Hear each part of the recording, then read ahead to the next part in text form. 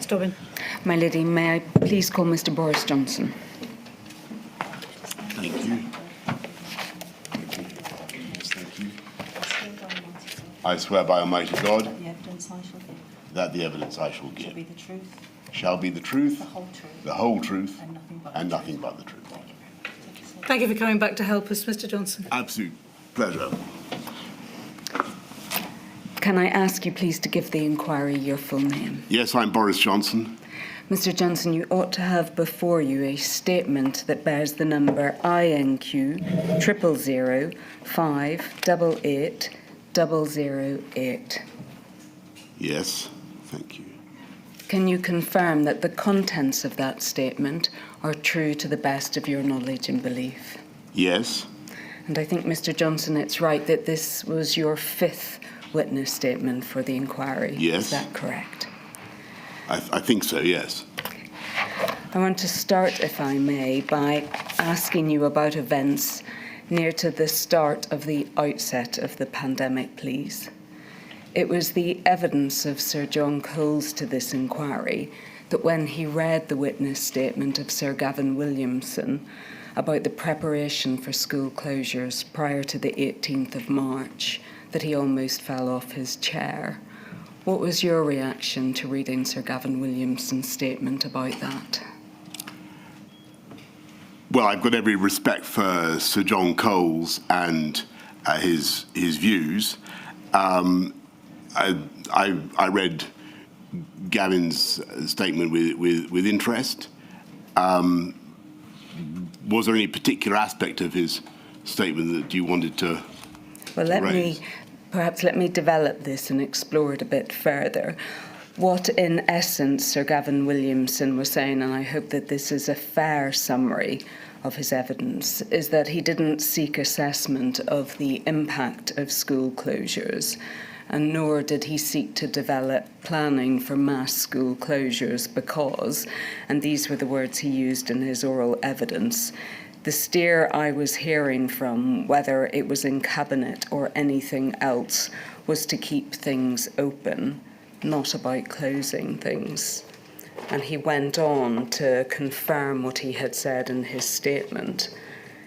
And let me read it to you. The position across the whole of government in February was largely monitoring the situation, and there was no suggestion that the Department for Education should prepare a plan or a policy for mass school closures. It was very much a case of the whole of government waiting for Number 10 and Cabinet Office to give a lead and clear direction. Well, I'm not sure I agree with the idea that there was no planning for school closures, because if you look at the sequence from February onwards, it's clear that SAGE is talking about the possibility, the Cabinet is discussing it in March, certainly. I remember the subject coming up repeatedly. And then if you look at the paper of I think there's a citing note from the DFE on the 15th of March to me for a meeting in which they go over all kinds of stuff that are going to be necessary to enact school closures, looking at safeguarding, looking at exams, looking at the needs of vulnerable kids, teacher training, and so on, free school meals. All of that was in there. So that indicated to me at the time, and I'm fairly sure I remember it, but certainly indicates to me now that work was going on in the DFE about school closures, and it'd be amazing if it wasn't. Yes, but Mr. Johnson, that note was on the 15th of March, so at a very late stage in the day, correct? Yes. And what we're focused on is the period leading up to that and what planning was going on prior to that point, correct? Yes. I'm afraid I can't tell you very much about that, except to say that my evidence from what I saw is that the work had been going on, because there were clearly discussions that had been taking place. Could we bring up on screen, please, the witness statement of the then Permanent Secretary to the Department for Education, Mr. Jonathan Slater, and that's INQ 000 588 040. That's page 12, paragraph 5.9. Because Mr. Johnson, he says in terms, and we can read it here, equally, it would have been much better if Department for Education had been invited to start developing contingency arrangements for closing education settings at an earlier stage in the pandemic, given that no contingency plan had been prepared beforehand. But as can be seen from the fact that the first request we received was on the 17th of March, the government was determined right up to the last minute to keep education settings open. Mr. Johnson, that's the Permanent Secretary to the Department for Education saying that there was no contingency plan prior to that point. Well, I think that it's certainly where I certainly agree with him is that the government was determined, if we possibly could, to keep educational settings open, to keep schools open, because, as under the inquiry has heard many, many times, one of the biggest detriments from COVID was the loss of education, the harm it did to young people. So that is certainly correct. I see that he's saying that no request was received from government to do a contingency plan. But frankly, I would have thought that he is as Secretary of the head of the Department of Education would have picked up from discussions that would be going on from February onwards that there was work to be done in this area. And indeed, it seems to me that work had been done in this area, because, and I cite the paper I saw. Well, we're going to come to that paper, but I think we have it in black and white, don't we, from Mr. Slater, that there wasn't a contingency plan because he says one hadn't been requested. Now, you may dispute the lack of request. I'm not necessarily disputing that. I just think that it was obvious that there had to be consideration of closing schools. I was very much hoping that we wouldn't have to close schools. I thought it was a nightmare idea. But I think it would, I think as far as I can remember, you had other countries were starting to close schools. Yes. And I'm surprised that the Perm Sec at the DFE didn't feel that it was necessary to look at what contingency arrangements we had. Can I interrupt? Would you expect, running the United Kingdom as Prime Minister, would you expect the Department for Education to wait for a request for them to develop contingency plans? No, of course not. And I think that, as I say, I think that my impression from the stuff I read was that a great deal of thought and care was already going into some of the key questions. But this is what Mr. Slater he says he had no plan ready. I think that is surprising. I mean, we've also heard evidence from Miss Susan Ackland-Hood, who is now the Permanent Secretary to the Department for Education, who's also reviewed all of the paperwork and who confirms that there wasn't planning beyond the possibility, for example, of some individual school closures or for the possibility that there might be staff shortages. So it isn't simply that this is Mr. Slater saying this. Indeed, that would be surprising. It's been confirmed by the department on their overall consideration of the written material. But one assumes, Mr. Johnson, from your evidence that this is all in effect news to you, that there was this absence of planning behind the scenes, well, correct? I think that there was certainly, as I understood the position at the time, to the best of my memory, there was work going on in the DFE about how to deal with the consequences of COVID, and in particular, how to compensate for the loss of learning. And, the paper that I've mentioned that you're right, only appeared before me on the 15th, seemed to suggest to me that a great deal of work had been done on the key areas. We'll come back to that paper, but I just want to be clear about this. Do you accept that until mid-March 2020 there hadn't been a cross-government focus on closing schools? I think that it was a subject that had repeatedly cropped up at SAGE meetings, at SPIMO, at all of which the relevant departments had been represented, and there had been, including DFE. So, no, I don't really accept that. I think that there had already been conversations about the possibility of closing schools, and it looked to me as though the DFE was preparing for that. And I think that's right in terms of what you've said on your witness statement, and perhaps if we could bring that up, please, in terms of what you say at your paragraph 5.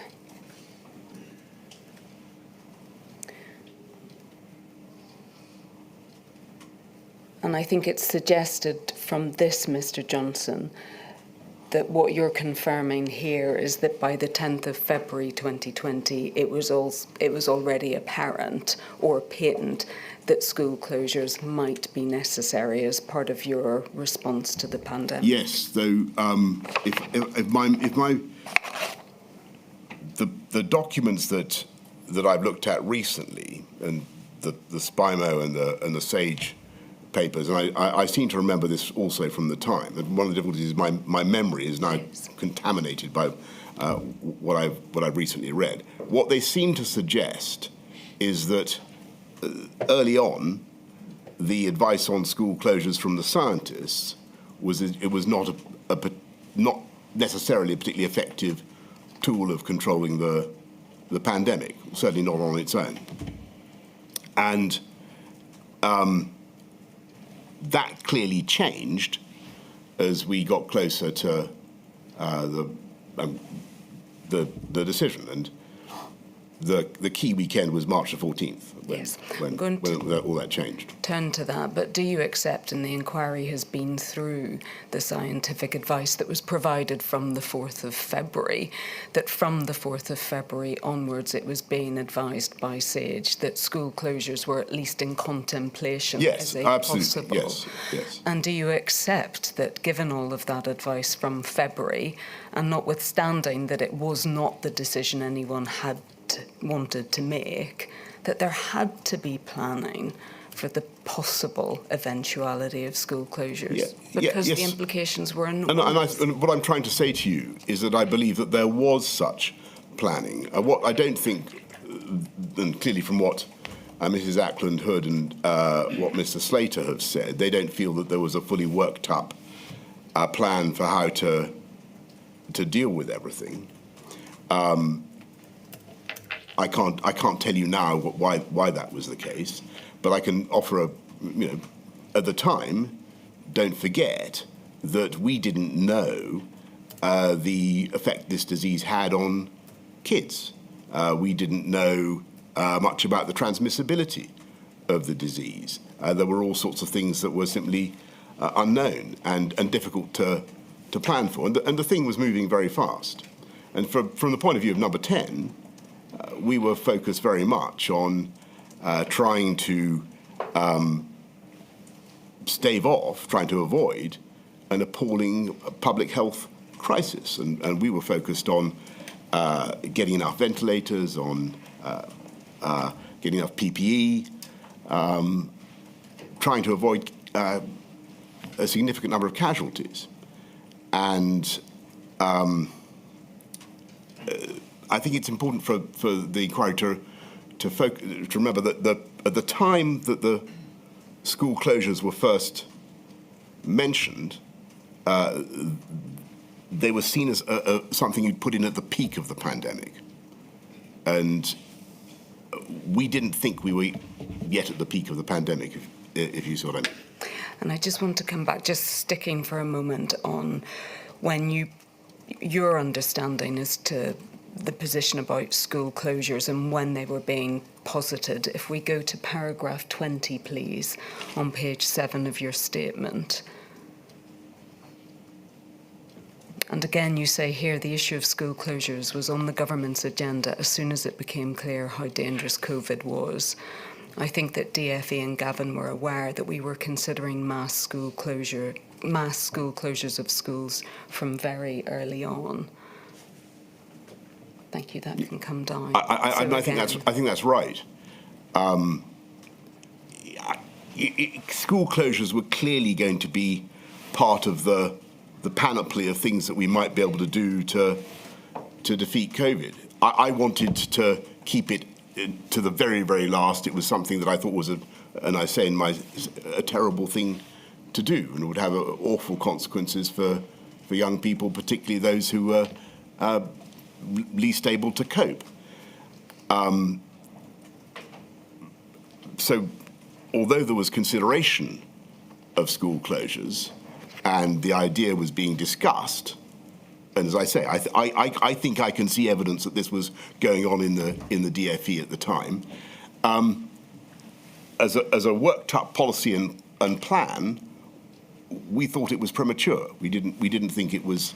I didn't think it was something we were going to have to implement as fast as we did, if at all. We'll come to the timing of it, but just staying with the potential the implications of school closures. You say at paragraph 21 of your statement that you knew when you made the decision to close schools on the 18th of March that the consequences would be devastating for all children, but worse for vulnerable children, correct? Yes. And I think if we can go to the document that you've mentioned, this document of the 15th of March.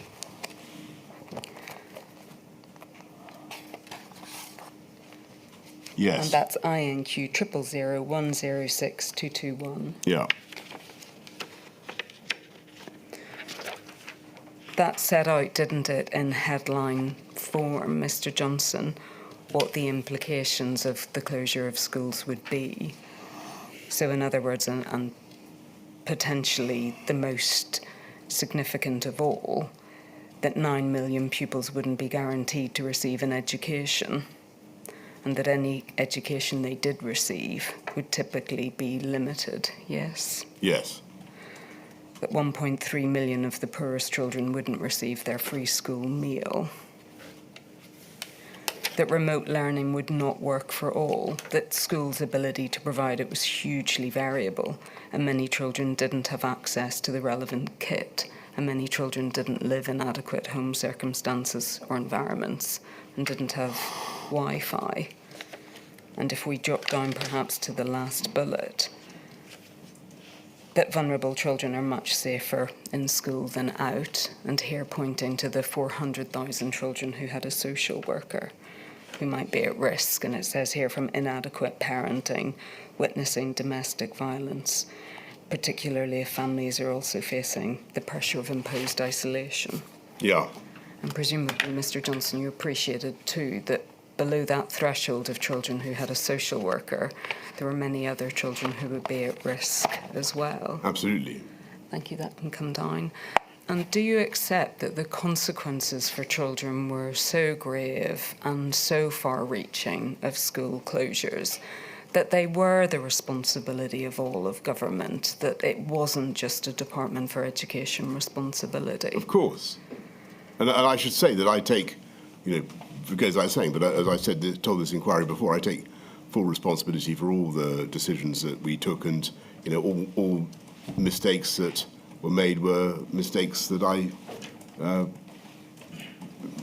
accountable for and take responsibility for.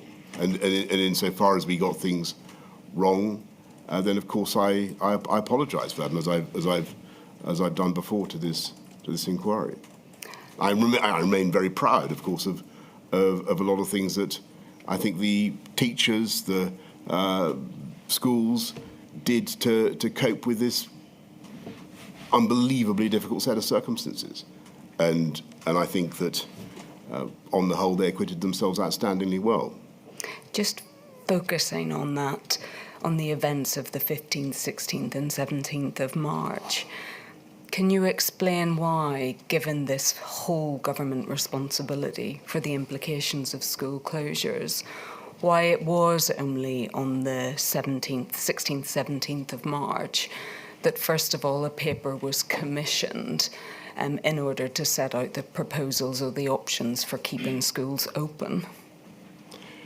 I think that you've got to go back to the problem that we had of timing, and I think in my evidence to this inquiry earlier on, I pointed out that there'd been a great acceleration in the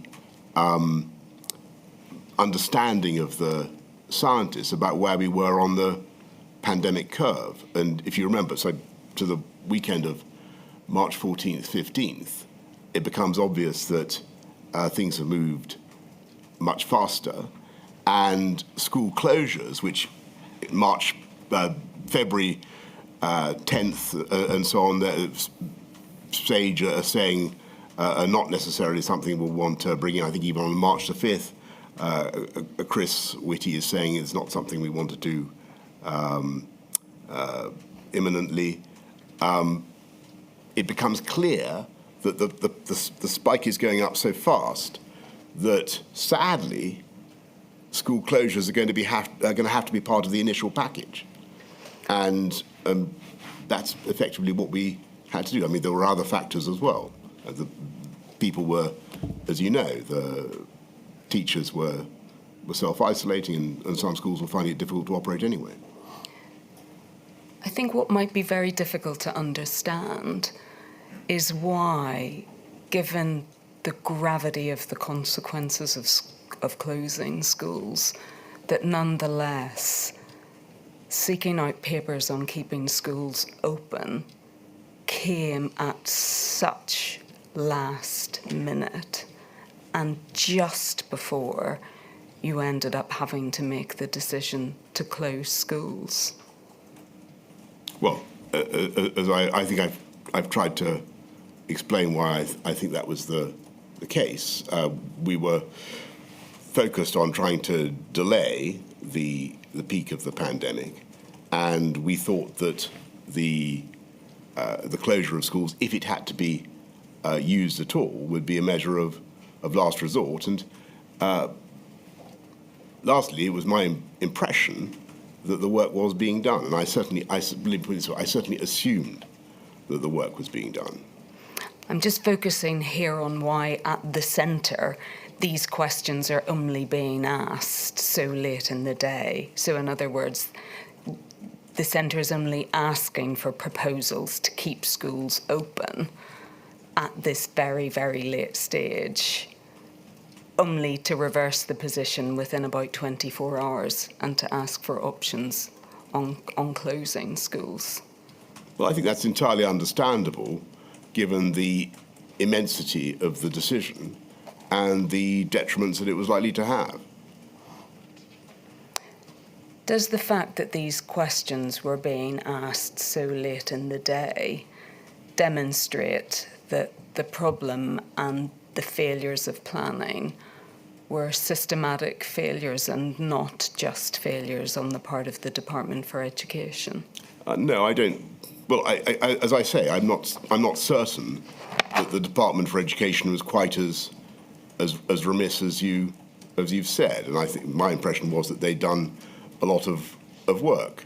And when you look at what was achieved during the period when schools were closed, I think people responded pretty heroically to the challenge. You say so late in the day, but so late in the day is, of course, a phrase that is only open, or a judgment's only open to people who are operating with hindsight. We didn't know how COVID was being transmitted. We didn't know to what extent children and young people were affected by it. It was very difficult. We didn't know the state of the pandemic in the country. It was very difficult to plan for how schools exactly should respond, and it remained very difficult throughout throughout the pandemic. But you've accepted that the possibility of school closures was being posited as a specific step that could be taken in response to the pandemic from the very earliest stages of the SAGE advice. And you've accepted that the implications of closing schools were enormous for almost every school-age child in this country, correct? Yes. And you must accept that therefore put a responsibility on government to grasp the nettle and really think about what it needed to do if schools were in fact going to close to most children. And yes? as I've said to you, it looks to me as though that's exactly what the DfE was doing. And as it happens, the schools sadly did close. Yeah. And we did our level best to remediate the damage and to give kids the education that they needed as far as we could. What work was it that you thought was being done in the background to prepare schools for the eventuality of having to close? What was it you saw that gave you the confidence that this planning was going on in the background? The document that I've cited, because and maybe it was misleading, but it seemed to me to suggest that a good deal of work was being done on vulnerable kids, on exams, all the subjects that I've mentioned. Perhaps we should look at that document then, Mr. Johnson, just to see what it says, if that's what your evidence is focused on. Can we go back, please, to INQ 000106221?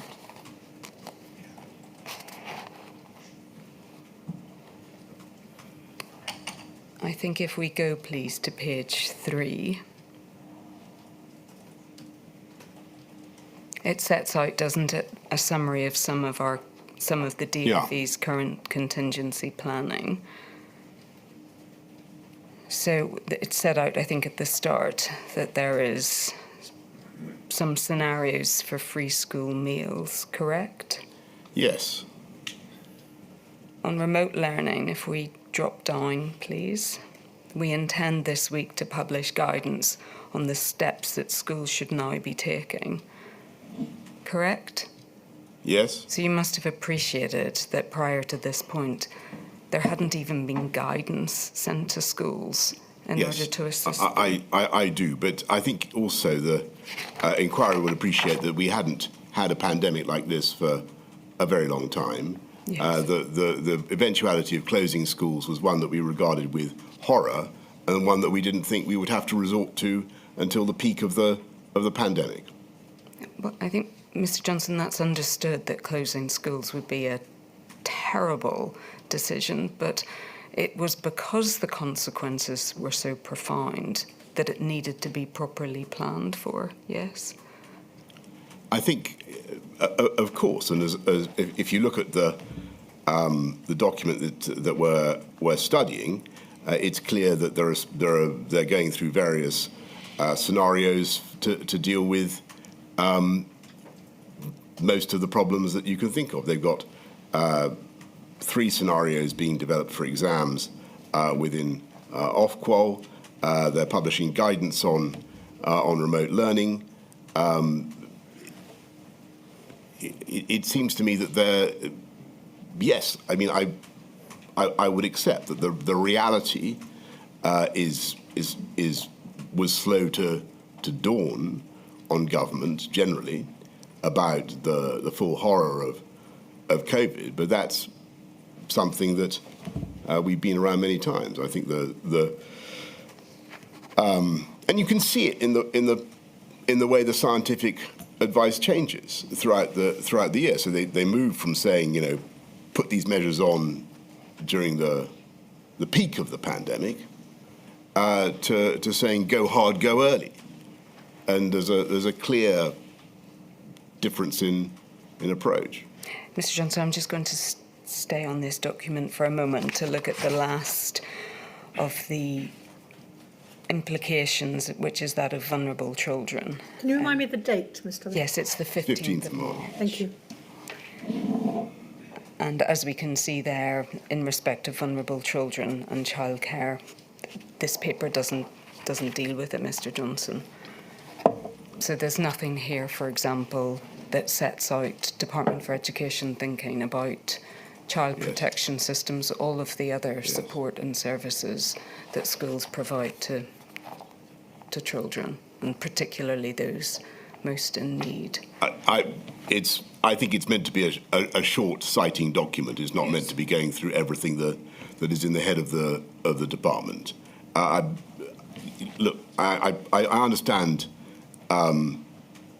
the criticism that we should have planned better for school closures and we should have alerted schools earlier to the possibility of school closures and spelt out in more detail what might happen in the context of school closures.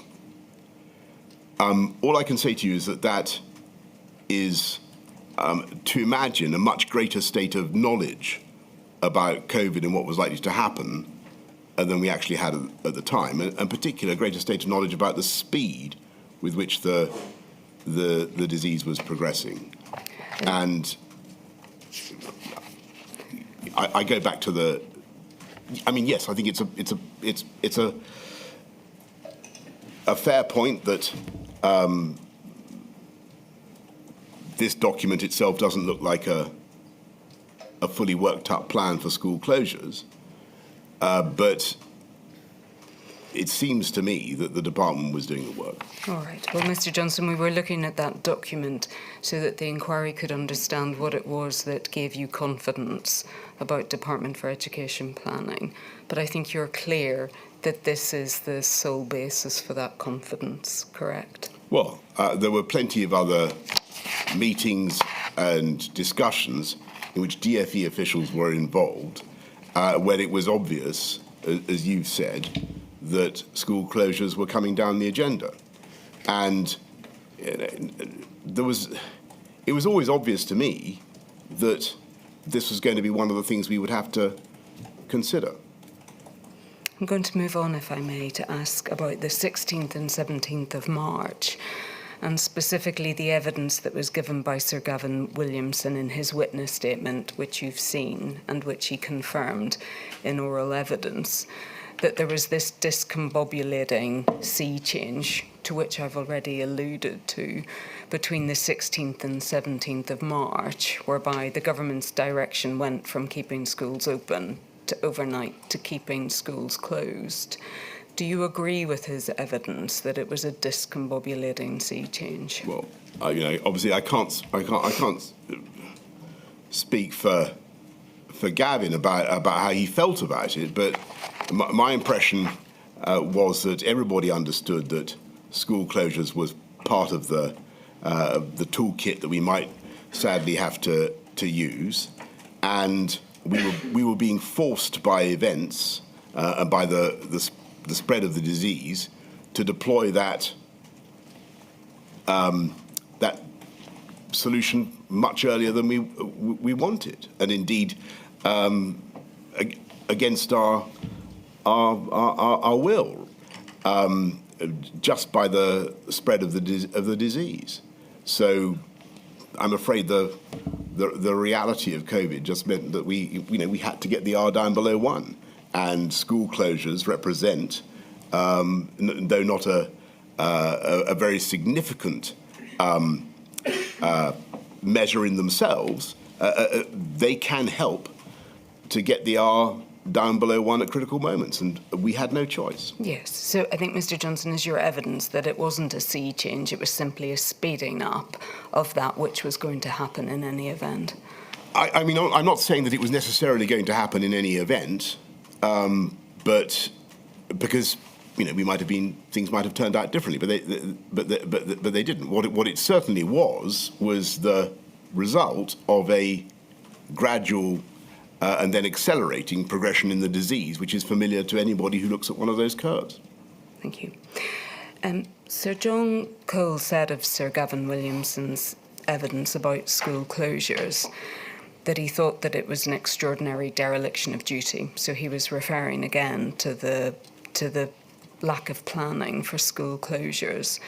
And he said it was perfectly clear to me, as someone who was running schools, that there was a high likelihood that schools would have to close.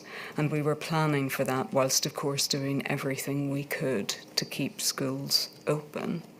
If it is right to characterise the lack of planning as a dereliction of duty, do you accept that that's a dereliction that's shared by the whole of government and not just the Department for Education? Well,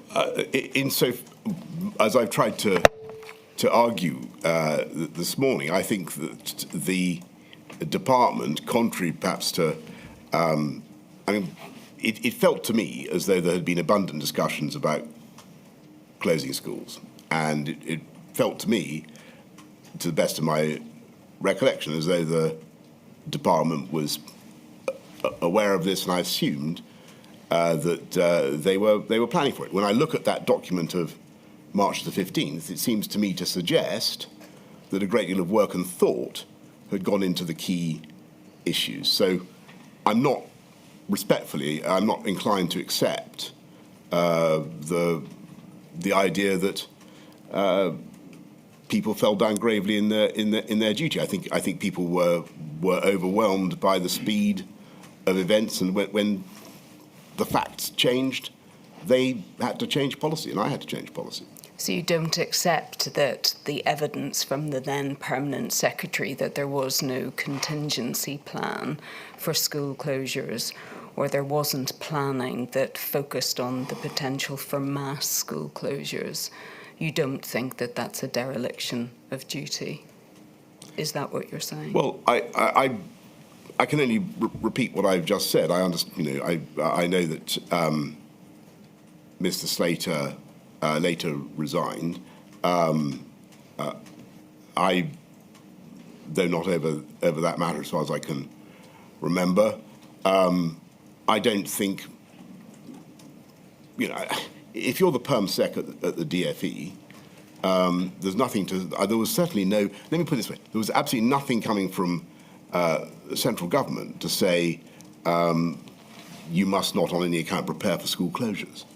On the contrary, anybody looking at what was happening would have assumed that school closures was something that had to be encompassed and prepared for. And from what I can see of the department's thinking, they were indeed doing that.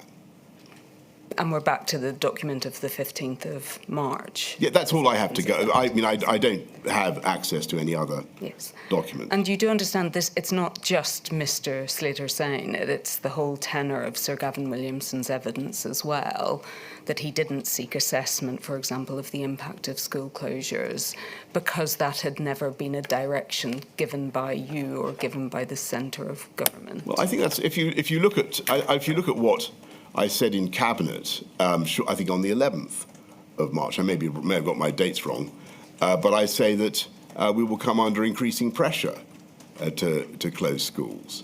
And I was always grimly reconciled to the possibility that we would have to do all sorts of things that I really didn't want to do.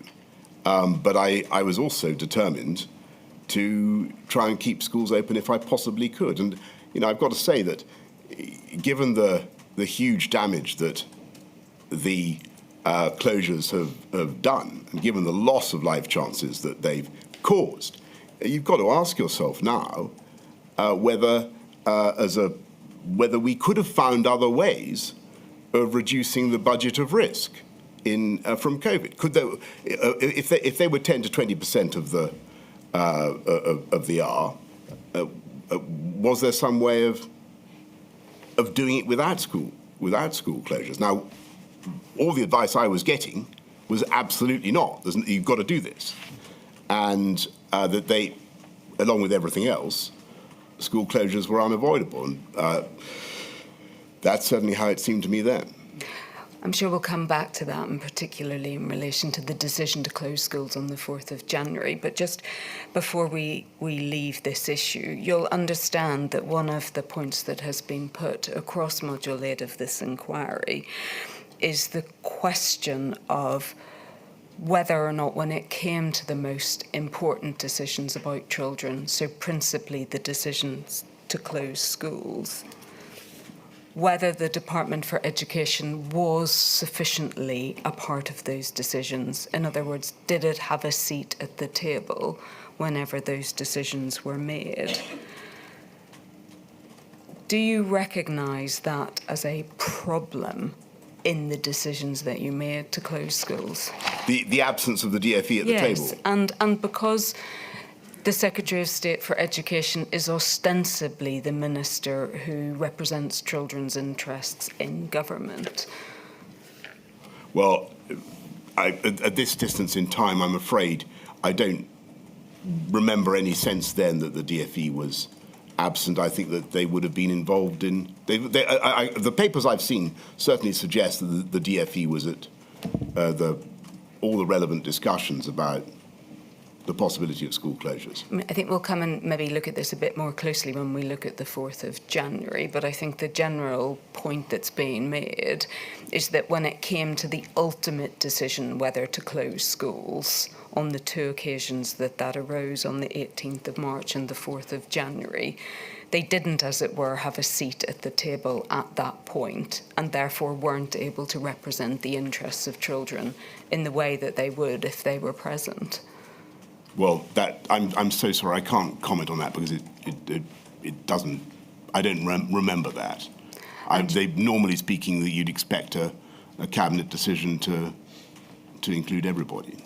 Well, I think we'll come to whether they were cabinet decisions or whether effectively they were decisions taken by you and then communicated to cabinet. But if I can, I think it goes to a broader question of whether children's interests were sufficiently well represented when you made those decisions. And whether you have any reflection on that now as to whether you think that's the case. Well, I had a personal horror, as I've said, of closing schools. I thought it was a nightmare thing to do, and I thought it would do a lot of damage to people who would find it, to the life chances of people who would find it most difficult to bounce back and to cope. And so a lot of the focus of what I tried to do was to try and remediate that.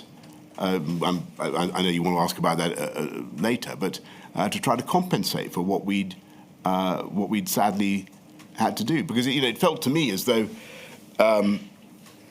children who were not particularly vulnerable to COVID, were paying a huge price to protect the rest of society, and it was an awful thing. As I said,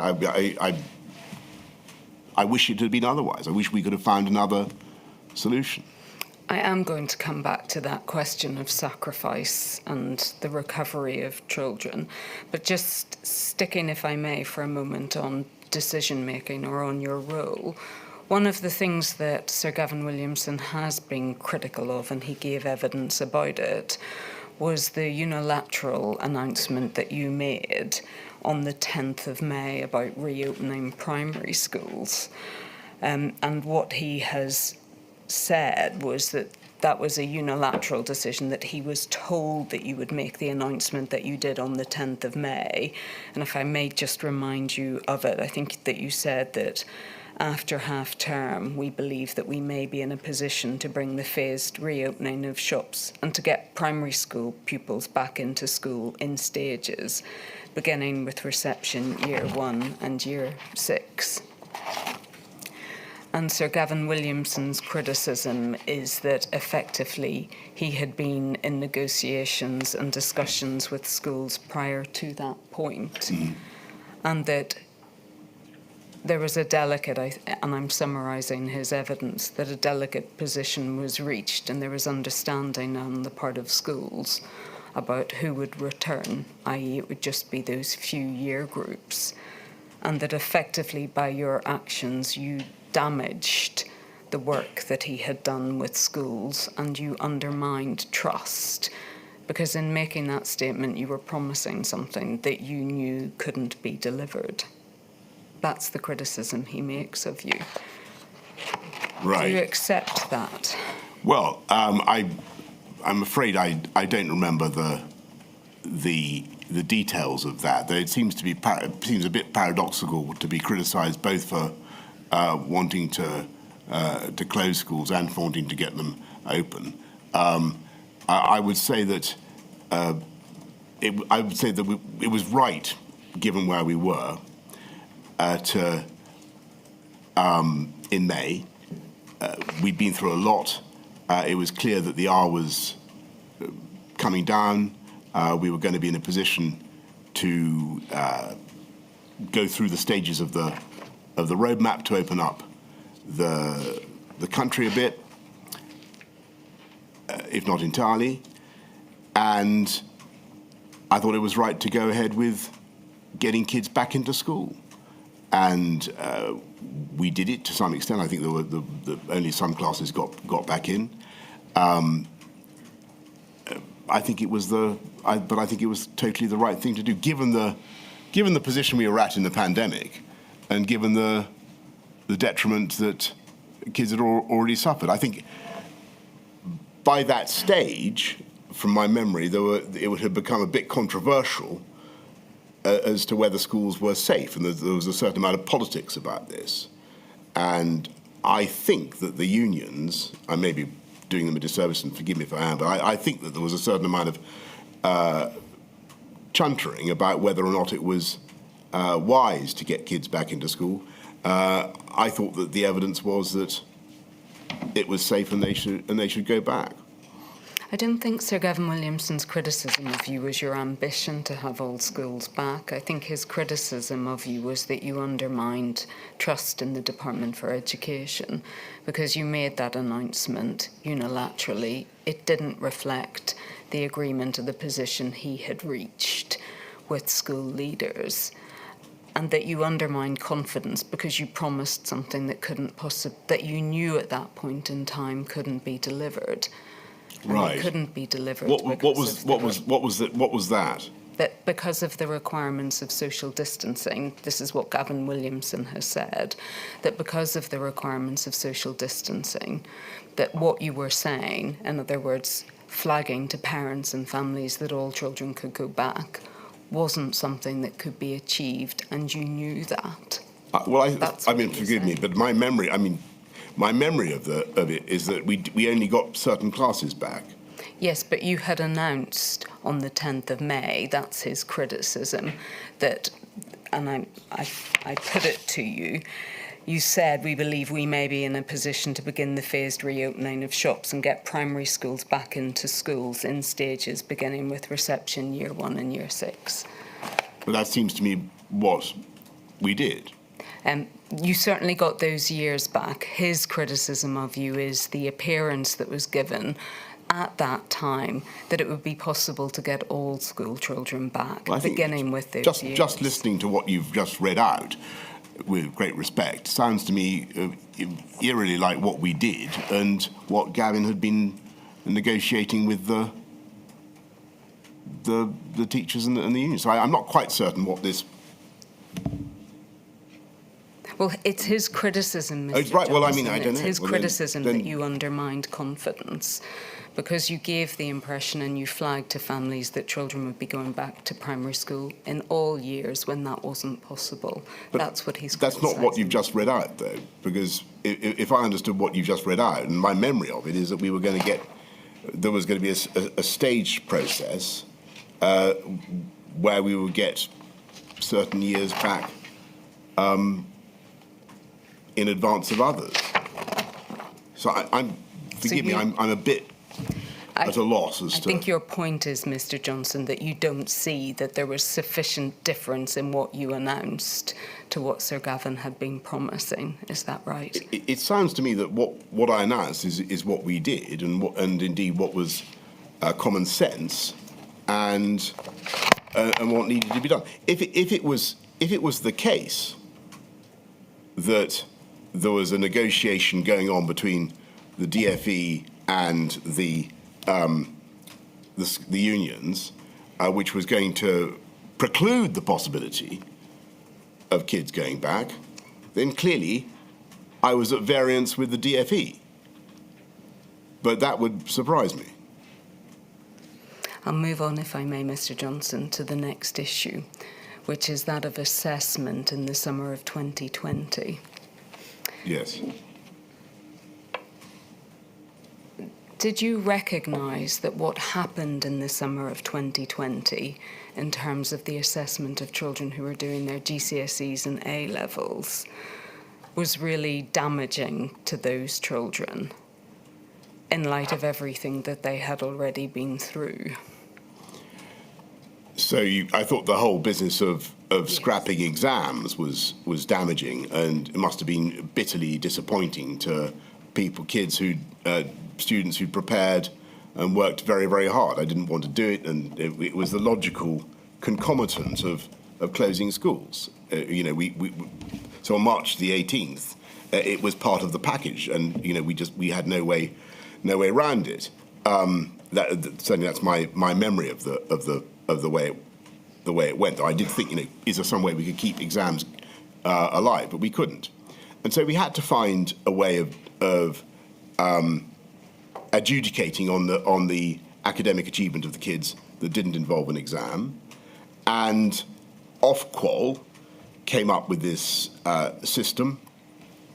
I was not expert enough to comment on it, on whether it was viable or not, but plainly it let down a lot of kids whose grades didn't reflect their abilities and their achievements. And so to answer your question, yes, I regret very much, and amongst the things I regret and I take responsibility for is that we got the wrong initial model for how to have a substitute exam.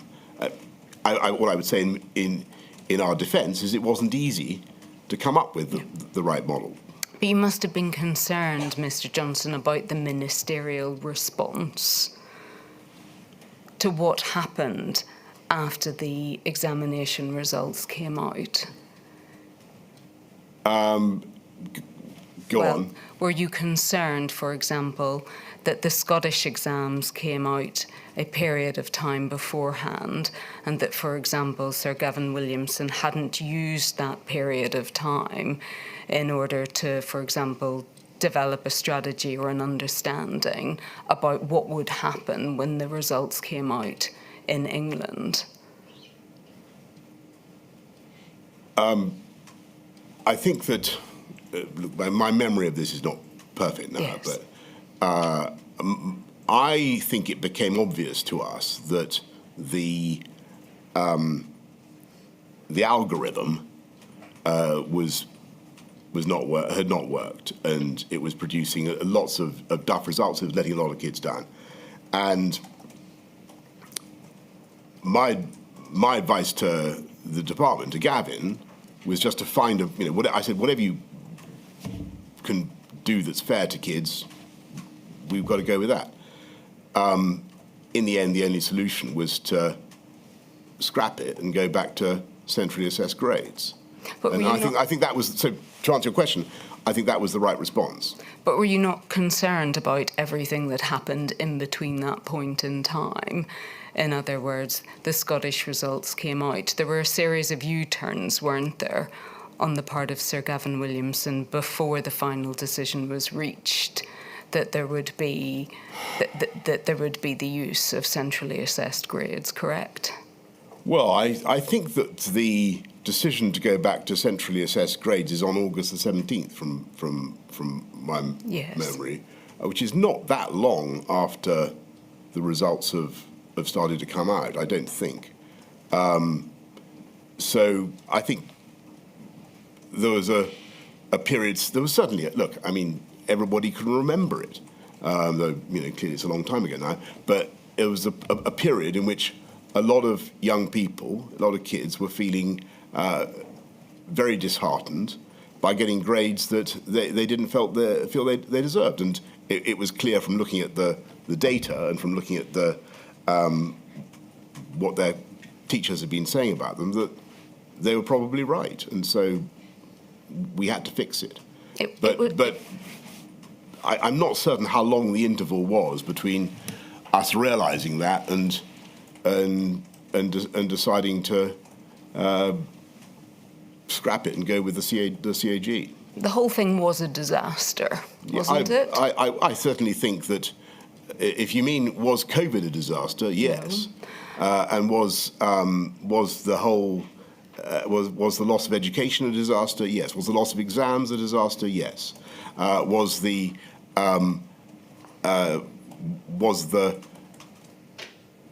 disappointment, anger, frustration of a large number of kids, the additional frustration, a disaster? Yes, it was. But it has to be seen in the context of us trying to deal with a much, much bigger disaster. And that was the loss of learning and the loss of the exams themselves. And it was plainly not easy to come up with a substitute system. I was asking a very specific question about assessed grades and whether you accepted that was a particular disaster, and a disaster for those young people. Well, the centrally assessed grades would turn out to be the right way of doing it, but the algorithm plainly was a disaster. Yes. You keep saying the algorithm, Mr. Johnson, but the algorithm, you do appreciate and understand that the algorithm was a design arrived at because it was the intention to moderate grades. Yes? Yes. And it was always the intention that if centre-assessed grades were judged to be too high, that they would be marked down. Yes? I think as I understood the anxiety, it was that there would be a year, an abnormal year, in which there was such grade inflation as to devalue everybody's grades, and that was the problem. And it was so the reason. I perfectly accept your point, but as I understood it, the reason for the algorithm was to try and avoid that disaster. Yes, but the algorithm, that was the whole purpose and intent behind the algorithm. It was to mark grades down in the event that happened, correct? I'm not here of course I'm here to defend what happened in government and every bit of it, but I don't the system that we came up with clearly failed and or caused far too much disappointment and far too many people got the wrong grades. As I understand it, that arose from good intentions which were to try to protect the integrity of the examination system in a very, very difficult year and with nightmare consequences for kids' education, and to try to ensure that their qualifications would be as valuable in the future as those of any other year. That was the intention, and it failed in that intention. I perfectly accept. I think it was not done with bad intent. I'm just going to ask, if we may, to turn to the paper that was drawn up afterwards by the Cabinet Office. This is at INQ 000137292, page 1, and we can see this is dated the 24th of August. Mr. Johnson, yes? Yes. And I think at paragraph 2, we can see it set out that there was an initial timeline and key documents. It said it's too early to draw firm conclusions. You will want to decide whether a lessons learned inquiry would be useful. And then it sets out some of the reasons why that would be a good thing, concluding at the end of that paragraph, plus we should properly understand what failed and would get credit for asking the question, do you want to see options? I think on that, I don't think there was a lessons learned inquiry, was there?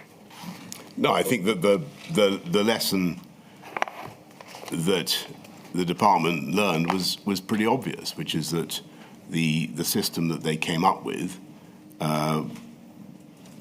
wasn't suitable for these types of emergencies. I think if we go over the page, please, to paragraph 4.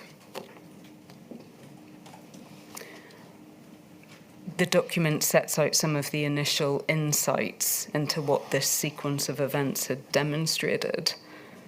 So setting out, it's striking that none of the bigger picture questions about what the department was trying to achieve, i.e., or e.g. prioritising no-grade inflation, were tested at an early stage. And there's a significant contrast here with the more generous approach taken to other impacts, for example, furlough. So I think what this paper was demonstrating or explaining was that there were bigger lessons to learn in terms of the fairness toward children. Do you agree? I think that was obvious from what happened, and I can only assume that the department will not be. Should we have another year where we can't stage exams in the way we want, I'm sure that the department will not be, and the government will not be going down this route again. Did you understand that there was a critical issue, and it was one that had been raised by Sir John Coles, about the fairness of the approach that was being taken with this algorithm? Were you aware of that? I don't think so. I think my memory of this is that the criticisms only really surfaced after the results started to come through. But at this distance in time, it's hard to be sure. So you may not have known that Sir John Coles saw Sir Gavin Williamson, had a meeting with him in order to explain what he thought was unfair about the approach that was taken. I'm so sorry. I don't remember that. But in terms of what this paper was setting out, that it took the department a long time to accept the scale of the challenge and the impact of the pandemic and the potential problems it would cause for these students. Yes, do you accept that's what this paper is explaining? I certainly think that the impact of the pandemic was very severe, and it was a nightmare for the department to understand exactly how they were going to respond, and particularly when it came to exams. I think that Gavin were doing their best with a particular solution that was designed to prevent grade inflation. That was one objective that they had in mind. In so doing, unfortunately, they caused all sorts of other problems, and the approach had to be reversed. And it sets out, doesn't it, at the third bullet, many of the issues with the algorithm were known about and could have been corrected in advance of results day. Well, and then going on down a bit, the reasons why they were not are likely to include the department not owning this problem enough, the relationship between the department and Ofqual as independent regulator, the failure of the centre to hold the department and Ofqual to account, and the lack of technical scrutiny of the Ofqual model. It seems to me that the department has got abundant explanation for the problems of the model it chose. When you, in the aftermath of all of this, and given the consequences that the whole assessment issue had for children, you did realise, didn't you, and you did think that this raised question marks about the whole leadership of the Department for Education, that is right, isn't it? I certainly thought that the public outcry, the level of disappointment, pain on the part of individual candidates was awful, and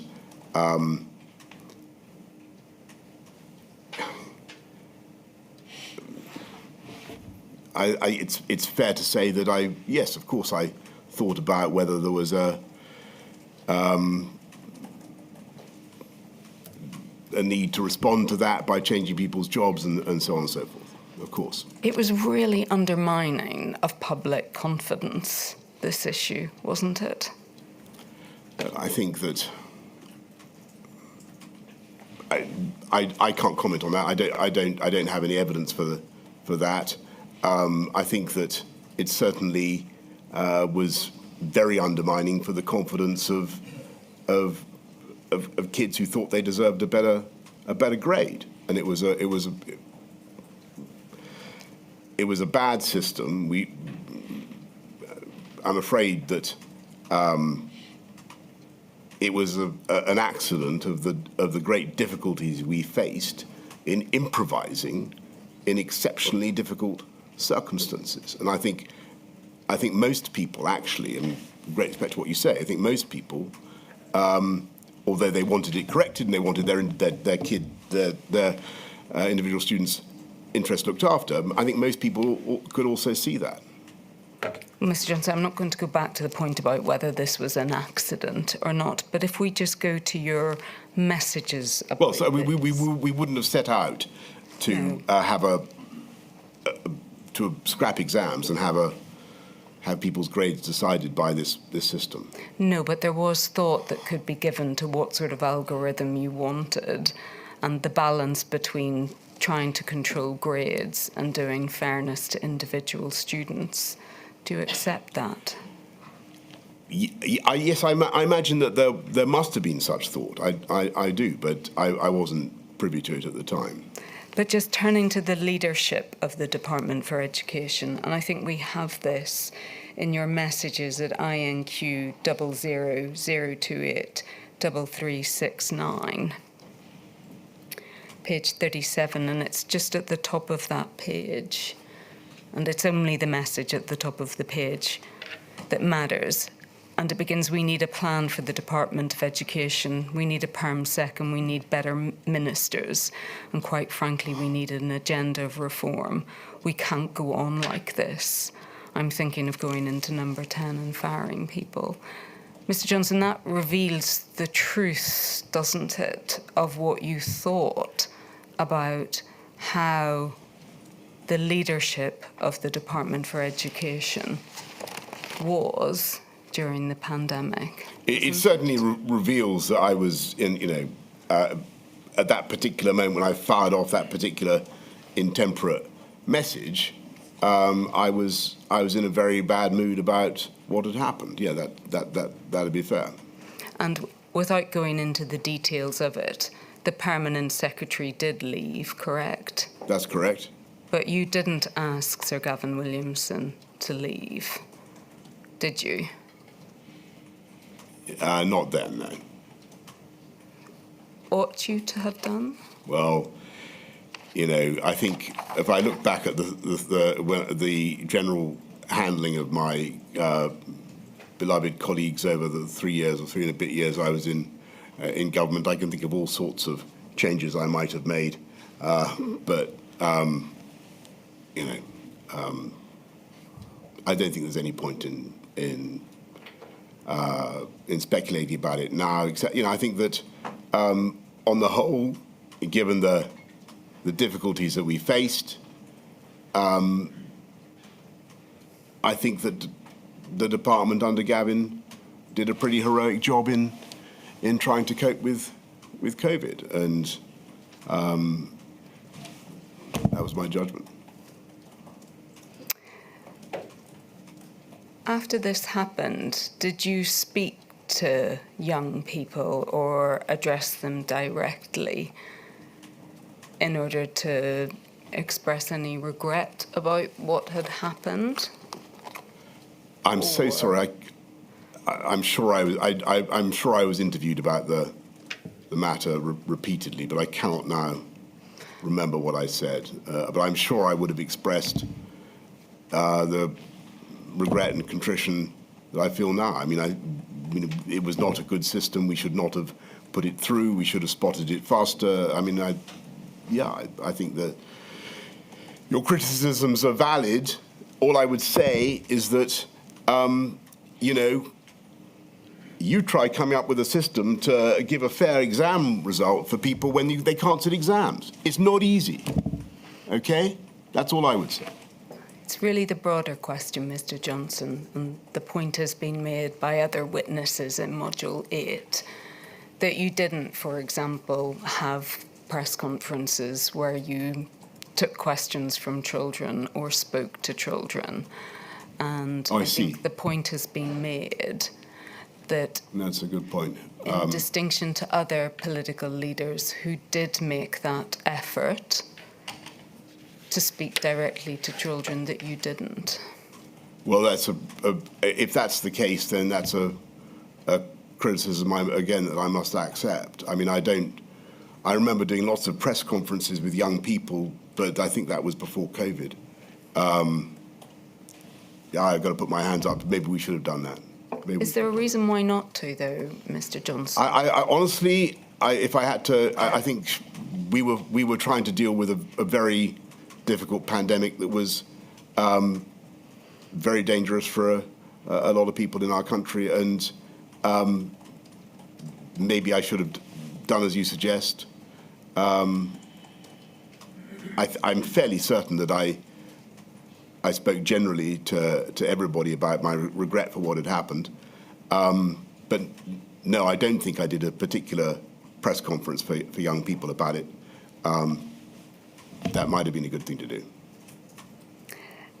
At around this period of time, and when I say that, I mean the period leading up to school closure, to schools being reopened. Yes. So we're in and around the August of 2020.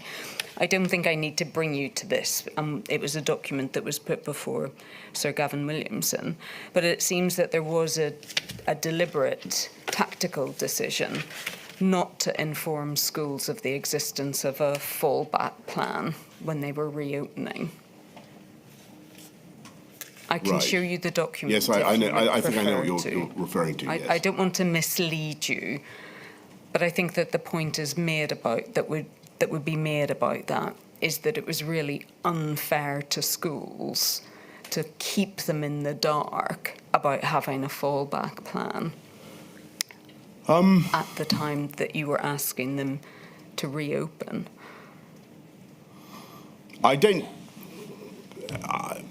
know.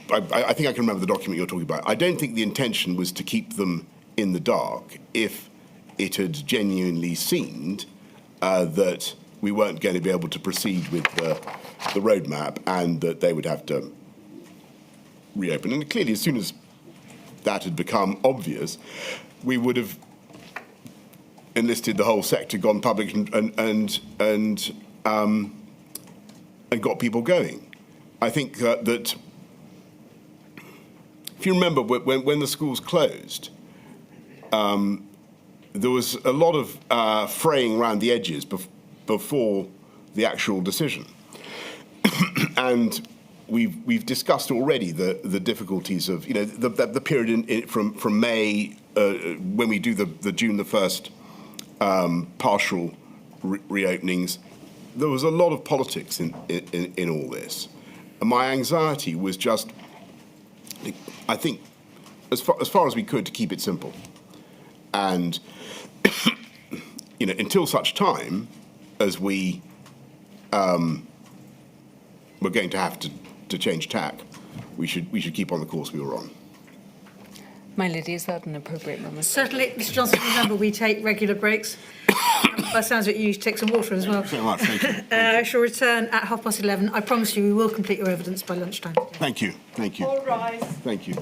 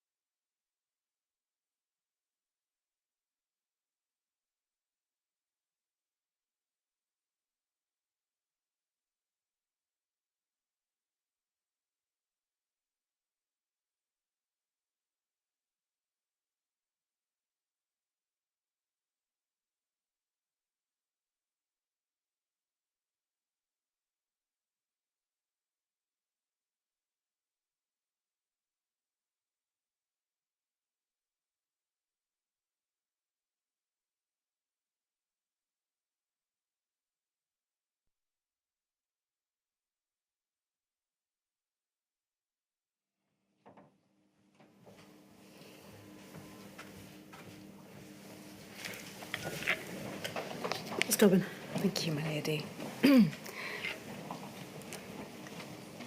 Mr. Johnson, may I turn then to a completely different subject, which is that of the closure of schools as announced on the 4th of January 2021. You must have been really keen to ensure that the calamitous closure of schools as occurred in March 2020 wasn't repeated again. Would that be right? Absolutely. It was the last thing I wanted to do, of course. And Miss Susan Ackland Hood has given evidence that over the course of December, two things happened. First of all, that there was an increasing ask on the Department for Education in terms of the amount of testing that it would have to ensure was provided. Do you recollect that? Yes, absolutely. And that was very much in the context of the period at the second half of 2020, when we started to get very interested in mass testing as a way of reopening settings, schools and other things. And it's absolutely correct that I wanted to see mass testing in schools as part of the way of getting schools open. And I think what she gave evidence of was a very specific set of increases in the ask that was being made of the Department for Education, which in turn became the ask being made of schools. Do you recollect that? I do, and I remember that it wasn't easy, and I think that the department, again, I think the department acquitted themselves heroically in this respect. I think they really tried to get mass testing going. I think they stood up a huge amount of facilities very, very fast. But as I'm sure you're coming to, that it was just never going to be a runner because of the Alpha, the Kent variant. I'll turn to that. The other point that she made and developed in her evidence was that in terms of the manpower to provide the testing, that it became clear that that would also have to be provided, as it were, largely by the Department for Education, but in reality it would have to be provided by schools. Again, does that accord with your memory? It does, and I was conscious of the extra burden we were putting on teachers, and as you know, the way the schools work in this country, what the man and woman in Whitehall says doesn't necessarily follow everywhere, and it's a very complicated system. But on the whole, the schools did stand up a quite extraordinary amount of testing capability. So, Mr. Johnson, we've heard the Department for Education perspective on the events leading up to the 4th of January, and we've heard the perspective of Professor Sir Chris Whitty as well. I think it's important that the inquiry also hears your evidence about your perspective on it. But can I take you, and just to set the scene, to a document that we have at INQ 0009 1147.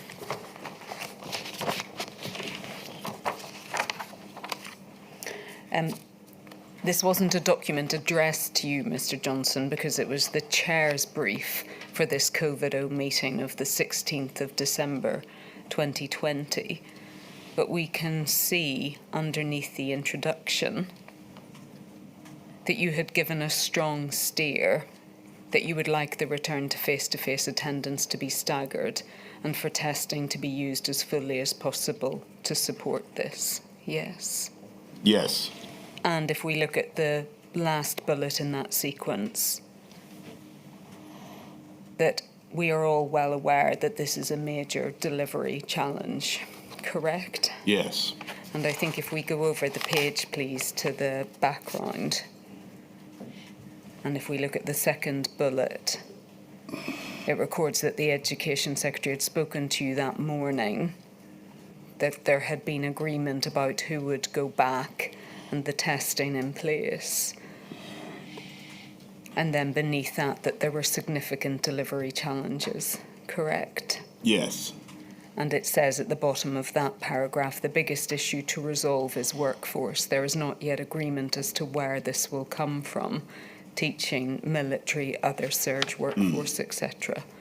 And therefore the Department of Health and Social Care Secretary of State didn't want to put his name to the paper, correct? Do you remember that there was... I remember the difficulties in standing up the testing operation. I remember the department really straining to get it done, but what I also remember is that in the end, I think they were in a position to deliver. I remember though I can't remember the ins and outs, but I remember a conversation about the MACA and whether we'd use the army or not. But I think it ended up with the schools doing it. And do you recollect the tensions at this time between the Secretary of State for Health and the Secretary of State for Education in terms of trying to resolve where this manpower would come from? I'm sorry, I don't remember the specifics of that. All right, and I think if we go to the position that was reached then on the 28th of December, and we have this at INQ 000075504.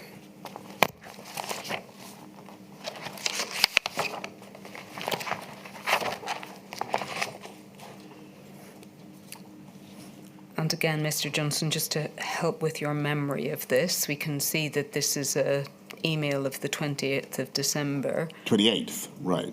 Yes, yeah. From a Miss Burns from number 10. And obviously by this stage, it's very clear, isn't it, that the new variant was what was driving transmission, correct? Yes, that's right. I mean, the documents I've just looked at to refresh my memory suggested that really the penny sort of started to drop on the 22nd, but yes, I think it was very clear by the 28th. All right. And if we look at the second paragraph below those first set of bullets, that the Education Secretary had set out the social cost of closing schools. And then below that we see again the 4 bullets for getting schools back, yes? Yes. And we can see here the plan set out that in terms of secondary schools that there would be a delay until the 18th of January to get all of the children back. Yes. And then that there would be the weekly testing of of pupils, yes? Yes. Is this the 28th still? It is, yes. And I think if we go over the page, please. This is quite a long section, Mr. Johnson, and I won't read all of it out. But I think we can see here some of the different arguments being ventilated. So the first part of that page, we can see set out the Secretary of State for Health's arguments. Yes? Yes. So that it would be that the 18th of January might be too soon, and seeking a clear decision at this point. Yes? Yes. And is that right? Was he effectively arguing that a decision ought to be made as or around that date as to whether or not schools should in fact reopen in the January? Look, I think you can generally take it during this period that there's... I can't remember the specifics about the issue on testing between DFE and Department of Health, but there's generally a tension about, whether it's going to be sensible to open up and how fast, or as soon as we see the Kent variant, the Alpha variant, and I don't remember Matt saying that, but it seems entirely plausible. Okay, and if we just read this down, and if we drop down a couple of paragraphs, we can see reference to the advice that was being given by the Chief Scientific Advisor. And if we follow that down by a couple of sentences, he was advising, we know that children do transmit and take it back into households, and that when half-term occurs, there is a decrease in spread, so advising that school closures do have an effect, correct? Yes. Then why are we talking about half-term now? Because we got Christmas. I think he's talking about retrospectively it can be seen that half-term has an effect. Yes, right. And then after that, we can also see the advice being provided by the Chief Medical Officer as well, who was also advising that it was regional differences at this point in time that was making the decision difficult, correct? That looks the kind of, yes, I mean, I'm sure that's right. But may I just focus then on the last paragraph of this section? In conclusion, the Prime Minister understood the DFE proposal and thought that mass testing proposal sounded positive, although overall he could also see the arguments for having a lower risk appetite on opening. Decisions would need to be taken in the round this week. And then we can see set out in the meantime on schools specifically, he would like to urgently see the delivery plan on testing in every school for the start of term, as well as understanding the precise policy, i.e. are we compelling individual schools, how, what's the form of words he could use, and whether weekly testing is deliverable, and what could be done to make that happen. And then we can see, please can the DFE provide a note on the above, working with test and trace for 6:30 p.m. And I think we can see that that email was sent by 3:30, was sent at 3:30 p.m.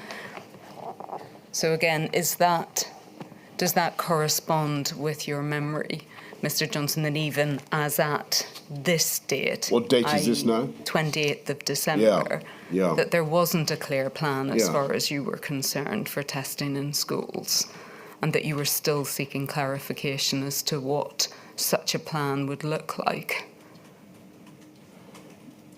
Yes, I think I was seeking clarification, but I don't think that that meant that I thought that it was undeliverable. I mean, my impression was that they were making progress and that they were going to be able to stand up testing.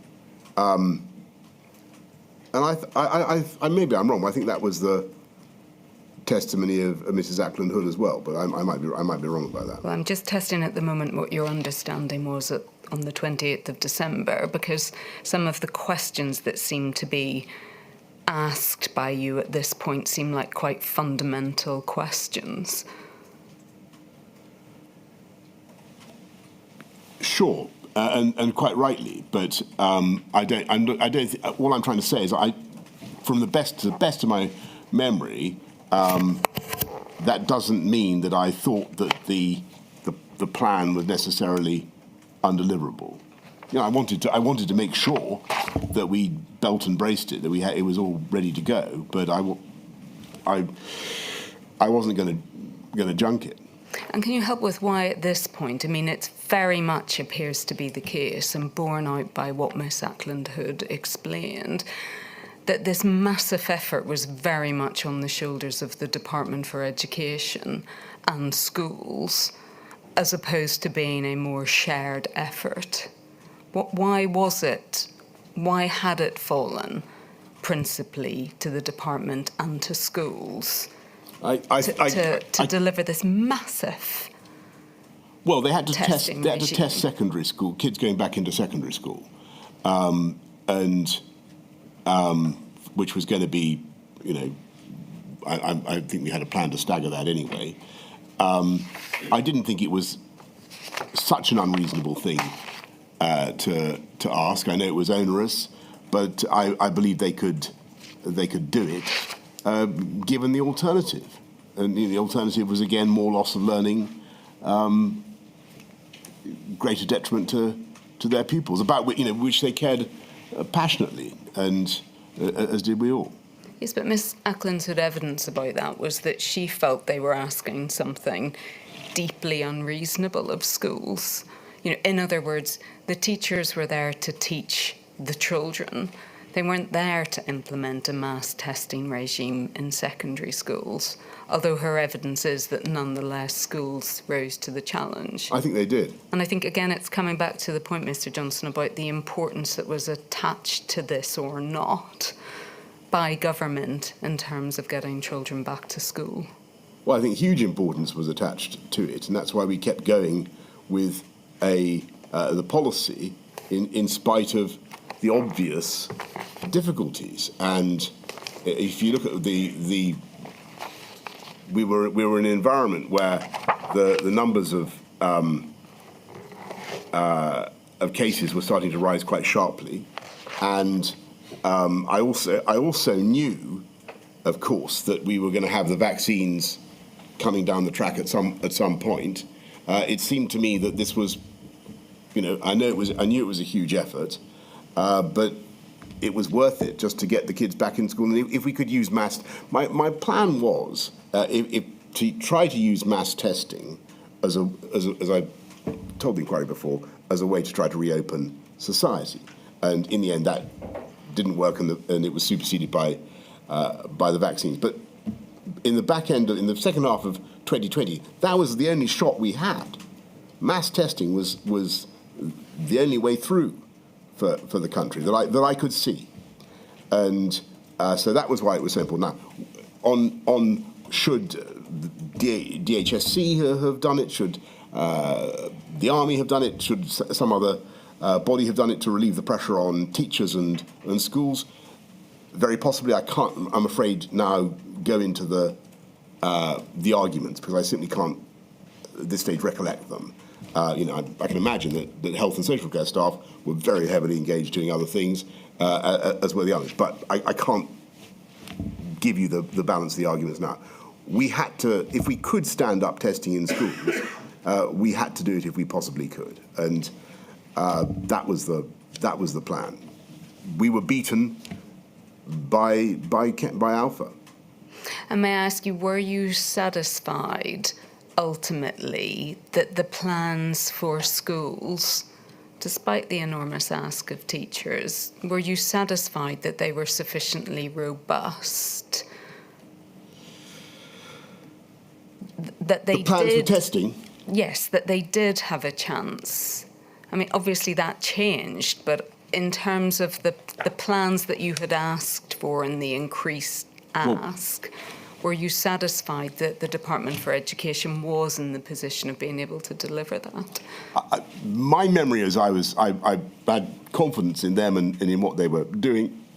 It's clear from those questions that I'm pushing them so that I'm going to be in a position to get, because the public will be extremely interested and concerned to hear about their kids being tested in school. They're going to want to know who's in charge, how it works, and all sorts of things. I need to know the details.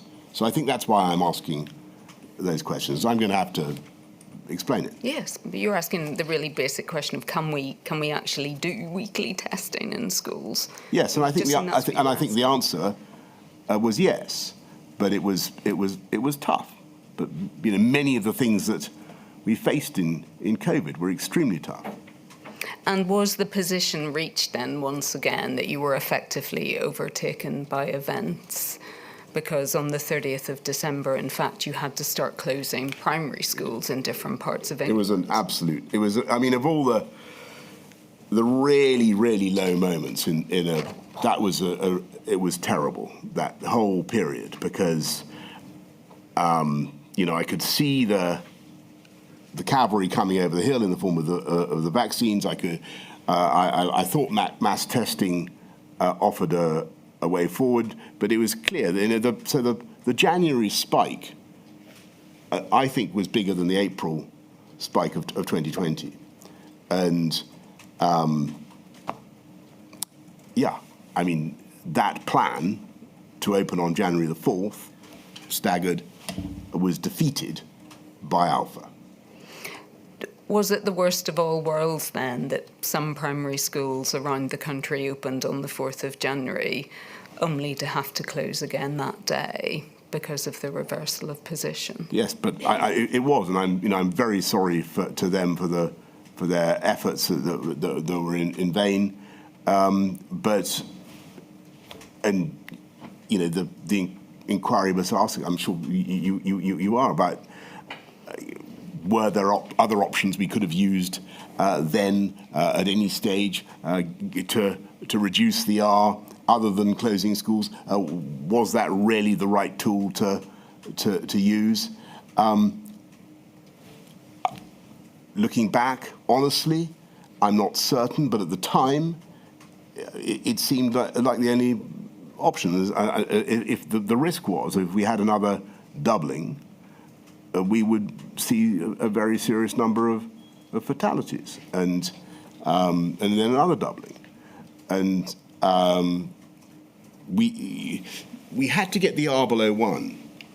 I think that's what people sometimes forget, why something, a relatively small thing like closing schools, it can take the speed out of the circulation and make all the difference. 'Cause otherwise, sorry. No, sorry, I was interrupting you. Sorry.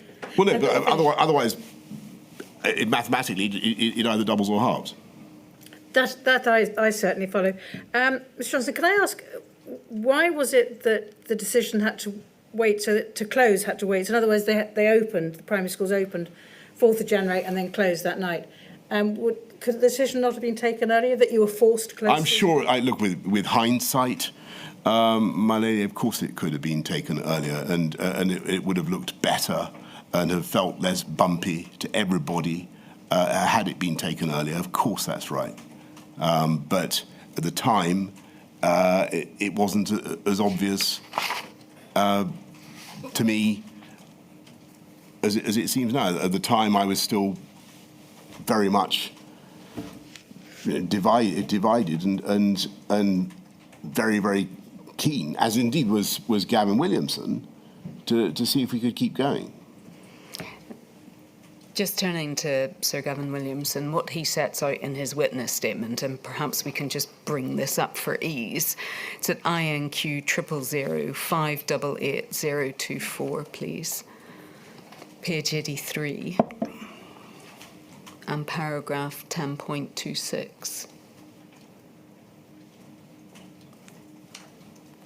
Just to highlight, Mr. Johnson, I think the point about how 11th hour this decision actually was.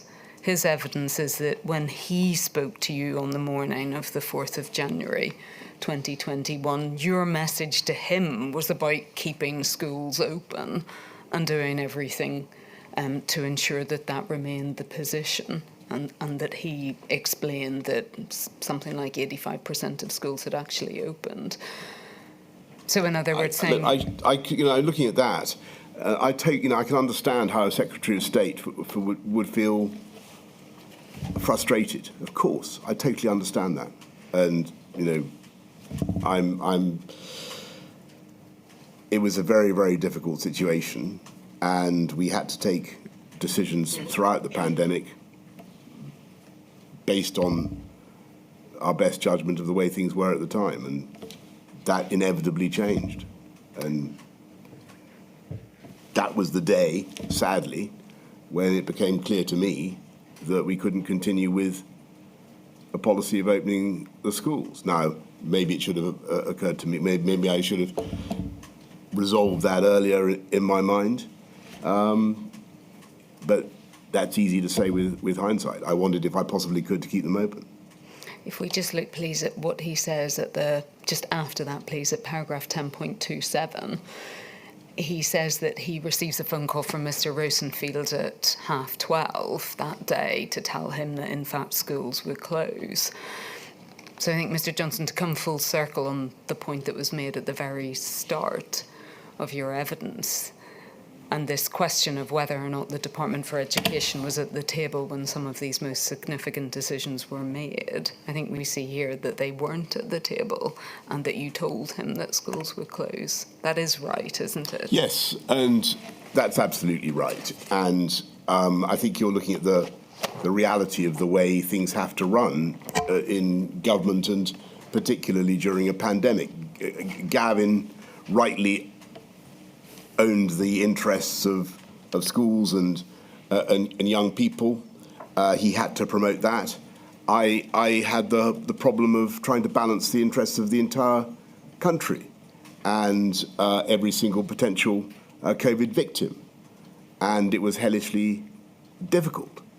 And of course, I think Gavin has said, I think my instincts were, my inclinations were very much the same as his, but in the end, we had to take the public health issue into account, and we had to put it first. I'm sorry, but we had to put it first. So if we just, in terms of going to the meeting where the decision was made, then we have that at INQ 000146739, please. And I think that we can see from the top of this that it's the 4th of January and it's the COVID-0 meeting. Is that right? It sounds right, yes. And we can see that those present are Sir Michael Gove, the Chancellor, and the Secretary of State for Health and Social Care, correct? Yes. And various officials. And I think that if we go over the page then, please, to page 4. And I think it's the penultimate paragraph, Mr. Johnson. We can see here the Director General for Strategy in the Covid-19 Task Force said that there were big choices for the Committee on Schools. Yes, so returning to the question of whether schools should reopen after the 18th of January, yes? That's secondary schools, correct? Yeah. Yes.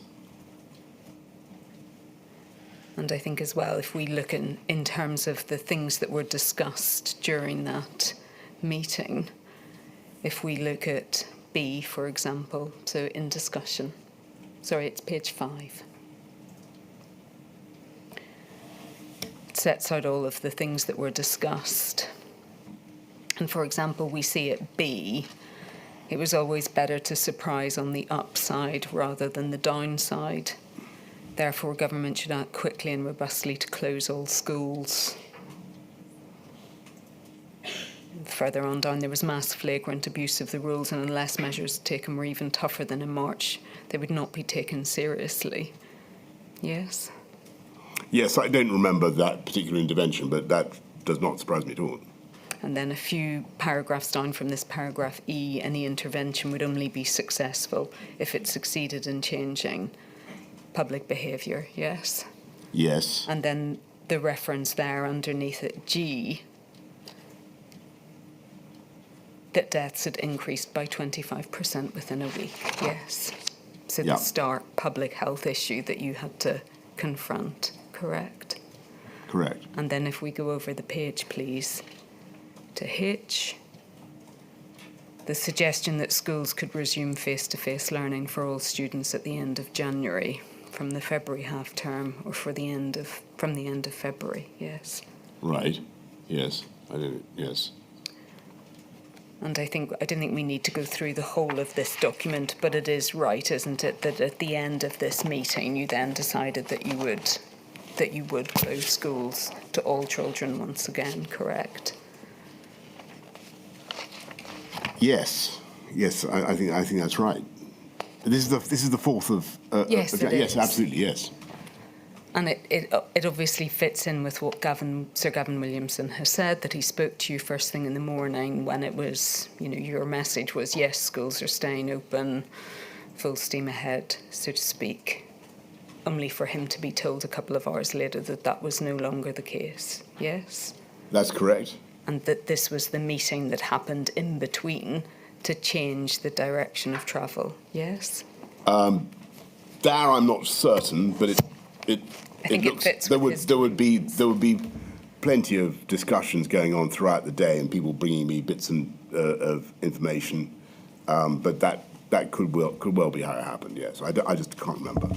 But I think, Mr. Johnson, from everything you've said, you didn't see any issue about taking this decision on the 4th of January without having the Department for Education at the table to speak to any of these issues about education or when schools might be able to reopen or any of the other issues that were relevant. If you look at so I'd spent the day in contact with Gavin, I think by our own account of this thing. This day, I'm talking to him in the morning. I'm well aware of his position. I'm well aware of his concerns, and we've been talking about it the whole time, continuously. And as I said, I shared his instincts and understood very much what his message was. There was no need for I didn't need to to hear him directly in my ear to understand what he would feel about this. But it was clear to me that because of Alpha, the balance of the argument had shifted, and I could have. I had no option. I had no option given the facts as they presented themselves that day. I felt I had no option but to close down and or to prevent the reopening of schools. Imagine the kind of factual. Imagine, well, you know, there's no need for me to go through it. Mr. Johnson, Sir Gavin Williamson has been very critical of the decisions to close schools on the 4th of January. And I understand why he feels as he does. And he's, you know, people are. He was the Secretary of State for Education.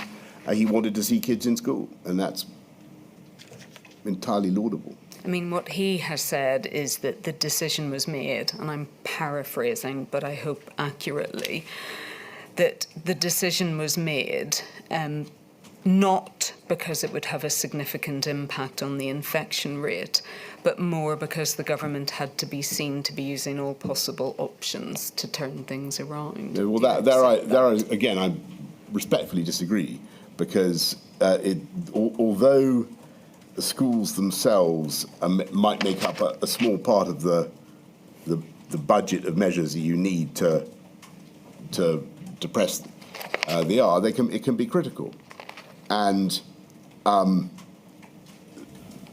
the problem with bringing the schools back, as everybody knows, is that there's a delay. Because of when the virus starts circulating in schools, there's a delay between the kids contracting it and then passing it on, and then the adults being infected, and so you're storing up potentially very, very big problems. And I think I understand his frustration, and it's a proper frustration on the part of a Secretary of State with a department to run, who's thinking about kids and their interests. He said that it had, and I mean the closure of schools in January 2021 was likened to smashing a Ming vase on the floor. So in other words, that you had to do something, you had to make a bold move and something dramatic in order to get the public. We had to stop a second doubling of a doubling of the wave. I think the paper we've just been looking at said there'd been a 25% increase in deaths overnight. I think I may have got that wrong. You can't ignore that sort of data. And again, I'm putting the criticisms, Mr. Johnson, he makes, but he said that it was a panic decision, and that it wasn't required. Well, you know, I respectfully disagree. It grieved everybody to have to do it. It's the last thing I wanted to do. But the numbers were very difficult to argue with. Can I ask, as far as you were concerned, in January 21, was there a direct causative link between closing schools and reducing the R number? Or was it the effect of closing schools on the public messaging, which seemed to be what one of the papers... The Ming vase point? Yeah. No, I think it was... well, I mean, obviously it was both. But as I understood it, the schools alone could take about 10 or 20% out of the R. So if the R is 1.1, that obviously gets you halving rather than doubling, and that's a critical thing. Thank you. Mr. Johnson, I think from everything you have said, that you accept that these periods of school closure had the most awful impact on all children in England of school age, and also more a disproportionate impact on those most disadvantaged children in our society. Yeah. And it was for that reason, wasn't it, that you appointed Sir Kevin Collins as Educational Recovery Commissioner, is that right? Yeah. Just before we go on to his to your evidence about his appointment and his recovery plan, I just wanted to refer to an account that was given to the inquiry in its Every Story Matters piece of work. And this was selected because, on the one hand, it's probably a story that isn't that out of the ordinary for many young people, but I read it. It's about the footballer. Yes. I'm just going to, maybe if we bring that up on screen, please. But the parent who set out, my eldest son was expected to get scouted at 16 by a football club, but lockdown started shortly after his 16th birthday. After many months without intense training, his fitness and skills dropped, and he feels he was robbed of the chance to make it. This caused him to become depressed. Along with having missed his school leaving, GCSEs being ruined, not seeing his girlfriend, and all his social life being put to an end, his depression levels started to rise. One evening in July 2020, I got a call from his friend's mum saying he was threatening to attempt suicide and had gone out at 2 a.m. to a wood. Thankfully, he had told his friend, who went out to find him, and we quickly sought mental health support privately. So there are probably many stories like that across England, but extraordinary for the family who finds themselves in that situation, yes. Terrible, yes. And the impacts, obviously, there were educational impacts, but the impacts went far, far beyond that, didn't they? They did, and it was one of the reasons, whether the main reason, why I was so deeply reluctant to go with school closures throughout the time, because after the first lockdown, I went to see a school in. I saw several, but I remember going to one in Kent and talking to the kids. It was obvious that some had been fine, and some had been very far from fine. And I'd say the most had been fine, but a significant number of kids were very badly affected by this thing, and it was very difficult to remediate. And we did our best as I've said out in my statement. Do you think the consequences proved to be worse than you anticipated?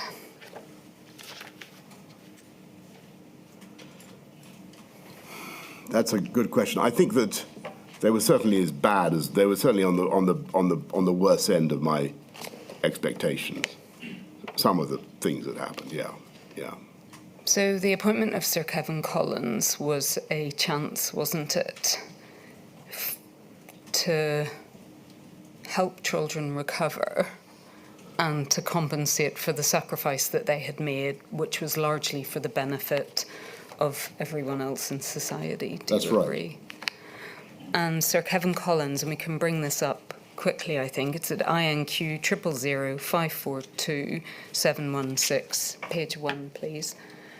This is a very neat visual representation of what he was suggesting by way of his recovery plan. Do you agree? Yes, absolutely. And the one thing that I think he placed a real premium on, and we'll come to this in terms of its cost, was adding to the time that children would have in school. Thank you, that can come down. And one of the reasons he was keen that children have time in school was because it would afford the opportunity for other enrichment activities. Correct? Absolutely. It wasn't just getting kids back to school so that they can do maths. It was about all of the other activities that help children's development. And I think we see in Sir Kevin Collins' statement, and again, if we could bring this up briefly, please, INQ 000649897. And I think we can take it, please, from page 8 thank you, paragraph 3.13 and 3.14. He sets out in the course of this statement, Mr. Johnson, and I know you've seen it, about the contact he kept with you in order to be able to keep you updated with the plans that he had, correct? That's right. And do you accept that one of the reasons he did that was because effectively he wanted to keep you on board with them? Yes. And thank you, that can come down. And he sets that out. Sorry, if we could keep the statement up. He sets out from paragraph 3.23 onwards about the updating that he provided to you. It's 3.23. So he sets out here, I won't read through all of this, Mr. Johnson, but that he had sent you a note on the 26th of February, and where he had sets out here the amount of loss that school closures had produced, the economic loss. And if we could just carry on, please. At 3.24, he explains that he set out the pillars of his plan. Thank you. At 3.25, I think an endorsing note from you that you were pleased with his direction of travel. And then at 3.26 and 3.27, he explains that he also made clear the costs of his plans as well, correct? Yes. And I think importantly, for our purposes, he sets that out at 3.27. So in other words, on the 5th of March, Yes. he had provided the costings. And he explains, and again, we can take this from 3.39, please.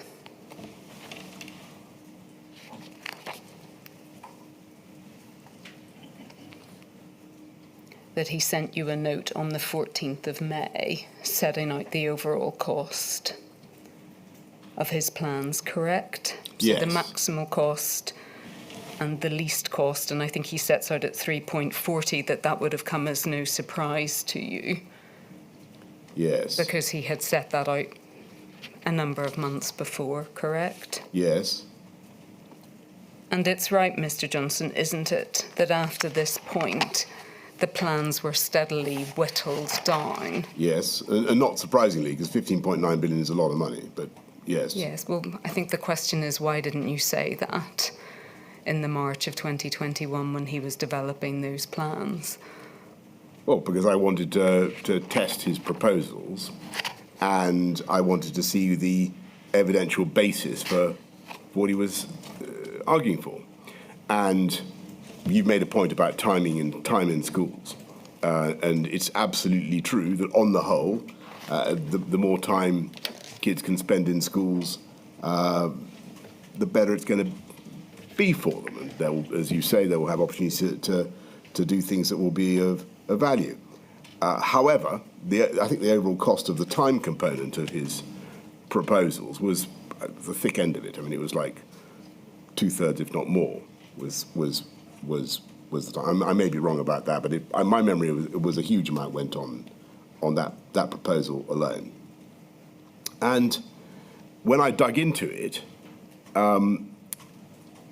the evidence for the remedial benefits for individual kids who'd suffered detriment to their learning was not very strong. And that was the point that was put to me both by the department and by my officials. The department, sorry, forgive me. So I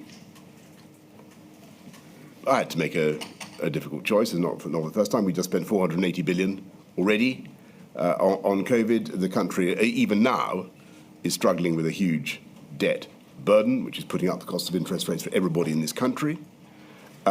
Just to throw another 10 billion on something for which the evidential basis is not very strong is not something that you should normally be doing. There was a policy in Kevin's plan, and I'm grateful to him. And I think he did, and he was doing the right thing by his profession and by his beliefs in trying to get the maximum money out of government, out of me.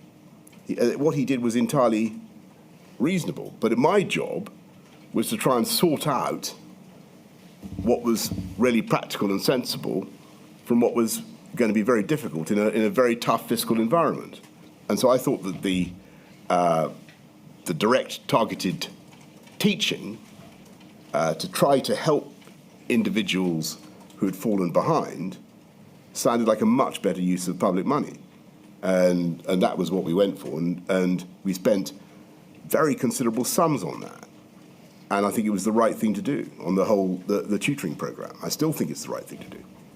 I mean, what he was setting out to you over the course of months was his rationale as to why he put a premium on time and why he thought it was so important that children had that extra time in school, including so that they could do enrichment activities. Yeah, I understand. In other words, the longer I understand that completely, but it just didn't cohere with other advice I was being given about the benefits of the three offers.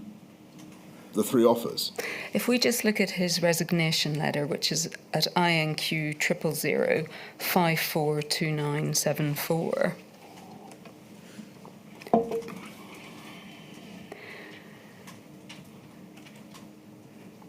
Because it's right, isn't it, Mr. Johnson, that when he saw how much the plans had been whittled down and the amount of proposed spending, that he felt his position was untenable, correct? Well, to be fair to Kevin, he'd done his job. You might say his position was untenable, but he was functus officio, as they say. He'd done it. He produced his report, and it was very, very good. But clearly, he was aiming very high. Well, he wasn't functus because he resigned, correct? And you had wanted him to stay on, hadn't you, and to endorse the plans? Well, that would have been great, but that would have been great. Yeah. So look, I mean, of course, I regret his resignation, but I mean, he'd done what I needed to do. He'd done a great deal of work, and I'm very grateful to him because he had looked genuinely and hard at how you could help kids who'd suffered from COVID. Now, I had to put that through our Mincer and work out what was really valuable and where we would end up. And the advice I was being given was that the policy with the greatest benefits was the targeted teaching. Just looking at his resignation letter, and again, I won't read all of this out. He sets out at the third paragraph about your ambition to recover the lost learning, and sets out that he then, I think, regarded that as his responsibility to try and deliver it. That he set out in the paragraph, we see this in the paragraph below, I told you I do not believe it will be possible to deliver a successful recovery without significantly greater support than the government has to date indicated it intends to provide, and setting out his fear that it was a false economy.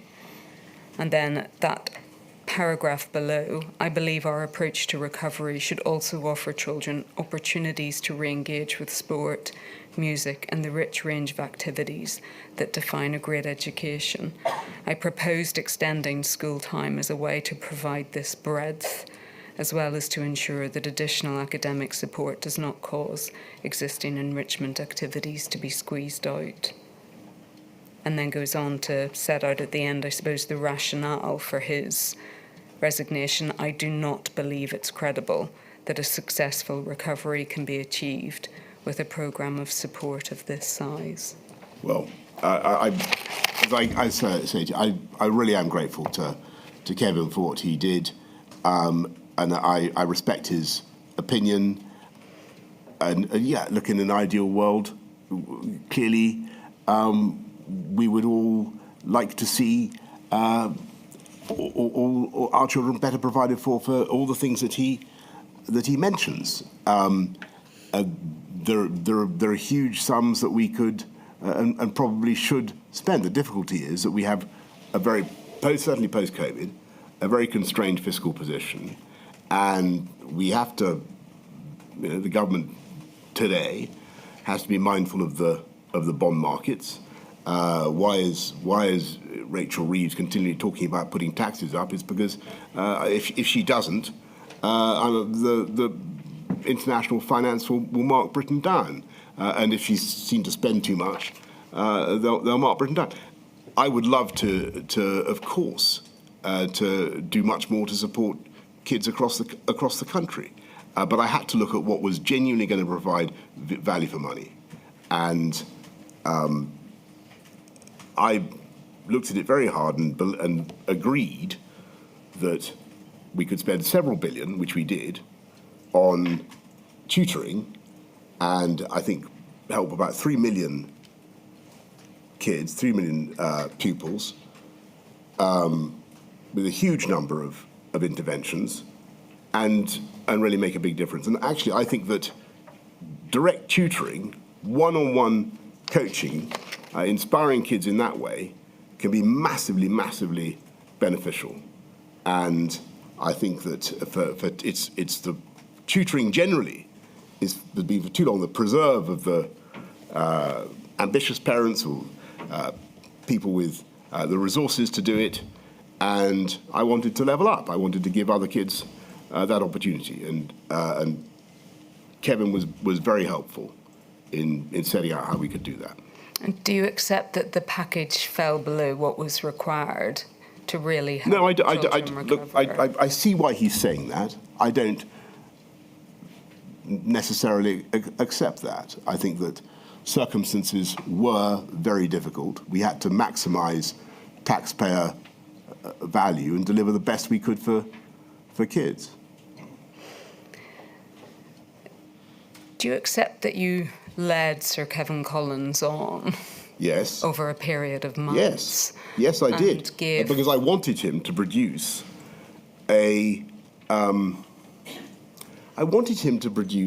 his wish list. I liked him. I liked him. I thought,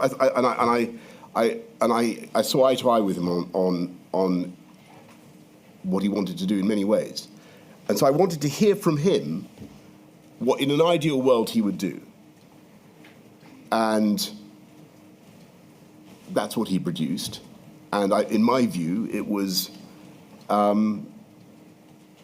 simply the parts that he mentions in that letter were too expensive and didn't have the same impact as some of the other proposals. I think what you said in a message to Miss Misra, who worked within Downing Street. Yeah, Mirza, yeah. Mirza, forgive me. You said to her in a message, I don't think I need to go to it. I did encourage him and allowed myself to be carried away, and he thought he was on to a big winner, correct? That sounds like a pretty fair summary, yes. So, I mean, for all the protestations about regret and the cost borne by children, you seem to shrug off this episode as though it were almost... No, on the contrary, I think that, again, you've got an educationalist and a passionate educationalist whose life is dedicated to trying to secure more funding from government for what he rightly thinks are the most important objectives in life, and who's put a big project on my table with a big number attached to it. But I'm in a different position. I share his desire, but I'm limited by the position we're in, and also by the need to be mindful of taxpayer value, and frankly, to get for kids the best outcome. Because I think that, and maybe I'm wrong, but my impression was, talking to a lot of people, that the targeted teaching thing was a more effective way of helping than the timing. Mr. Johnson, I'm going to move on.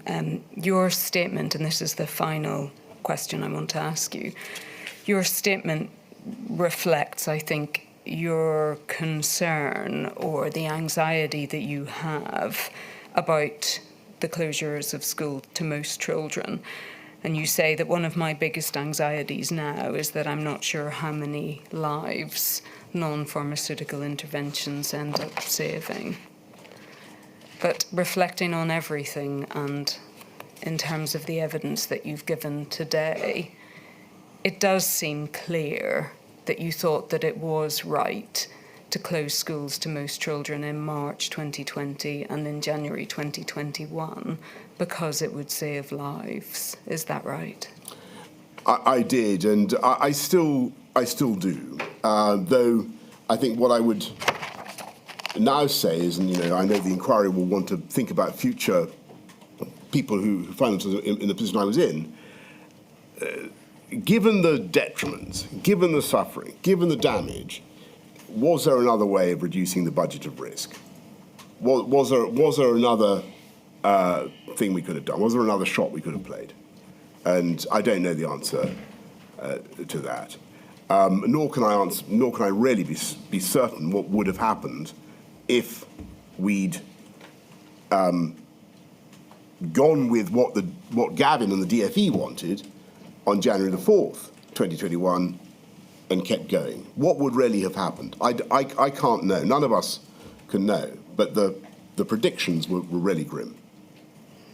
My lady, those are my questions. Great. Thank you very much indeed, Ms. Sullivan. Ms. Hannett. Ms. Hannett's just there, Mr. Johnson. Thank you, my lady. Thank you. Mr. Johnson, I appear on behalf of Long COVID Kids and Long COVID Kids Scotland. In the summer of 2021, at the point of preparing for the lifting of restrictions, you were advised about paediatric long COVID. You were advised several times that the rates of long COVID in children would rise. I'm going to show you one example of that advice. There's a document dated the 7th of July, prepared by the Chancellor of the Duchy of Lancaster. If we could have that on the screen, please. It's INQ 000607384. It's a document entitled Planning for Periods of High Prevalence. If we could go to page 3, please. Paragraph 6, Roman 1, letter D, long COVID in children. You'll see it says, children represent a large unvaccinated population. We can expect cases to rise rapidly in the group. By this point, so summer 2021, it's right that the government should have provided parents with the information it held about the accepted risk of paediatric long COVID. Instead, there was no formal announcement or advice by government given about this risk, either then or indeed at all. Well, thank you very much, and I want to repeat my sympathies for the sufferers of long COVID, which, as everybody knows, it took me personally as Prime Minister some time to establish, and the facts about long COVID it took a while to be produced for me. And if you look, if we had this before, my lady, with the requests I made for a paper on it. As for long COVID in children, I honestly don't remember being advised about the impacts of long COVID of COVID-19 in children, and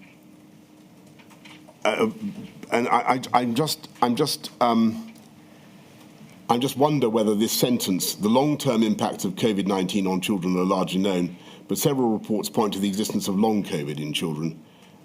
I'm confused by that sentence. I have to. Can I put it this way, Mr. Admit, Johnson? and I wonder whether it contains a mistake, because Mr. Johnson, you'll forgive me. I've got limited time. Can I just follow up in this way? It's right that the inquiry has before it a number of pieces of advice from summer of 2021 that set out the risk of long COVID to children. The government never communicated that risk to parents in summer of 2021. Do you accept that it ought to have done so? Well, certainly, if we had advice about the particular risks of long COVID in children, then we should have done so. All I can say is that this. I'm not quite clear what this particular sentence is saying, but I suspect that it contains a mistake, and that the word children there should be adults. But if you read Johnson, it, we have to take it as it says. It says long COVID in children, doesn't it? That's the starting point of the paragraph. I think we have to accept that the person who wrote it wrote to children. It's not quite clear what it's trying to say in that case, but yes. My lady, I'll leave it there. Thank you, Ms Howard. Mr Broach. Mr Broach is over there, Mr Johnson. Thank you, my lady. Mr Johnson, I have questions for you on behalf of the children's rights organisations. There's no doubt the government was under immense pressure in the early stages of the pandemic. But as time went on, there was space to reflect and make more considered decisions. Scotland and Wales, for example, considered the impact of non-pharmaceutical interventions on children and made decisions to exempt them from restrictions on social gatherings. In England, calls to do the same, for example, in relation to the rule of six, came from our organisations, the Children's Commissioner, and was supported by SAGE. And yet, despite there being no scientific evidence for the precise rules of six, for example, children were not exempted. And we would say this is just one example of a sustained pattern of applying the same restrictions to children in England as to adults. Would you accept the reality was the government didn't consider children as rights holders in their own right and was seeing them merely through the lens of virus transmission and prioritising enforcement of the rules? I think that you're making a fair point about the rules generally. I think that looking back on it all, the whole lockdowns, the intricacy of the rules, the rule of six, the complexity, particularly for children, I think we probably did go too far, and it was far too elaborate. Maybe we could have found a way of exempting children. It's a very fair point. Thank you, Mr Johnson. In his evidence yesterday, Professor Whitty described that there was a budget of allowances and it was open to the government to decide how essentially to spend those allowances. Would you accept the government should have spent more of the social allowances in relation to children rather than focusing on matters that would have benefited adults and the economy? I do think that should be given much greater consideration. Look, I mean, I think we're going to have to, if hopefully this thing never happens again, but if we have to do anything like this again, I think we're really going to have to consider the whole NPI system, lockdowns, whether we want to go down that route at all, particularly whether we want to close schools, because, you know, it really should be a measure of last resort. In the budget of allowances that you speak of, it should be the very last one to be spent, to be used, and we've got to find better ways of doing this.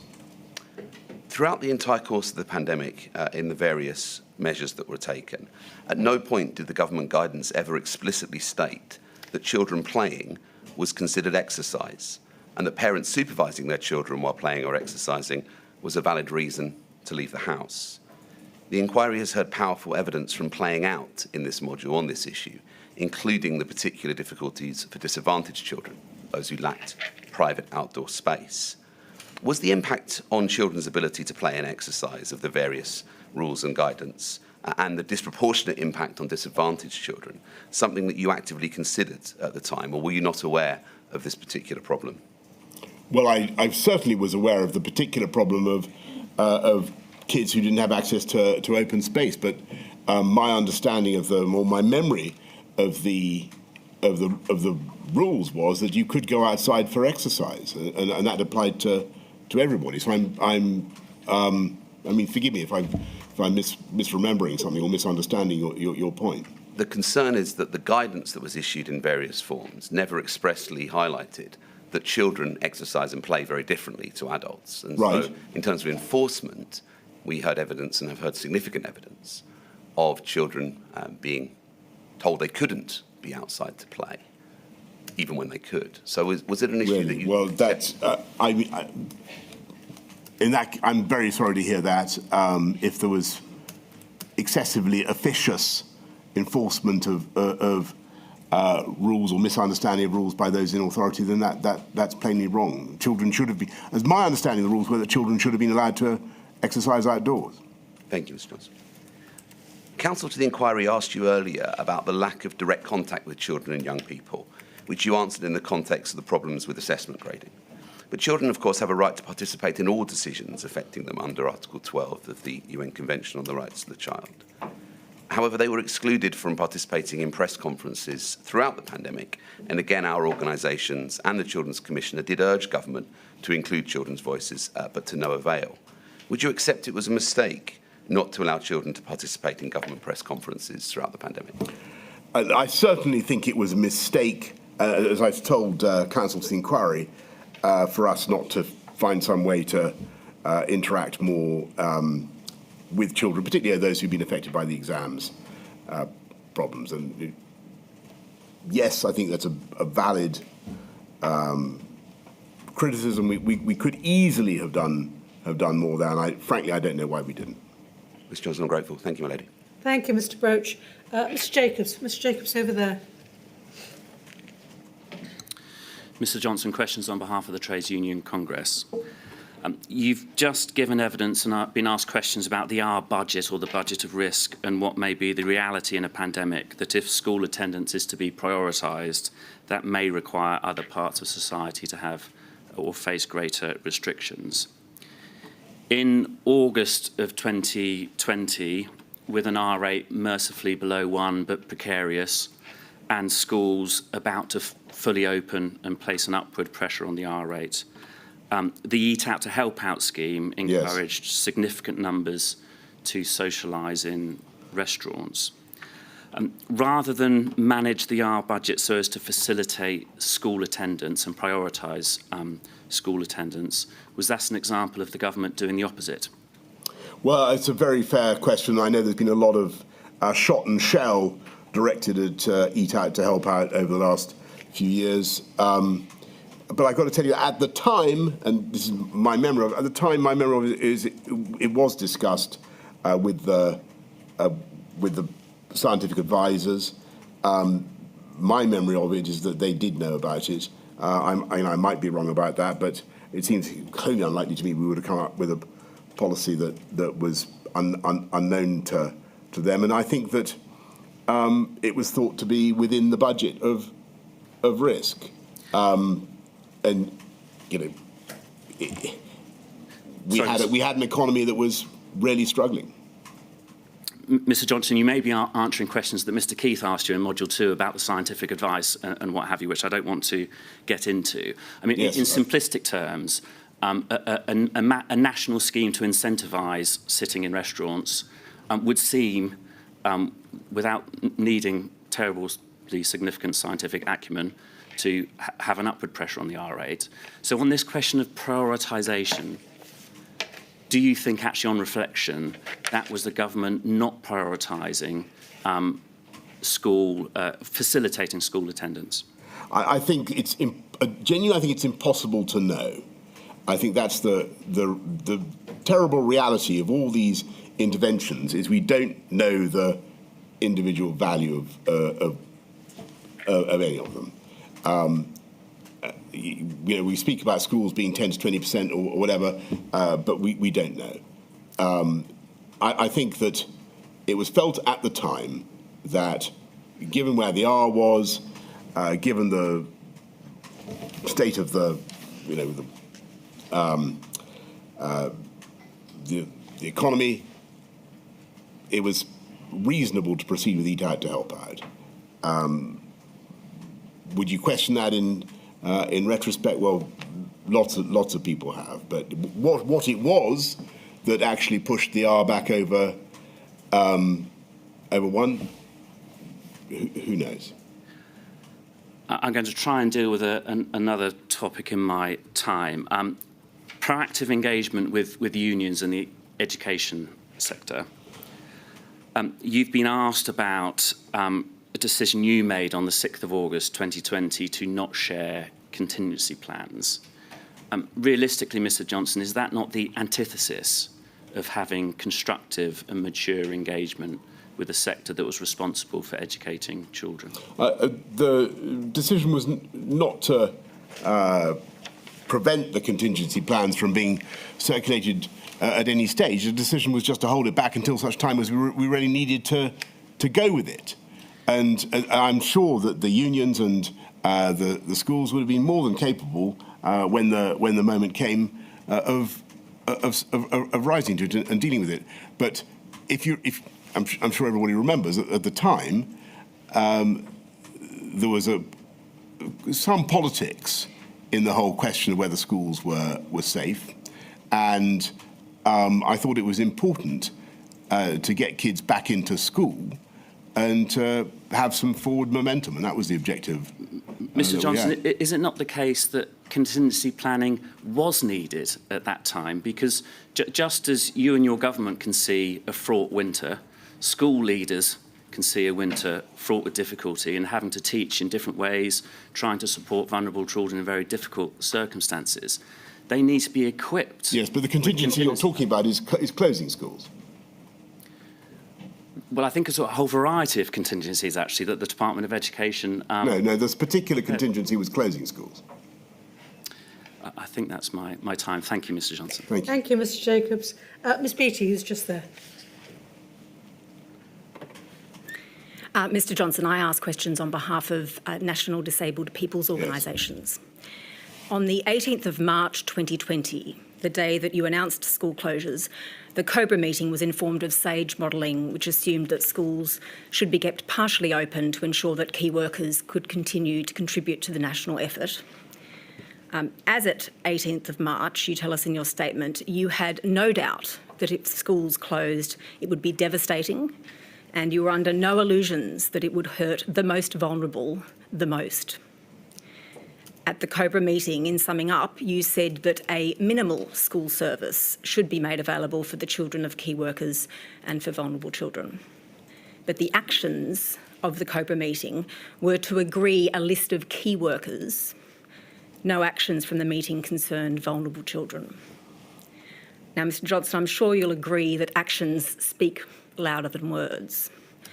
Do you agree that as at the 18th of March 2020, there should have been more focus and more action on the social care, health and therapy needs of disabled children and young people, given school closures would have an immediate and devastating impact on the provision of care and support to meet those needs? Thank you very much. I'm sure that the department was looking at the needs of the vulnerable kids, including disabled kids, because that is spelt out in that document that I relied on so extensively to show that they were indeed mindful of the problems that they were going to encounter or they would encounter in closing schools. So, Mr. Johnson, what I'm trying to say is it wasn't. Your question to me is, why weren't we as a government taking more account of this? As far as I can tell, we were. And so that is the paper which Council of the Inquiry took you to before of the 15th of March, the citing note, where you agreed that there was nothing of substance on vulnerable children and support and services for vulnerable children, that the paper didn't deal with that. Is that correct? No, my impression was that it did mention vulnerable children. I don't have it before me now, but I remember it. I think it mentioned them. It mentioned them and it had nothing of substance. And you agreed when Ms Dobbin put it to you earlier that it did have nothing on substance on vulnerable children. Is that right? Well, I honestly, if that's what... I don't remember saying that to Mrs Dobbin, but perhaps I did agree with her assertion. All I can say is that if you look at that paper, it contains a reference to the needs of vulnerable children, and perhaps we could have done more, and I'm more willing to accept that there were lessons we could have learned, and more we could have done. But it struck me then that was a pretty comprehensive list of the issues that the department faced. So it may have been a list of the issues, but what concrete measures did you put in place, or did you know were being put in place at the time to avert what you say you knew then was an immediate and devastating impact which would hurt the most vulnerable the most? Well, as far as I can remember, the most important thing we did was to try to keep schools open. Right, that was our best answer. Can you name anything else more specific than that? And to make sure that in the event of closures, that all the packages available for the support of vulnerable children, disabled children in particular, were still available to them. Now, how exactly that was going to be done was clearly a matter for the relevant departments. So, Mr Johnson, your answer seems to amount to the fact that you are taking steps to try to keep schools open. Is it in fact the case that the government's primary concern at that time was to make provision of a minimal school service for the children of key workers with insufficient focus on the needs of vulnerable children? I doubt very much that we ignored the interests of vulnerable children. I really do. But it's now so long ago that I'd have to go back over the papers and look and see what we put in place. Nothing springs to mind.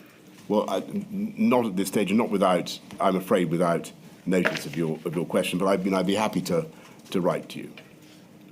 Thank you, Ms. Beattie. Mr. Wagner, who's that way? Good afternoon, Mr. Johnson. I act for clinically vulnerable families. I want to ask you first about a message that you sent to Gavin Williamson on the 6th of July 2020. This is referred to at paragraph 48 of your statement. And you were asking about why school numbers, people returning to schools, seemed low.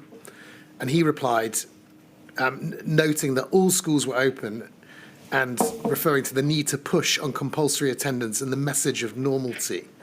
And you said, I encouraged him to continue the job. I just want to ask you about that message of normality.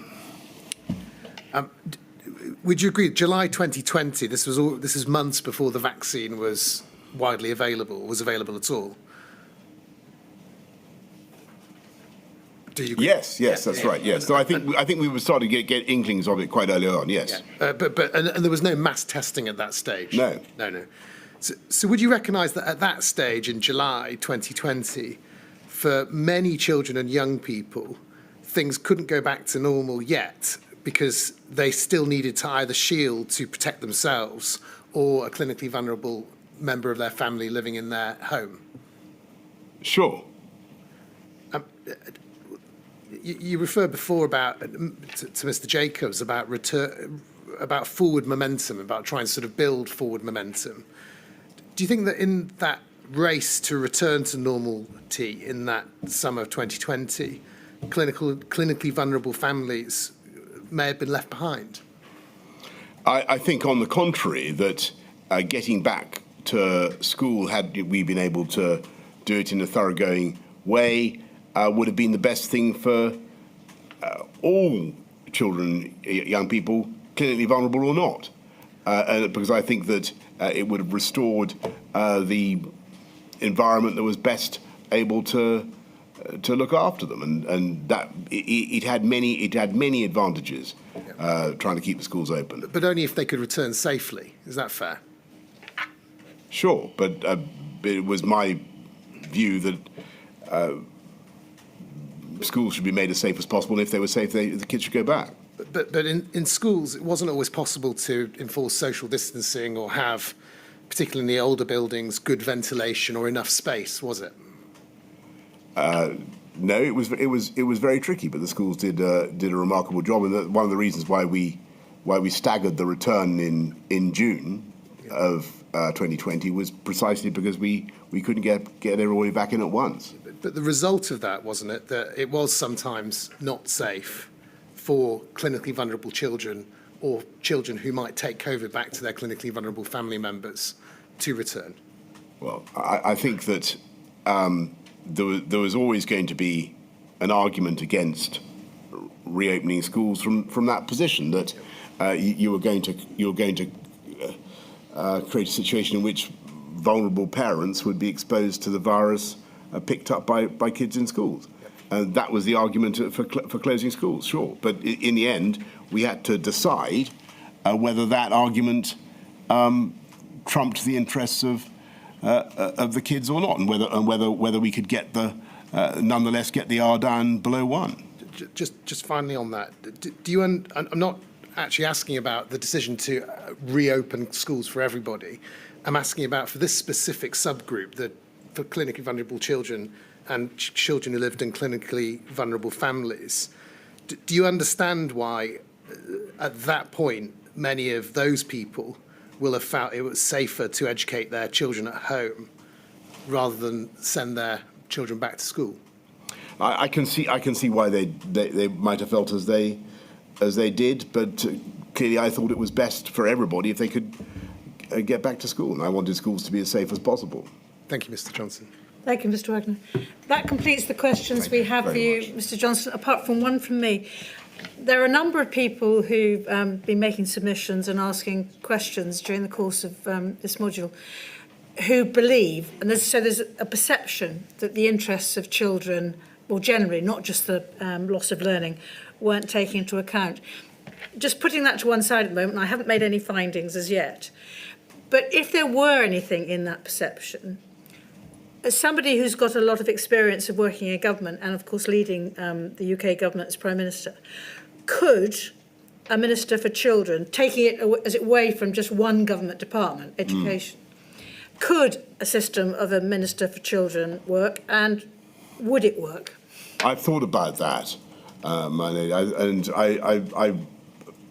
I wondered about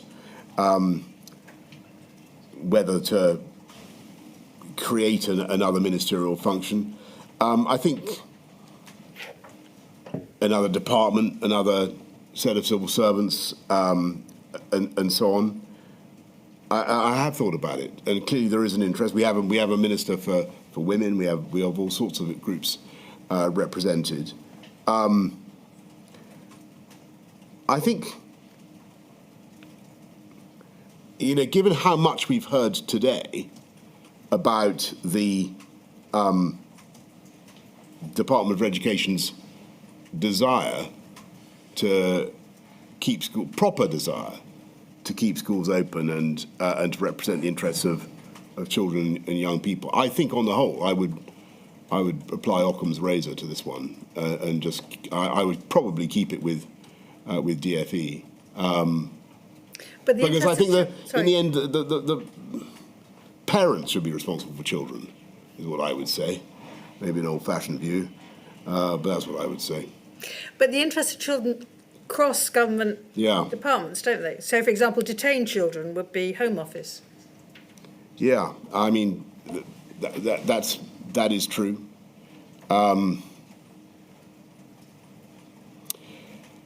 Look, I'm not. You're not. I'm not remotely hostile to the idea.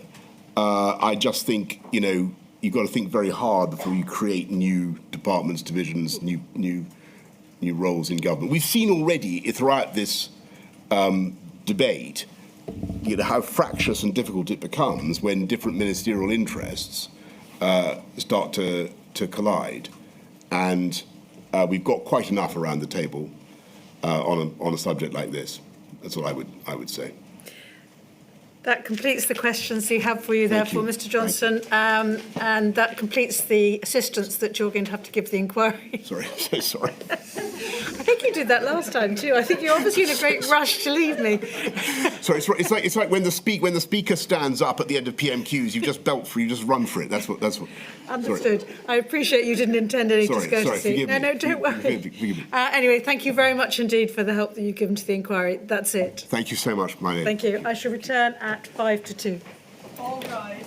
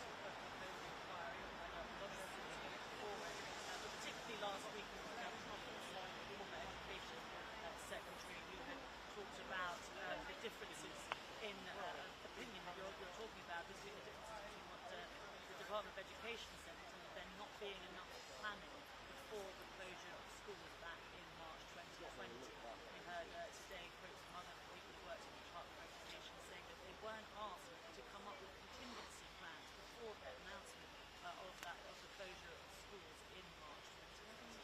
Boris Johnson there today very firmly coming back and saying he disagreed with those accounts. He talked about how there was planning for school closures in terms of conversations with SAGE, that hearing it was discussed a lot of cabinet as well. So he really said that he did remember it being discussed, that the Department of Education was discussing it, and almost that it was almost assumed that they were doing something about it. Previously, the Department of Education said they hadn't been specifically told to come up with a contingency plan. So a lot has been said. There's plenty more summaries on our website to go through all of the news. Here's finished.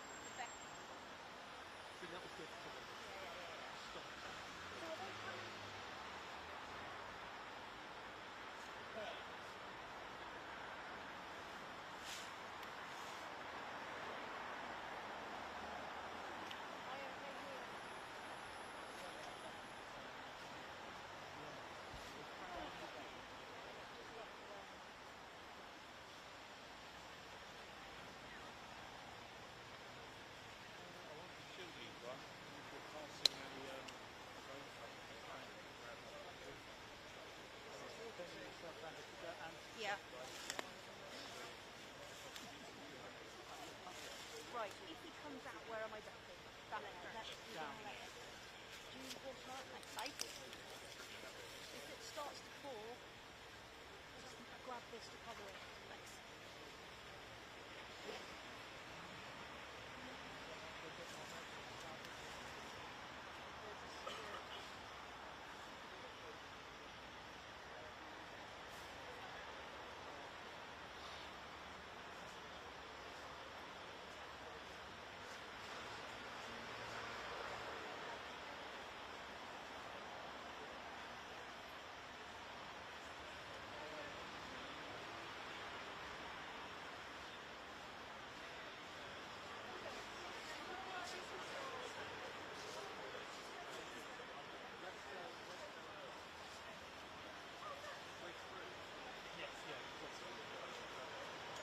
Mark,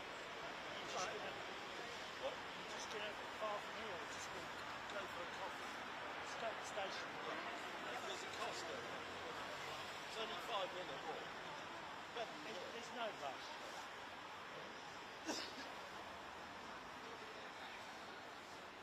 Yeah, we'll just go there. I mean, I'm tempted to even just jump on the Bakerloo line and do it. Yeah, because I'll go home. I'm not far, but I might go for a cross there.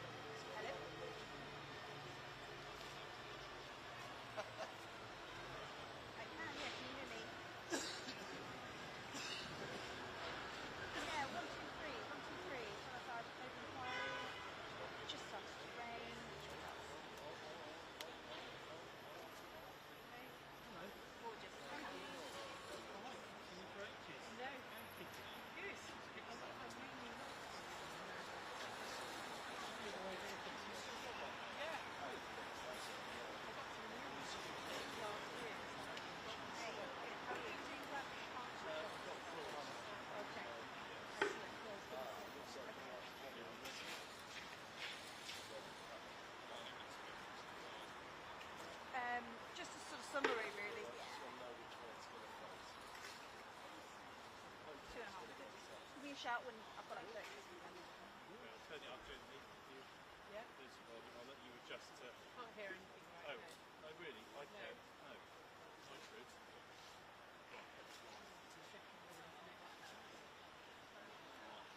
You know, that was all there.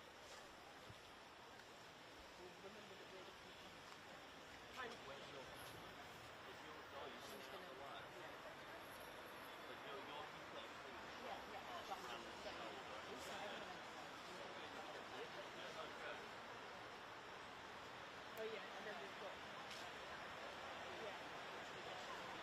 Yeah, sticky stick might suit these.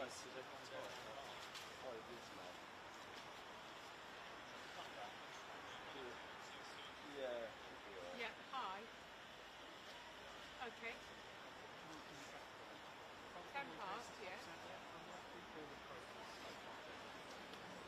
Okay, you're very quiet compared to program, just so you know.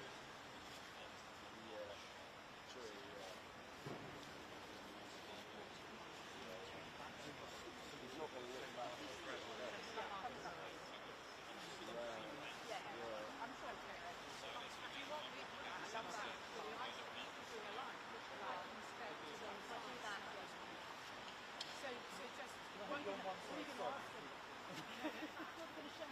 shopping trolley?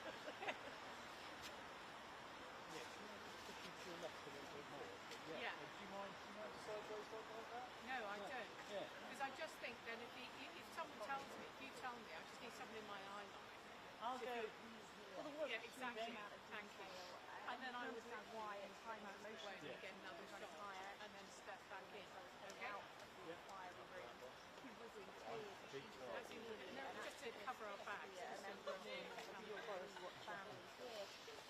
To bear witness to Boris Johnson's testimony, and this is we're at the phase 8 module of the long-running inquiry. I know that so well. Children and young people, and of course, at the time and in hindsight, for many years since, one of the most controversial elements of the way the government responded, one of the aspects of lockdown, was the decision to I won't pivot like that.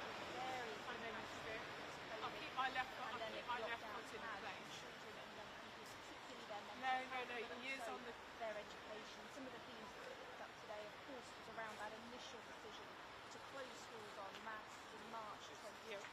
Also issues around the way exams were issued, raising controversial algorithm in the summer of 2020, and then that following year, right at the start of 2021, the flip-flopping between reopening and instructing, pulling the rug away from the students and teachers and schools closing at just today. All these and more came up today. Now, Boris Johnson stressed that the closure of schools he always saw as a nightmare scenario. But we have heard previously in the section here at the Cable Inquiry criticism levelled towards him, towards the government, for the lack, apparently, of planning towards for that potential possibility of schools having to close. We knew the pandemic was spreading around the world. Former Education Secretary Sir Gavin Williamson, for example, has criticised Number 10 for moving too slowly. And the former Department for Education School Director General as well, Sir Jimmy Coles, he actually claimed it was an extraordinary dereliction of duty of the Department for Education to have not planned for school closures sooner than March 2020. This is something Boris Johnson denied here today, that language certainly, saying he had assumed the language would have made it clear to the Department for Education that school closures were a potential possibility for it. We also heard about the algorithm, that decision to downgrade exam results in the summer of 2020. Boris Johnson actually at times getting quite touchy there. He described it all as a disaster, but it was a really difficult thing to try and manage. And we saw those WhatsApp messages between himself and Dominic Cummings that summer, and he described himself as a homicidal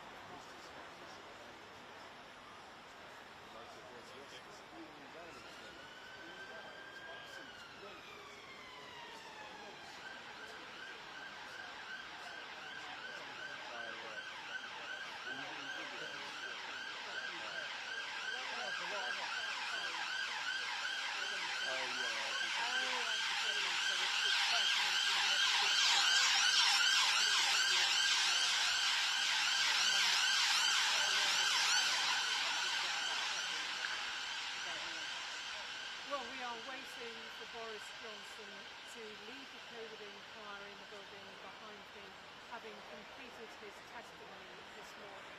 This is the last time he will be called in. The main subject of this morning was school closures, although he also faced questions about why he didn't fully fund the recovery programme for children and their education that he had invited Kevin Collins to put in place for them, which would have included extra time and extra activities. He said that he thought it just wasn't justified and that he wanted to concentrate his efforts on tutoring. But what was most striking was the glimpse we got into the tensions at the heart of government. Last week we saw an expletive-filled message from Gavin Williamson. Today, Boris Johnson saying he wanted ministers at the Department for Education to be sacked, saying we cannot go on like this.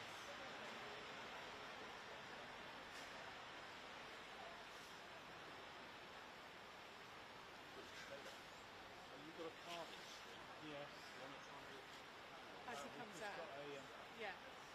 I'll take the... It's not till quarter past. And you just see how it goes. You've got to see your live one. I think it's streaming anyway. I'm going to take They're my quite good at views off holding just to give a bit more freedom. Give me not like a give me the address back.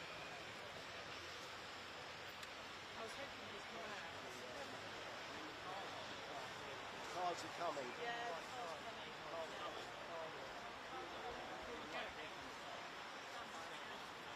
Yeah.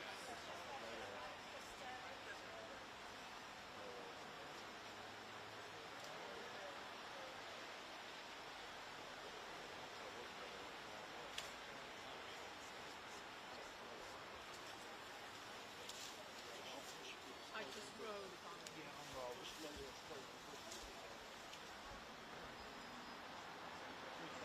Start from him or just keep it wide? I can start from him, so I'll start with Boris Johnson, former Prime Minister, leaving.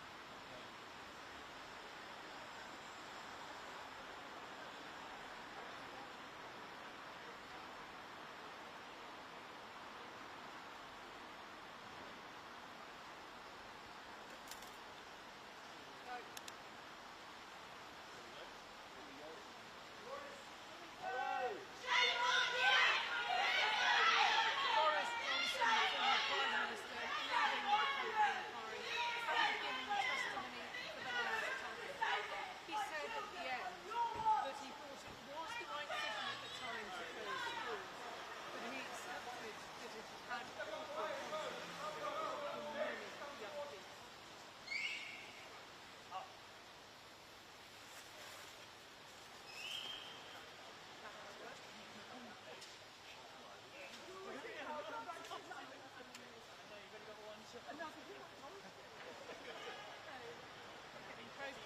Impressive.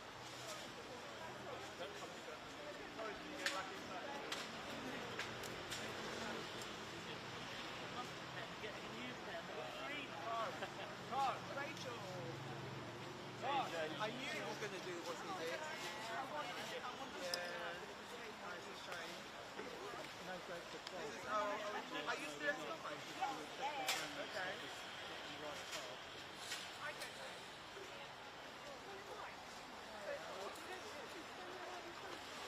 I don't know.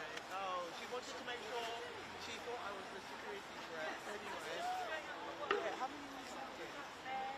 I thought you weeks. Oh, so you're over now, So Rachel used to be at LBC. She was my main contact there.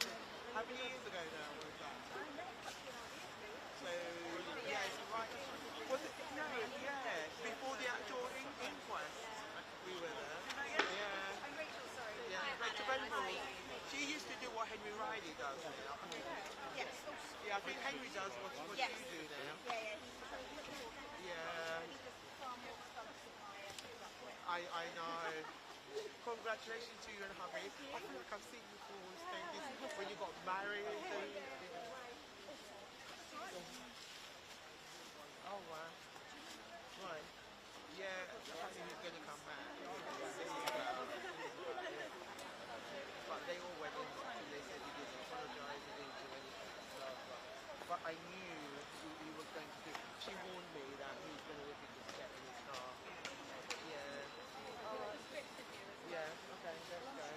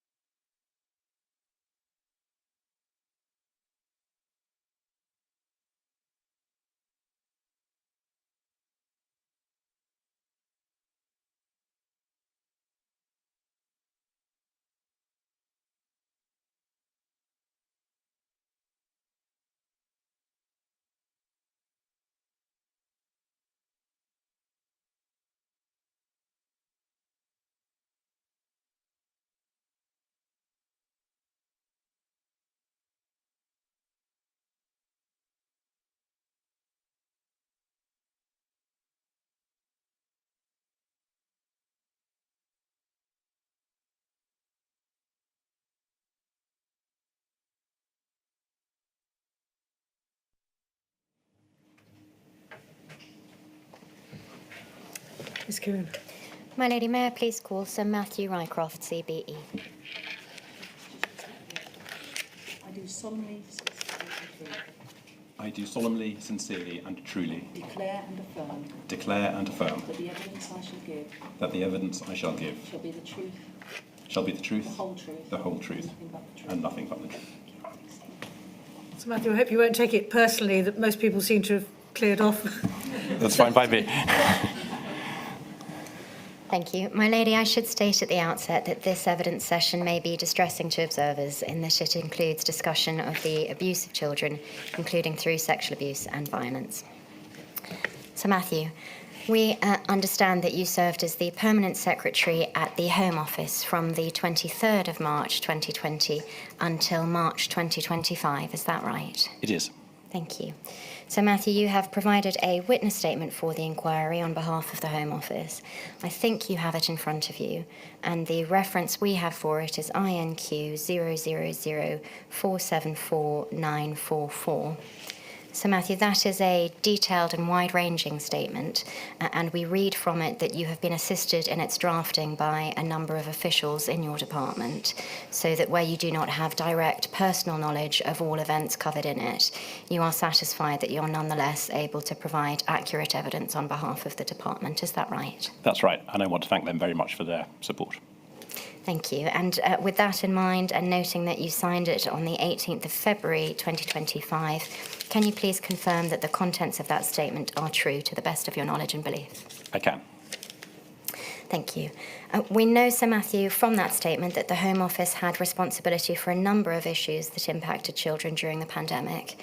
And for our purposes today, those include responsibility for tackling all forms of child sexual abuse and sexual exploitation, including online abuse. Is that right? That's right. And responsibility for crime and policing that includes issues related to the physical abuse of children, violence against women and girls, and child criminal exploitation, such as county lines. That's right. And responsibilities also for child migrants, including unaccompanied asylum-seeking children. Is that right? That's right. Thank you. And is it right that a large part of that business would come into the portfolio of the Minister for Safeguarding, who for the first part of the pandemic was Victoria Atkins, and that some of it would have come into the portfolio of the Minister for Crime and Policing, who was Kit Malthouse? That's right. And I should also mention the two different ministers for migration as well in relation to unaccompanied asylum-seeking children. Thank you. So, Matthew, a theme that you returned to several times in your statement, and which is also apparent in the exhibits you provided, is that to meet those responsibilities, the Home Office needed to work closely with other government departments. Most obviously, perhaps there's an overlap, isn't there, between the Home Office's obligations relating to safeguarding children through the prevention of crime and the Department for Education's obligations for safeguarding through children's social work and schools. Is that right? That's right. And there are lots of other government departments that the Home Office work very closely with in relation to preventing crime, and not just government, of course, the operational partners, policing being the most obvious, but also the voluntary sector, working very closely with a lot of non-governmental organisations and charities, tech companies, and multiple other partners. Thank you. I'm going to ask you, Sir Matthew, please, to just slow down a little bit when you give your answers for the transcript. Given the importance of that work with other departments, would it be right to assume that prior to the pandemic, there were established mechanisms for cooperating, particularly with the Department for Education? Yes. They came into their own during the pandemic, but they existed beforehand and, of course, continue to this day.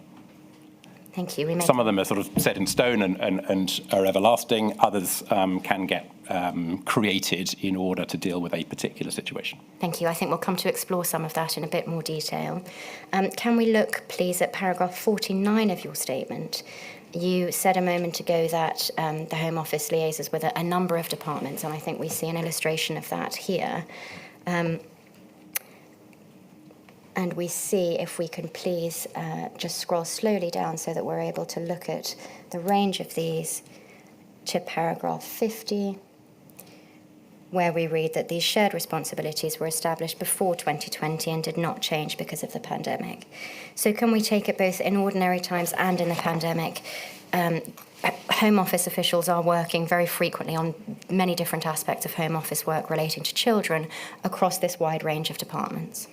Yes, that's absolutely right. The Department for Education would sort of be holding the ring, holding the sort of central policy responsibility, working very closely with the Home Office and other departments. Thank you. And others that we see there, for example, are the Department for Digital, Culture, Media and Sport, and Department for Levelling Up, which I think we've been referring to as the Ministry for Housing, Communities and Local Government. Were there established mechanisms for working with those departments as well, or did they tend to be ad hoc and project-based? A mixture. In relation to the ringed departments, the DCMS and what was then DLUC, there were both sort of bilateral arrangements between the Home Office and each of those, and then multilateral arrangements involving a number of departments altogether. Thank you, Sir Matthew. That can come down. We'll come back to explore how some of that worked during the pandemic in due course. If we can begin then thinking about March 2020, you will know, Sir Matthew, that some witnesses have suggested to the inquiry that there was a lack of focus on the implications of the pandemic for vulnerable children prior to the 18th of March across government. And in that context, can we please look at INQ 000518565? This is an internal Home Office email dated the 16th of May, beg your pardon, the 16th of March. And I think, Sir Matthew, noting as we did that you took up your role on the 23rd of March, please do let me know if any of my questions are outside of your knowledge about this. This email thread sets out what are described as takeaways on the Home Secretary's part following a COBRA meeting that day. If we can look, please, at that first paragraph, we read that the Home Secretary is concerned about vulnerable children not being taken into account properly by other government departments. She feels vulnerable people at the moment is taken to almost solely mean the elderly, pregnant women, and those with underlying health conditions. Her worry is that if schools are forced to close long-term, beyond normal holiday lengths, then there will be no external support and monitoring for kids from troubled homes, and we see in brackets drug abuse, CSE, etc. Secretary of State for Department for Education didn't really seem to take this on board, or at least didn't have a solid response to the challenge. Home Secretary wants the department to push DFE on taking this into consideration, and if necessary, we will lean in further via number 10, as she has strong thoughts on this issue. Would it be right then that the request to her officials arising from this is that Home Office officials should pick this up with officials from the Department for Education, and if that didn't allay concerns, then to pick it up further with number 10? Is that right? That's absolutely right, and officials did follow up that instruction, of course, and so did the Minister who you've already referred to, Vicky Atkins. So she engaged very directly with her officer number in the Department for Education at ministerial level, bearing in mind the Home Secretary's and indeed, I think, the Home Office's strong concerns about what happens when schools are closed. Thank you. Let's take that stage by stage then. Your first answer was that officials did pick that up with officials from the DFE. If we can scroll up, please, to page 1 of this document, we see what that feedback was when it was circulated within the Home Office.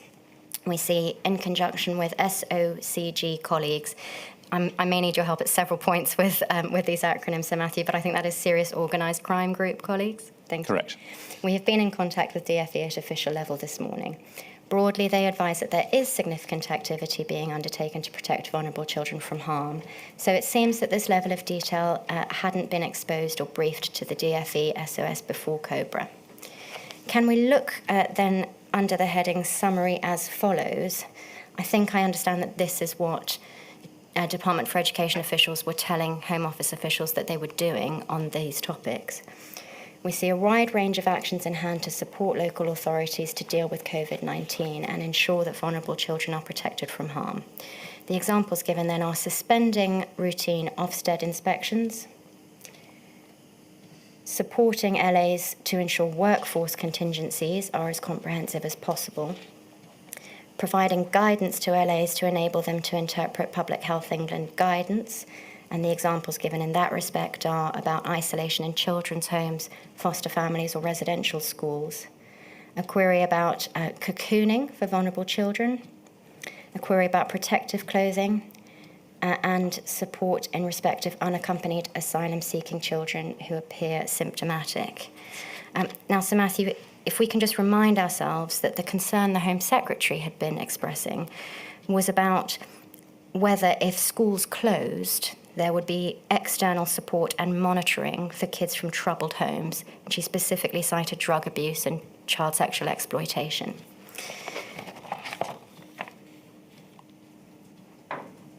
Were these points that were being raised here in this email directly relevant to those issues? Yes, I think they were relevant to those issues. And of course, the decision when it came to close schools was, of course, with the exception of vulnerable children. So it schools was. remain. If I can just pause you there, this is, of course, the 16th and 17th, well, in fact, this is the 16th of March and the 17th of March. So before that decision was made. Yes. The points in this email, or the points coming back to the Home Office from the Department for Education, were not really about school closures. There isn't any indication here about vulnerable children being allowed to go to school.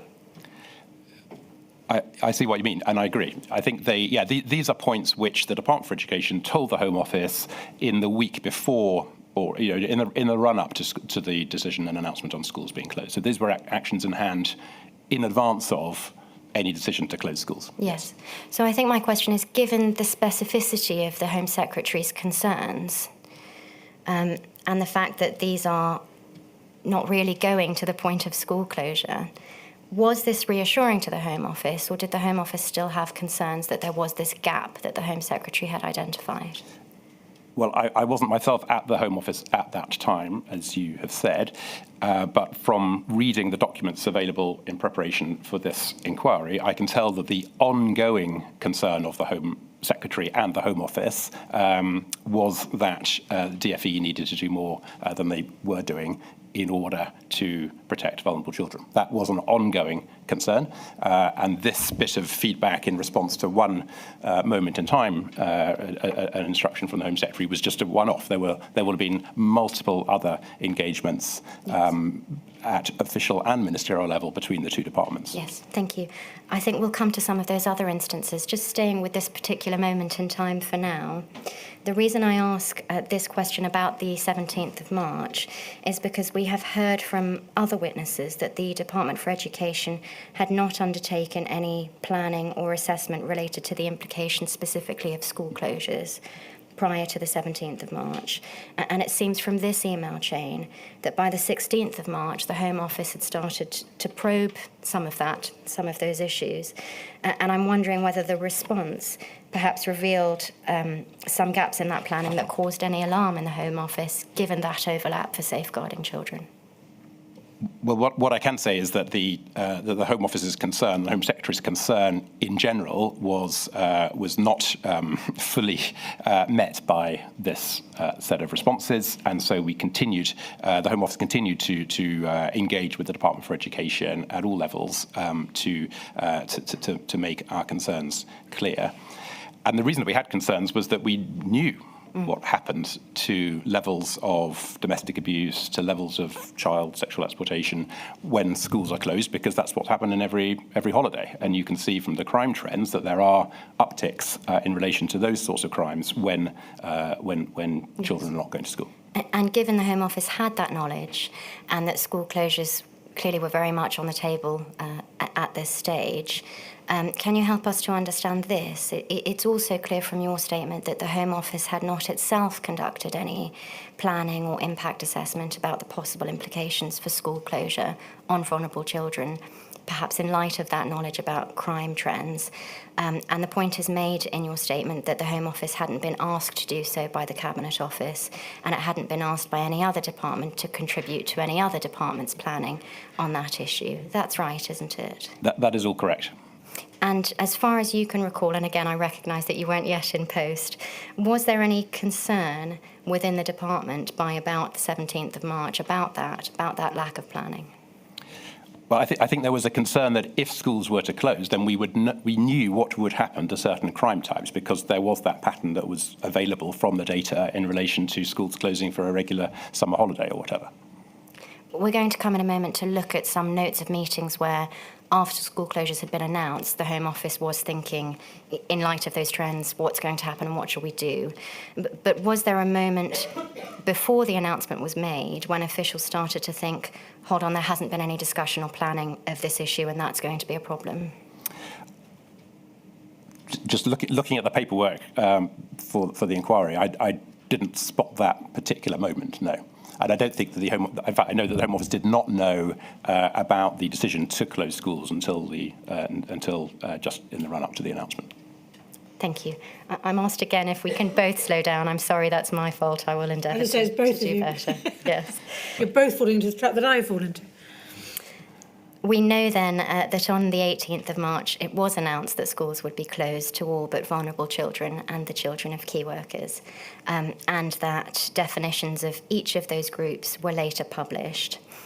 We understand, again from your statement, that the Home Office was not asked at that stage to contribute to any assessment of the impact of school closures, or indeed, I think, to any advice about who should be on the vulnerable children list. Is that right? That's correct. And again, the Home Office wasn't asked to contribute any planning or assessment about the impact on children's safety of lockdown when that was announced on the 23rd of March. Is that right? That's correct, though I should also say that, as I have previously said, the Home Office had evidence about what happens to certain crime types when schools are closed in general. So we did have that evidence to draw. Thank you. And given that the Home Secretary clearly did think and had thought by this stage that there were implications for aspects of the Home Office's work, do you think in hindsight that the fact that the Home Office didn't carry out any sort of planning or impact assessment of that was an omission? Well, I think the sort of the Home Office specific part of that was fairly well planned for, as I say, because we knew we worked very closely with policing and others about what happens to certain crime types when schools are closed for a regular holiday, and we were able to have a very quick assessment of what it was likely to happen to those crime types once a school closure decision was taken. Are you able to help us, and I think this is my last question on this topic, but are you able to help us to understand why there wouldn't have been any of that planning? Well, only listening to what other witnesses have said. I don't have any evidence from the Home Office from that time as to that can add to what other witnesses have said to you in relation to that question. I'm sorry, perhaps I wasn't clear. I mean, in terms of the Home Office's own planning. No, I think I've said what I have to say in my witness statement and earlier this afternoon. I think the Home Office had some concerns because we knew what happens when schools are closed, and we could predict and did predict what would happen when there was a lockdown in relation to different types of crime. Some would go up, some would go down, and so we had I think quite a full and quite a rapid assessment about what was likely to happen, but I accept that that was all within the Home Office. It was not part, as far as I could tell from the paperwork, of a wider cross-government exercise in planning. Thank you. Can I just check this, I'm sorry to interrupt, I think I've got a bit confused from your questions. Sir Matthew said that he thought there was, for Home Office specific matters, there was fairly well developed planning, but then your question said, why wasn't there planning? So I've got a bit confused what you're putting. I'm sorry, my lady. Let me see if I can clarify that. I think, Sir Matthew, that you are saying that after lockdown and school closures were announced, at that stage the Home Office was able to apply its knowledge to plan for how to meet the heightened risk. Is that right? That's right. And that there wasn't a plan, if you like, for lockdown for a pandemic, but there was a plan because it happens 6 times a year every time there's a holiday or a half-term holiday. There's a plan for engaging with policing as crime types vary. I see. And so for absolute clarity then, prior to the 17th of March, there was no plan within the Home Office to how to respond specifically to the prospect of school closures or lockdown in this pandemic? That's correct. There were other Home Office plans for Home Office-led equities in relation to pandemic planning, like dealing with a terrorist incident or dealing with issues in the detained estate, as we call it, so immigration detention estate. Those sorts of things, there were well-established plans, but not for the questions that you just raised. Thank you very much. Can we look then, please, at INQ 000231058? This, I hope, illustrates the point that you've been making, Sir Matthew. This is a readout following a meeting on the 24th of March 2020, and we understand it's a readout of a meeting entitled COVID-19 Resilience and Preparedness with the Security Minister. And if we can look down, please, to pages 4 to 5 of this, we see a section here called CSEA.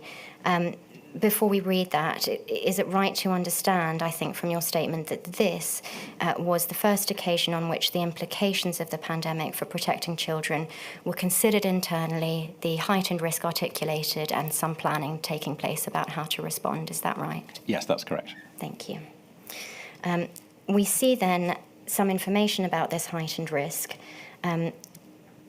We see note being taken that while limited, China has seen an increase in violence in the home. We see that CEOP, and I think that is the Child Exploitation and Online Protection Unit, is that right? That's right. And I think this is by way of response to that heightened risk, are producing material to inform officers on the ground of the heightened risks created by people being at home more. Just pausing on that particular topic, you may know, Sir Matthew, that yesterday we heard from Martin Hewitt, who told us that the police too were worried about the predictable rise in threat to children from violence in the home, and the difficulty that officers faced in knowing how to help in the circumstances of a lockdown. In light of that, can you help us understand, please, when we see it said here that CEOP should produce material for officers of heightened risk, what can we understand that was intended to do? Were officers going to be told just that there was this heightened risk? Or was there going to be some information that would help them know what to do in response to that heightened risk? I don't know any more than what is written here in relation to that particular sentence, but the way that the Home Office and policing work together very, very closely on issues of policy and prioritisation such as this leads me to say that there would have been a lot of work going on, first of all, in the NPCC that Martin Hewitt headed, and indeed in the College of Policing that was responsible for sending guidance to all police forces around the country in response to the concerns that Home Office ministers, the Security Minister in this instance, was expressing to policing partners about the sorts of things that they would need to be ready to be doing more of than they previously were. So is it your response then that there would have been guidance on top of just stating there is this heightened risk? Exactly. I think it starts. The process of providing that guidance would always start with an assessment of the threat, of the things which are likely to becoming more important for police to be aware of, and then it would go through the sort of normal coordination procedures, and as I say, the College of Policing would then be responsible for sending guidance around to all the police forces. Thank you. Moving on in this note then, we see on transnational CSEA offending, we are likely to see a decrease in the threat. And I think, to be clear, that is about the threat posed by British abusers who abuse children abroad. Is that right? Yes, or vice versa. So in other words, it could be. It also means, I think, that foreign people who might want to come to the UK would be much less able to do so because of the travel restrictions. Understood. Thank you. And then we see more detail about online child sexual exploitation and abuse. And we see the threat assessment that we are likely to see an increase in the same way as we see an increase during the school holiday. We are seeing some communications, offender to offender, who are discussing a potential increase in offending. They will have seen in media reporting that the regulator on websites might be replaced with AI. CEOP are looking at how we are redeploying resource. Forces are prioritising cases where the offender could commit contact offences. So that we can be clear what the nature of this threat is it principally the abuse of children through their befriending online, by adults who persuade them to take or make or share indecent images of themselves. Is that right? Yes. I mean, very sadly, this is prescient because we did see during the lockdown that there was an increase in pressure on children to create what's called self-generated indecent images. And the final part of that highlighted part was also true, that the tech companies who are normally responsible for taking down such images and other material which facilitates child sexual exploitation and abuse, those tech companies were also dealing with the consequences of restrictions and lockdown, and not all of that work was able to be done either remotely or by bots or AI, as it says here. And where we see CEOPA looking at how we are redeploying resources, does that mean officers were concentrating on offences that might happen offline as a result of offences committed online? Yes, I think it does mean that, yes. Thank you. And as you've said, this reflects your awareness that offences like these usually increase in prevalence at the times when children are not in school, and given school closures, there was a concern that that would now increase. Exactly. And when we read that offenders themselves were discussing that increase because regulators might be replaced with AI, this is reflected in some later documents as well, but I think that is because human moderators or humans who respond to this kind of abuse online were less able to do so. And does this indicate the Home Office was worried that automated processes or the use of automated processes was going to be widely known? Yes, basically. This is referring to media reports, but it is the case that the tech companies, as I just said, were not able to do everything that they previously had done, because the parts that needed to be done by a human in the office, in the workplace, there were constraints on that for those tech companies as well. So they clearly found some ways to continue to do what they had to do, which was to take down illegal content as soon as they were aware of it. But they were doing that either remotely or by using AI and bots. Thank you. And we see also in this paragraph some reference to the proposed interventions or the proposed response to this heightened threat. We read, there is a focus on clear comms on internet safety for parents, carers and children. All Think You Know ambassadors who are professionals have received messaging to remind them of the reporting portal and guidance on parent info. There has been a significant response to that, 200,000 downloads of Parents' Help Book by Friday morning. We read about a new programme with activities for all key stages of the national curriculum. And we read about contacts with Microsoft and BT in the last fortnight, and Twitter and Facebook to distribute educational packs and guidance. We will come back to that, but I just want to draw your attention to other parts of this page before I ask you questions about it. We read lower down that Simon Bailey was suggesting that from China and Italy there would be an increase in all forms of abuse. He noted that there are early signs that there were more people viewing indecent imagery in the last 2 to 3 days than in the last 2 to 3 months. He discusses the likelihood that multi-agency hubs would come under pressure as the COVID powers coming into effect would require will affect police resource. If we look lower down, still we see the ministerial questions about how we can at pace corral industry partners to do all that they can. And the Minister asked what engagement we have had with DFE. We see Rebecca Kirby agreeing with the Minister that we need to do more with industry and DFE.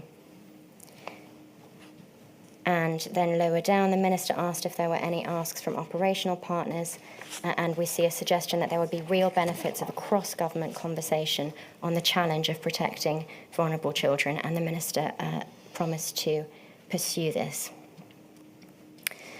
Thank you. A number of questions then from this note. Would it be right that what is being discussed here by officials in terms of response to this threat is threefold? First, a policing response to offenders. Second, a possible approach to industry related to how they respond to indecent images online. And third, a communications response designed to ensure that parents and children understand those heightened risks. Is that right? Yes, those would not be the only three actions that the Home Office would be able to take, but those are the three which come out from that note. Yes, absolutely. Thank you. And if I can ask you about the third of those, so that communication strategy, when we see the reference to activities through all stages of the national curriculum and to professionals, should we understand that this communication strategy was partly intended to come through schools? That's right, yes. And we will see in later documents, no doubt, that there are, at different stages of the pandemic, different Home Office-led or Home Office-funded initiatives to communicate with different crucial audiences at different times, whether that's parents as here or the children themselves later on. We have heard quite a lot of evidence in these hearings, Sir Matthew, about the position that schools were in at this time, around the 24th of March. Of course, they had been asked quite suddenly to close and to begin to deliver online learning to children and young people. One head of a large multi-academy trust told us that that was like being asked to build a plane and fly it at the same time.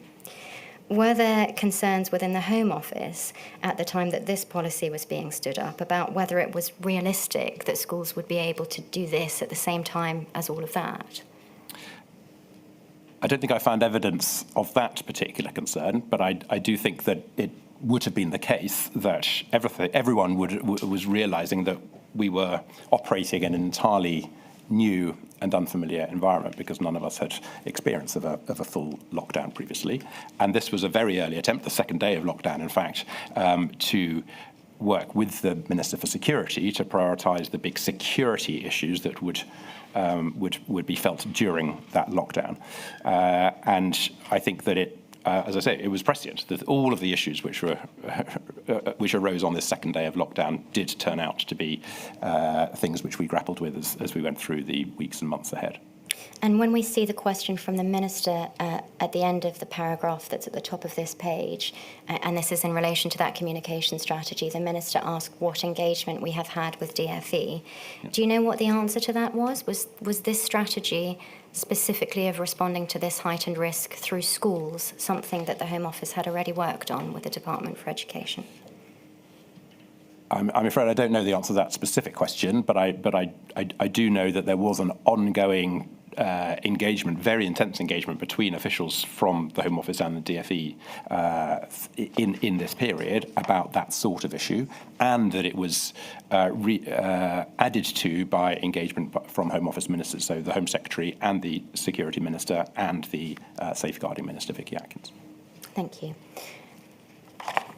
And when we see here in this note that the Minister promised to pursue this cross-government point, yeah.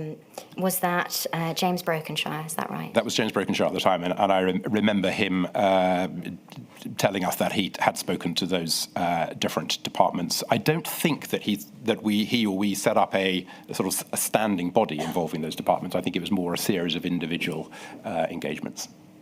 I see. I think we'll come back shortly to that structural point. Just staying for a moment on how the Home Office continue to develop their work on these heightened risks. Can we look now, please, at INQ 000231091? This was the development of the point that Home Office officials were going to talk to industry to see what they were able to do in response. This briefing is dated the 3rd of April, so about 10 days on from the meeting that we have just looked at. We see some discussion, please, at page 3. Thank you. We see again at point 1 that indication of knowledge of the heightened risk. Here, I think we see 3 factors that the Home Office are suggesting are going to contribute to that risk. 1, more children online. 2, more child sex offenders online. And 3, reduced capacity of the moderator. And then expanding on that latter point, at paragraph 2, this is the point that you've made about tech companies' ability to combat the activity being reduced.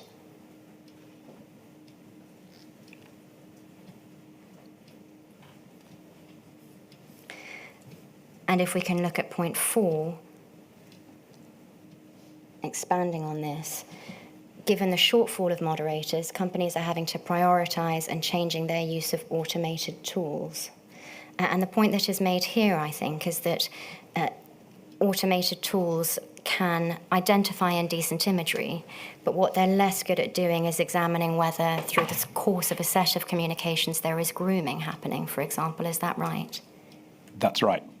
And also, normally, in normal times, it would be a sort of human action to then definitively decide to take down those particular pages or images, and then to follow up in terms of closing accounts and moving into law enforcement action. Yes. So this is making the point quite clearly that there's only so much that those automated mechanisms can do when it comes to protecting children.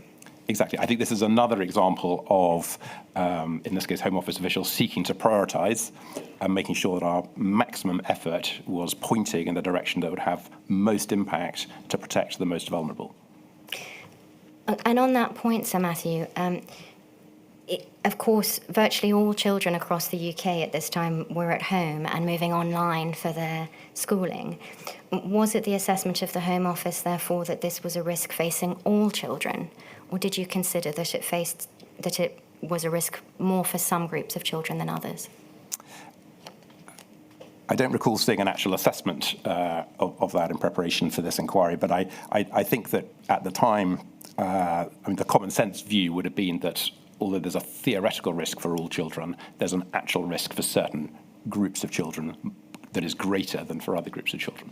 There are some issues that really do relate to all children, but then there are other categories of children who are more vulnerable in one way or another, either more disposed to be on the receiving end of that threat or less able to deal with that threat without support. And so we were particularly focusing on those people, bearing in mind the Home Secretary's and the Home Office's prioritisation to make sure that we are safeguarding the most vulnerable children whenever we possibly can.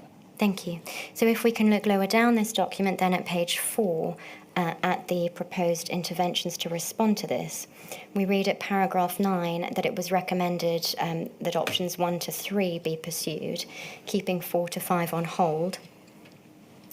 Option 1, if we can look briefly at that, please, at paragraph 10, was about maintaining pressure on the industry.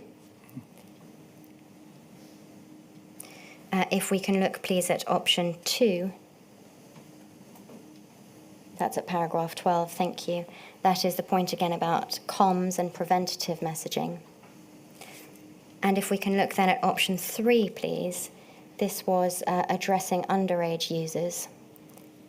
It was noted here a significant number of grooming victims are children aged under 13 and below the age limit of the platforms they are groomed on. To reduce this risk, we could ask companies and parents to step up their vigilance on underage accounts. An alternative proposal, accepting that many parents will allow underage children to access, is to promote the use of safety tools which allow parents to control settings or analyse content and send warnings to parents about potentially harmful interactions. Can I ask that explicit acceptance here that parents will allow underage children onto platforms where they might be groomed? Was that an acceptance based on the circumstances of lockdown, so many parents working from home, or is that just a fact of life in this area of work? I mean, this is something that the Home Office would have been working very closely with our colleagues in the Department for Culture, Media and Sport and others on. And I think I read this as this was a general point of view about what in practice happens in some households. And accepting that this is a very complex area, given the fairly urgent and high degree of risk that the Home Office had identified, was any thought given to mandating age verification or any strong measures like that at this stage? I don't have anything to add to what I put in my witness statement on that issue. I mean, that sort of issue does come up a lot, and there would, I mean, something as big a change as that would require, quite significant cross-government working. Wouldn't just be decided by the Home Office. Thank you. Can we look now at INQ 0006066759? This takes us a little further in time on this same topic to the 10th of April 2020, entitled Briefing from TEAU. What is that, please? I'm sorry, it's not entitled in that way. We see it in the top right-hand corner, from TEAU. Is that a unit? Yeah, the U will stand for unit. Perhaps it's not significant. Apologies. Too many acronyms. Yeah. Many acronyms, yes. We see under the heading key judgments for the week commencing the 6th of April are a number of factors continue to increase children's exposure to online sexual abuse. So seemingly emerging evidence here that the concern about children spending more time online is manifesting. And we see here the comment that the number of vulnerable children who are attending school has dropped to 28,000 on the 31st of March from 70,000 on the 16th of March. So it appears from this that the Home Office is quite closely monitoring the attendance at school of vulnerable children and drawing a link between attendance numbers and children spending time online. Why is that, and why the particular focus on vulnerable children? So, of course, the Department for Education are and were the policy lead for schools, including schooling for vulnerable children. The Home Office angle was about vulnerability and ensuring that we did everything we could to safeguard the most vulnerable. And I think we were, in the Home Office, disappointed how few vulnerable people were going to school. I think it was 15% at one point. And we knew that was a further risk factor. All of the arrows were going in the wrong direction. So the number of children online was going up. The number of children able to report concerns or abuse was going down. The number of perpetrators who had the ability to perpetrate acts in some aspects was going up, in other aspects it was going down. The tech companies' ability, as we've just discussed, to take down material rapidly was also reducing. And absolutely crucially, the ability of the support services, the charities, the NGOs, teachers and others to sort of see into the lives of vulnerable children was also reducing as a result of lockdown and school closure. Can I ask, and this may be an obvious question, the Department for Education's guidance about who was a vulnerable child for the purpose of attendance at school included factors such as whether a child has a social worker or an EHCP plan. I think that was it, wasn't it? That was the. There was a slight discretion, as my lady has heard at some length. In addition to that, was that group of children the same group of children that the Home Office would have identified as vulnerable for the purposes of child sexual abuse and exploitation online, or is that a different set of considerations? I mean, sadly, it's a wider group than that that would have been of concern to the Home Office. But that first group would have been, broadly speaking, a subset of the wider group. So I think ensuring that as many as possible from that smallish group were able to get the protection that would have come from being at school was an important priority for the Home Office, but it wasn't the only thing that we were worried about. We were also worrying about that wider group of children who didn't count as vulnerable in that relatively narrow sense, but who were absolutely open to vulnerability from child sexual exploitation and other types of abuse.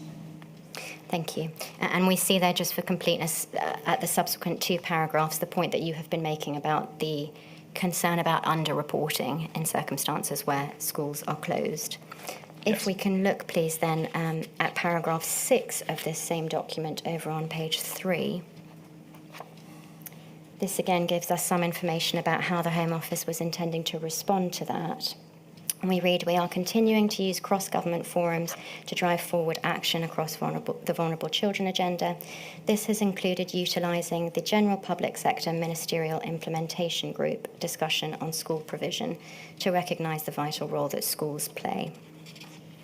And lower down, additionally, we will use next week's GPSMIG discussion to highlight the work the department is doing on hidden crimes, including sexual abuse, and to push other government departments on further action, for example, DFE on incentivising children, DCMS on optimising opportunities from IT connectivity, and the role of youth workers.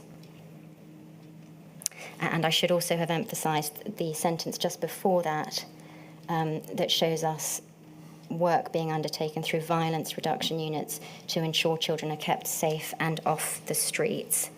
And whereas we've been talking until now largely about child sexual abuse and exploitation online, is it right that here the concern that's being discussed is about safety, criminality, perhaps county lines? Is that right? Absolutely, yes. All of those things would count as crimes that we were worried might increase during lockdown. Yes. Thank you. The date of this document, as we saw, is the 10th of April. And the inquiry has heard evidence, Sir Matthew, or from Miss Indra Morris, who had been a Director General in the Department for Education, and who by this stage was the senior responsible officer for a cross-government work stream called the Vulnerable Children's Unit. Part of the remit of that unit was to look at safeguarding issues and hidden harms. In this document, which appears to be specifically discussing cross-government work and opportunities to bring up that cross-government work on these subjects, we don't see any reference to the Vulnerable Children's Unit. Should we take it from that the Home Office wasn't working through that unit yet with the Department for Education? No, I wouldn't read that into it. I think that would have been the part of the Department for Education that my colleagues in the relevant parts of the Home Office were engaging with. TEAU, by the way, I think probably stands for Tackling Exploitation and Abuse Unit, and they would have been an example of a part of the Home Office that would have been working with Indra Morris's part of the Department for Education. I see. So I think when we probably didn't use that acronym beginning with V for her unit, we just talked about it as the DFE. I see, thank you. So if there was a cross-government working group coming out of the DFE on these issues, you would have thought about that as part of the DFE, is that right? Exactly. Understood. Yes. Can we look then, please, at INQ 000518579? This was a memo to number 10, slightly later in the period, the 24th of April, and it's about opportunities to increase interventions on the hidden crimes agenda. We can see from paragraph 3 what is meant by hidden crimes, those which relate to emotional or physical harm or abuse both in and outside of the home. And if we can look, please, at paragraph 10 of this document, which is at page 2, thank you. We read that number 10 was being informed that stakeholders such as the Victims Commissioner, Domestic Abuse Commissioner and national charities have been pressing for greater action from government on these issues and have been critical of a perceived fragmented government approach. Are you able to help us with that, Sir Matthew? What was the perception about a fragmented government approach? I think from the perspective of those commissioners and coalitions and others, they would have, I imagine, wanted to hear from government with one voice and have more of a sense than there was that there was a prioritisation within government about the issues that mattered most to government at this difficult time. And indeed, we had our own concerns within the Home Office about that sort of issue. So it wasn't just these, if you like, semi-external voices who were expressing concerns about fragmentation. We were having our own concerns and trying to address them. I don't know if you're going to come on to that, but there are examples of times when I or others in the Home Office raised our concerns with the Cabinet Office to try to improve the joined-up nature of government decision-making during the pandemic? Yes, we will, is the answer to that. We will come to look at that email. Can we take it then that you had some sympathy at this stage with the criticism of a fragmented government approach to these issues? Yes, and we're keen to channel that into something positive, which broadly became this Hidden Harm Summit that the then Prime Minister hosted. Yes, thank you. We will look at that. If we can just stay for a moment with this document. Can we look, please, over at page 5, paragraphs 20 and 22? Because I think in this document, actually, you're doing exactly that. You're highlighting further areas where you could encourage joint working to improve victim support. And we see, for example, reviewing the approach to high-risk perpetrators of domestic abuse, considering whether within existing arrangements there are opportunities for selected agencies to proactively contact at-risk households in a safe way. And obviously for children, the removal potentially of domestic violence perpetrators would reduce the risk to them. Now that might be thought a potentially obvious role for children's social care, and potentially the police. Do you know if that happened? I don't know about whether it specifically happened as a follow-up to that particular point, but it is something that the Home Office would have been working with policing on constantly, including with other agencies, as it mentions here. I mean, if we can sort of take the points together, on the one hand, concern about fragmentation, which the Home Office had some sympathy with, and then on the other, this specific example of something that could be done better. Do you think there were obstacles until this stage to that sort of approach happening? No, I think the obstacles that I was talking about in my previous answer related to the sort of the big picture prioritisation of where the government should be putting its effort at a time of unprecedented national lockdown. What this paragraph is talking about is, I would say, areas where more run-of-the-mill, day-to-day effective joint working can make a difference in protecting the most vulnerable. This doesn't require a summit from the Prime Minister to improve. This is just about, as I say, day-to-day joint working at a relatively working level between different departments or different parts of the sector to prioritise limited resource to target it at the people who will get most benefit from that resource. Well, it's exactly that point I want to ask you about then. So, for example, the third bullet point here, exploring opportunities to enhance Op Encompass, especially around children who are identified in domestic abuse households, as well as not currently attending school under vulnerability criteria at present. That is perhaps a small picture example, as you say, of something that could be achieved with joined-up working. Had that not been happening to date because of a lack of joined-up working? I mean, I think something like this, where the crucial partners will all be local. So we're talking about local authority working with local health and law enforcement and other officials.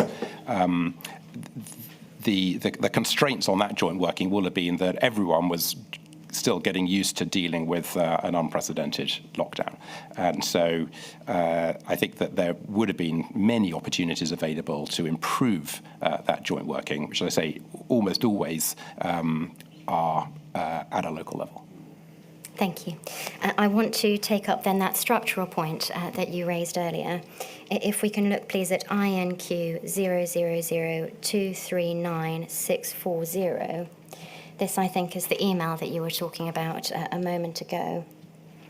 Thank you. This is the beginning then with the email sent to you on the 13th of May from Miss Helen McNamara, asking you if you could please provide your view on organisational and governance structures used in government, what you have found useful so far, and your thoughts on what you would value next. And if we can look up at page 1, we see your response a few days later, and you make 3 points. First, we should try a less traditional hub and spoke arrangement, suggesting the centre could remit issues to small groups of officials from across departments to own and lead on behalf of all. Second, you say the Home Secretary has already expressed concern that the current governance structure can lead to siloed discussions. And third, you make a point about tweaking reporting requirements to the centre. So, Matthew, you're not here being specific about any aspect of the Home Office's work when you make these points, but I want to ask you whether some of them relate to the Home Office's work to protect children. And before we do that, I just want to ask you about one other document so that you can see the point in the round, and that is, please, INQ 000181673. And that is the report from the Prime Minister's Hidden Harm Summit that you were referring to. This is the 26th of June. And if we can look, please, at page 9, we see coming out of that summit a recommendation, second bullet point, efforts to coordinate work across departments on domestic abuse and sexual violence have served to highlight the challenges of overcoming entrenched siloed working and structures. We need to ensure effective, regular coordination as standard in the future. So just taking a step back then, there seems to be a bit of a pattern of this concern having first been raised, we saw on the 16th of March, then the concern about fragmentation on the 24th of April, your email raising that point to Ms McNamara, in mid-May, and the point coming out again in late June. Was this quite a severe concern then about siloed working affecting the way that government was able to respond to domestic abuse, for example? I mean, to be honest, I don't think I did have domestic abuse specifically in mind when I wrote the email to Helen McNamara. Not specifically. I was thinking about the central government's COVID coordination mechanisms in general, and many of the domestic abuse challenges which we are discussing in these documents were exacerbated by COVID, but they were there all along. And they were to do with the fact that so many different parts of central government and local partners are involved in any case as complex as this. And so I think what I was seeking to get the Cabinet Office to improve was the more top-level sort of policy responses to be better streamlined. They didn't seem streamlined to me at all. There was a huge burden on the Department for Health and the Cabinet Office at the centre, including Number 10. But there were other departments who were available, who could have sort of lent in and been encouraged to take on more of a leadership role to spread that burden and to make the overall effectiveness of the government's response that bit better. Thank you. So just thinking specifically then about the Home Office's work for children and to protect children, is it your position that that wasn't suffering from siloed working? It was more of a top-down, high-level strategy issue? Yes. I mean, I think in relation to children, I mean, there are always tensions, if you like. There are always going to be an interface between the Department for Education and, let's say, the Home Office on issues that are to do with children and therefore of concern to the Department for Education, but are also to do with crime or migration or policing or national security, and therefore also of interest to the Home Office. That's something that's sort of built into the system. And in my view, it doesn't matter so much where the line is drawn between those two different departments. What matters is how one works across that line between those two departments.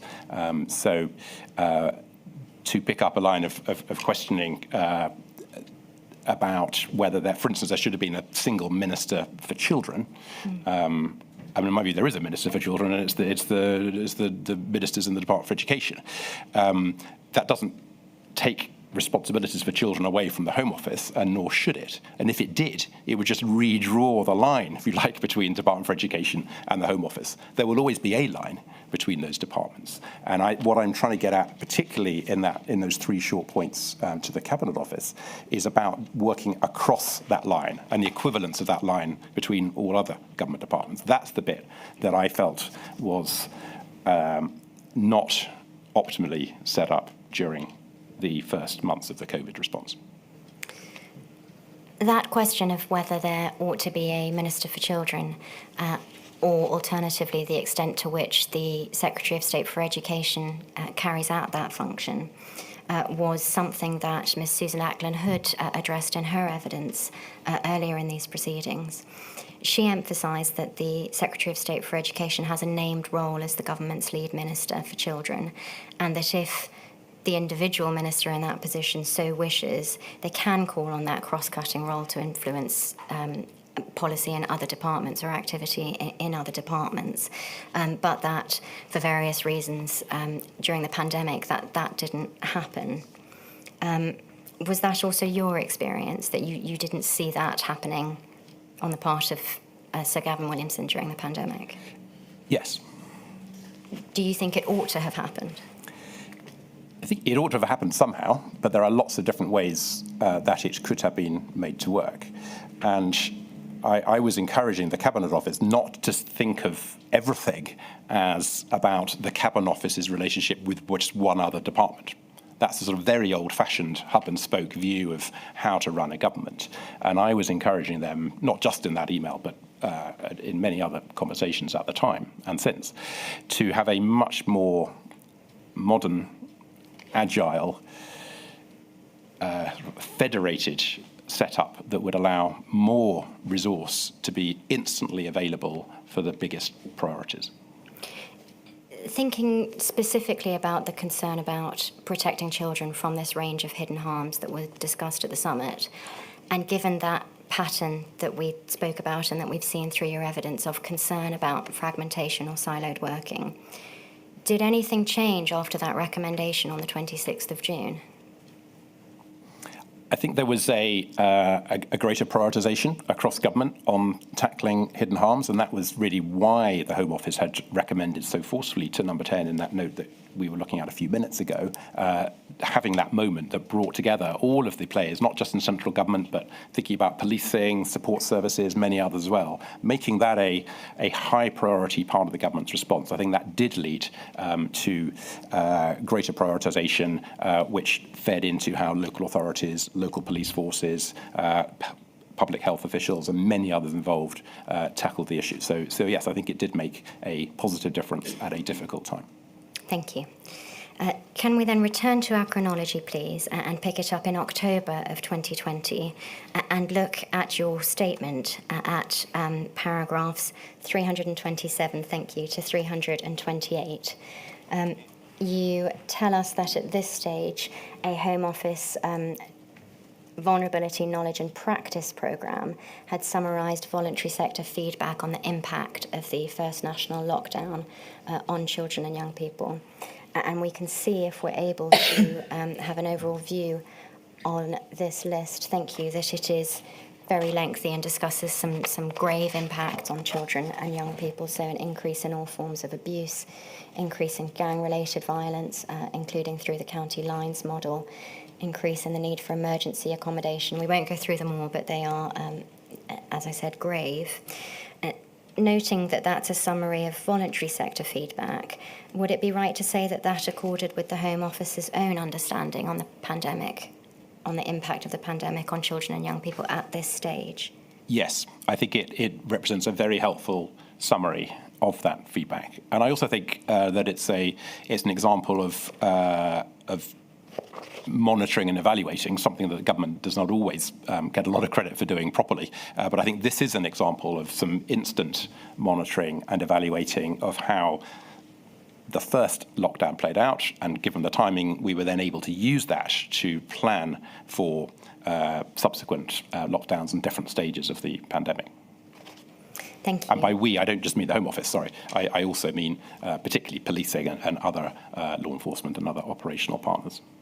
Thank you. And given that assessment, and given that that was the Home Office's view, would it be fair to say that the Home Office in the winter of 2020 was concerned about the likely impact of future lockdowns and further school closures? Yes. Can we look then, please, at how the Home Office planned to address that possibility at INQ 000231228? This is described as, I think, as a readout from a briefing of Ministers Atkins and Malthouse at a deep dive the previous day. It's dated the 6th of November. And it looks as though on this occasion Home Office officials were updating the ministers in some detail about both risks and the plan to respond to those risks over winter. If we can look, please, over at page 2, under point 4, on county lines, we see what we did during the first lockdown. Drugs are a key driver of SV. Is that serious violence? I think it might be sexual violence. Sexual violence. Drug supply through the border interrupted by the first lockdown, but county lines continued to operate.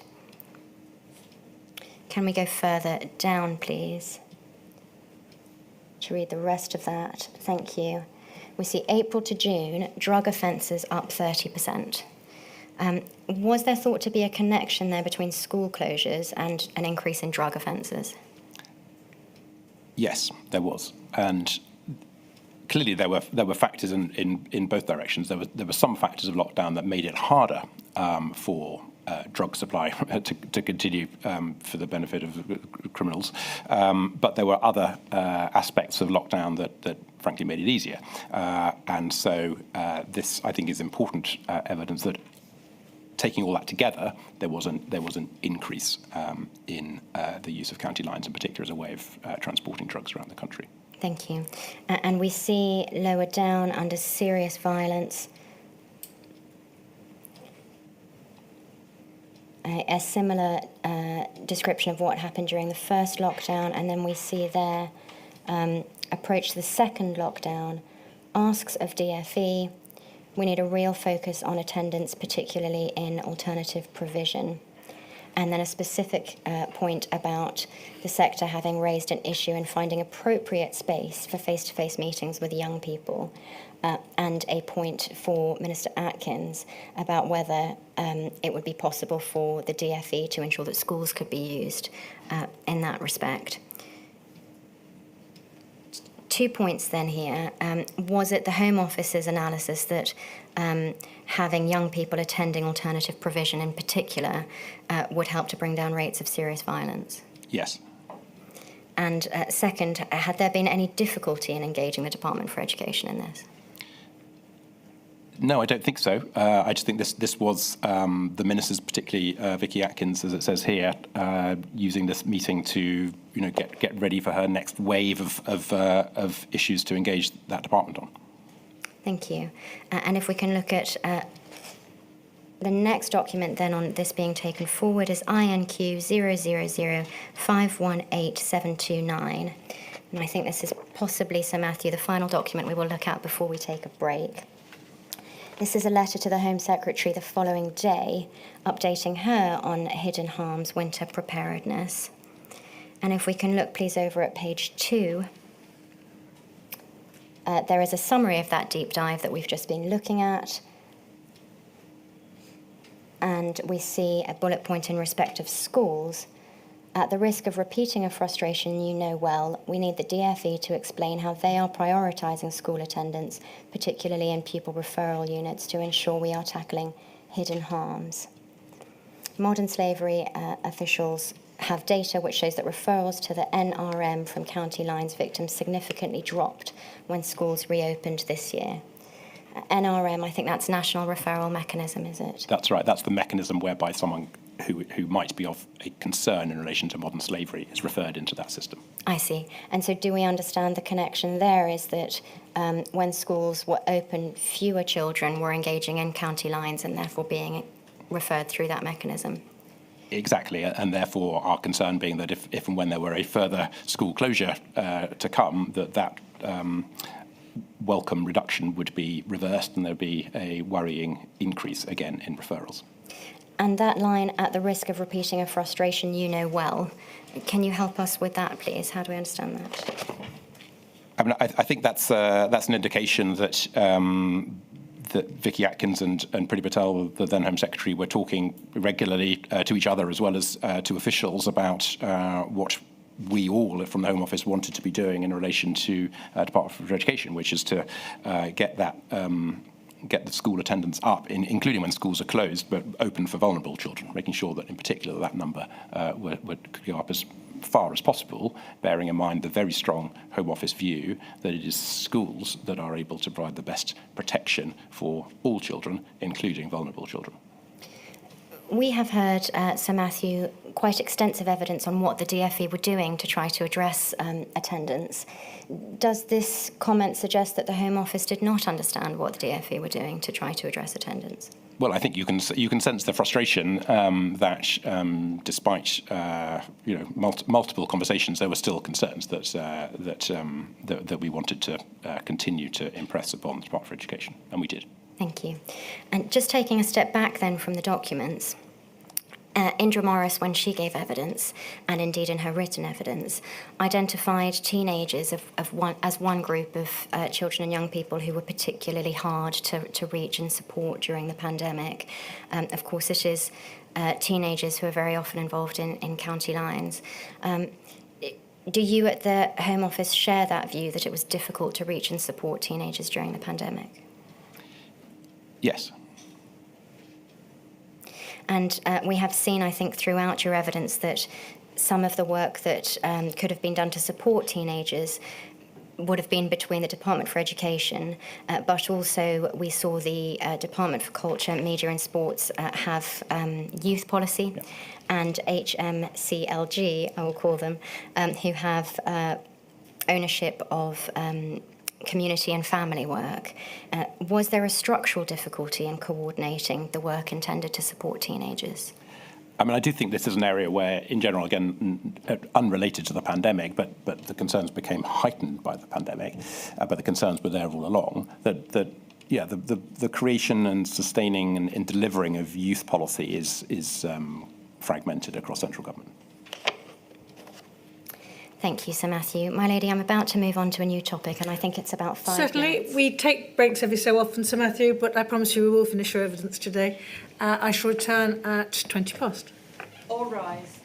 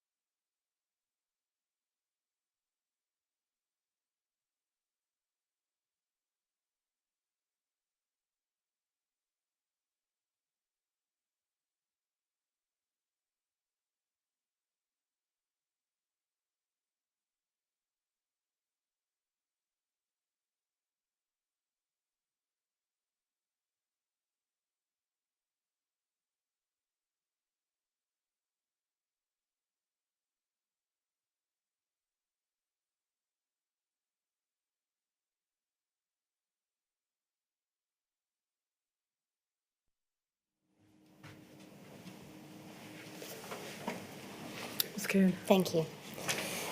Sir Matthew, I want to ask you now, please, to consider some evidence from towards the end of the pandemic period about the impact of the pandemic on various aspects of the Home Office's work that we've been discussing. And as we go through, I will ask you to help us understand how, in light of that, the Home Office would evaluate the effectiveness of its response on various types of risks facing children. Can we look then, please, at INQ 000268039? This is a statistics briefing from the NSPCC in February 2022. And can we look at pages 8 to 9, please?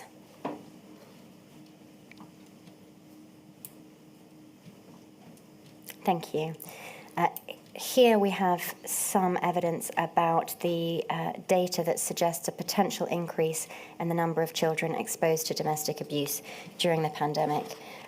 We won't go through it in a great amount of detail because I think we have the evidential point. But it is indicating, for example, a 61% increase in the number of contacts to and from the National Domestic Abuse Helpline compared with similar levels for the first 3 months of 2020.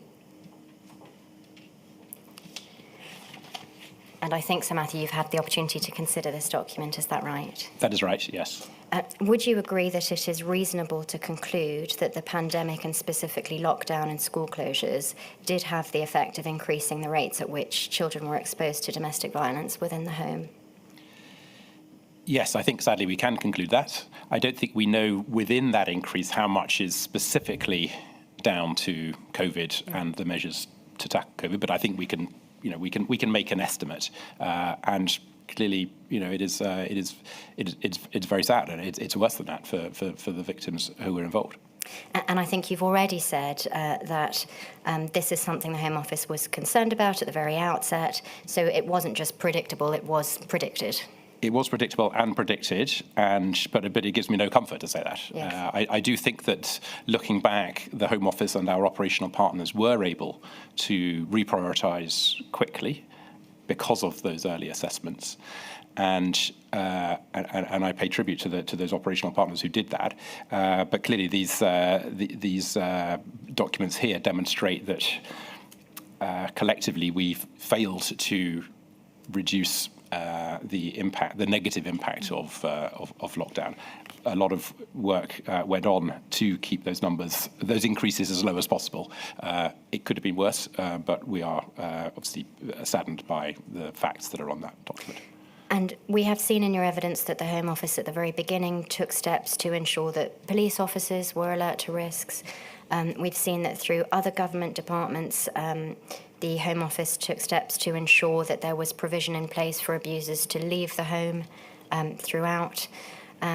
We also know that during the course of the pandemic, the Home Office sponsored the Domestic Abuse Act 2021, which had the effect of recognising children as victims of domestic abuse in their own right. Can you help us, please, with what the rationale was for that and what the impact was of that, if you're able to say? So this was an important priority for the government at the time to demonstrate that it was doing everything possible to put domestic abuse at the sort of centre of considerations and to do even more than previously to support those who might become victims of it. And having that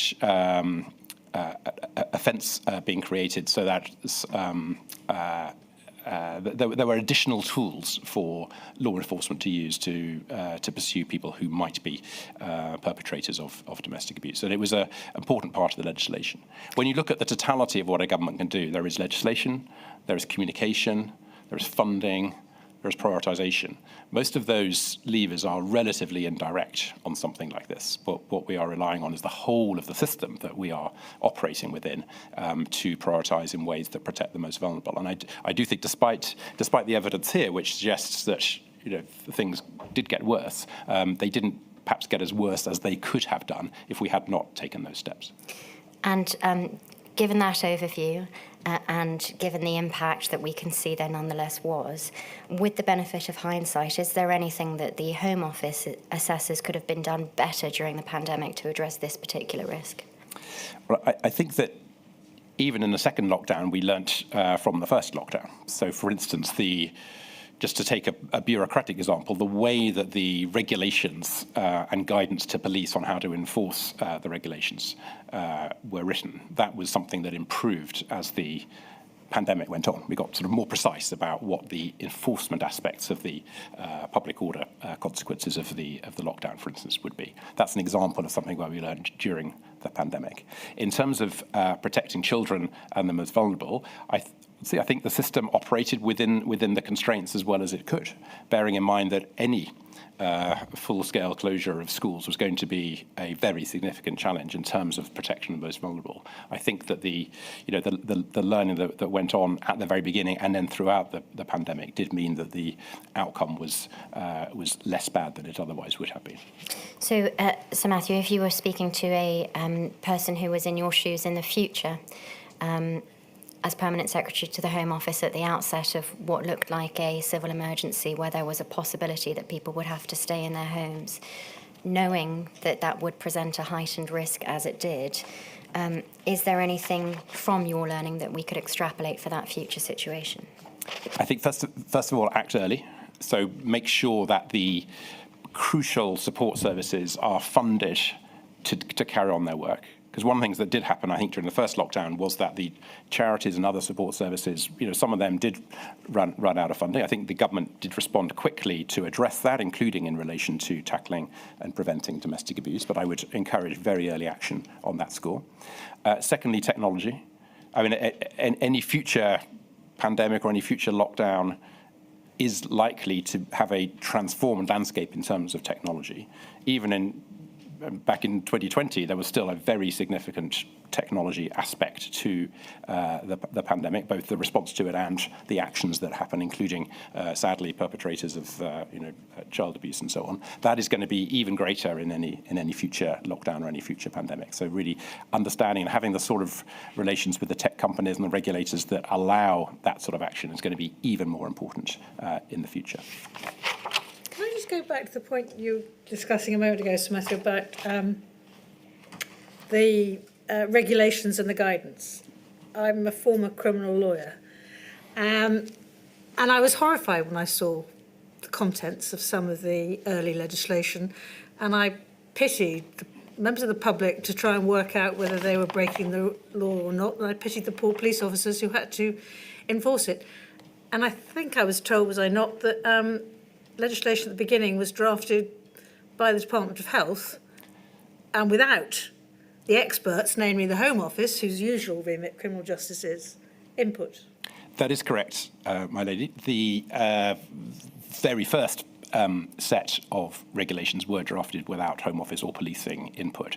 But I choose to look at the positive of that, which is that things got better as we went through the pandemic, and we did learn from the awfulness of that exercise to make a slightly better fist of it as we went through the pandemic. And I think you heard yesterday from Martin Hewitt that he felt that he was able, as time went on, to put across directly into the Home Office, and then for us in the Home Office to put across into the wider government decision-making and drafting of regulations and guidance, a better and better picture as it related to the day-to-day policing. Now, of course, as you know better than anyone, the police are operationally independent, but they do require guidance and sometimes direction and prioritisation. And in the case of the pandemic, I think the Home Secretary and the Home Office were very clear that we had this, or that we wanted the police to have this 4 E's approach, that they should educate, they should explain, they should engage. And only after having done all 3 of those E's should they get onto the 4th E of enforce. That meant that clearly there were some outliers. There were some forces that jumped straight to enforcement in ways which weren't particularly proportionate and therefore not appropriate. But I think the mechanisms that police have themselves and with the Home Office, they managed to iron those out as time went on. That doesn't excuse everything, but I think it does mean that as time went on, we and they, policing, got a bit better at doing this enforcement. understanding all of that, but really going back to, was asking you about what lessons we've learned. And surely, the basic principle of criminal justice, as you know, is if you don't have a criminal offence with a penal sanction, unless the law is clear. It's clear for the person who's committing the offence, and it's clear for the person who's trying to enforce it.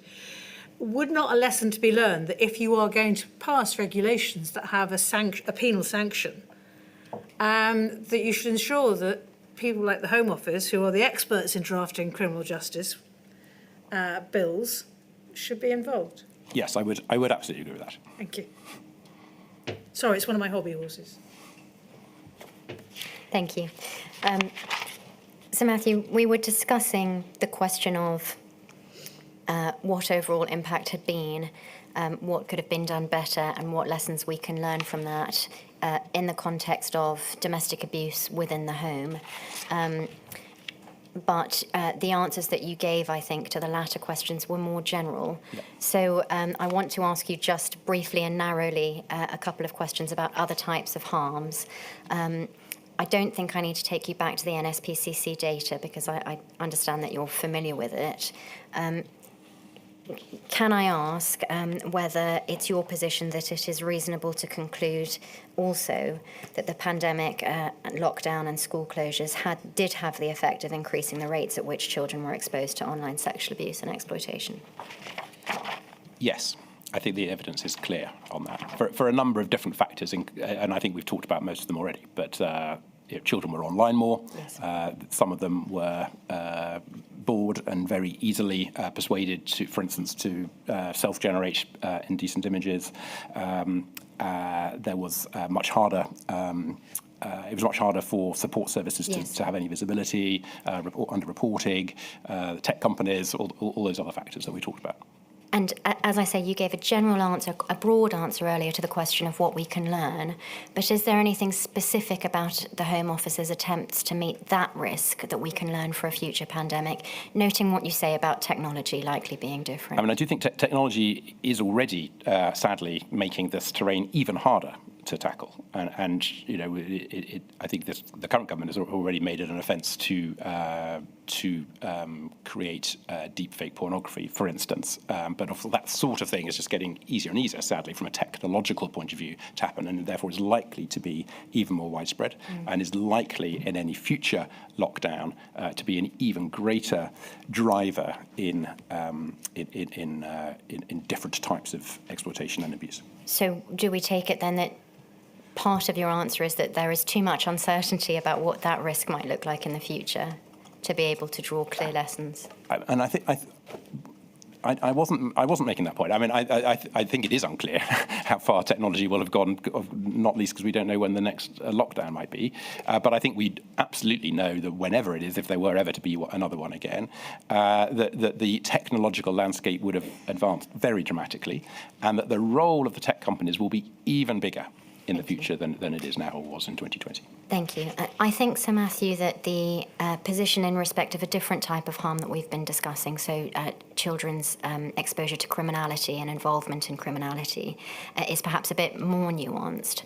And you say in your statement, I don't think I need to take you there, that the heightened risks of children's exposure to violence and exploitation by gangs and organised crime groups and involvement in associated criminal activities have been reported, but the full extent of the impacts of violence and criminal exploitation for children throughout the Covid-19 crisis are difficult to ascertain. And those were findings reported to the Home Office in 2021 by the Manchester Metropolitan University.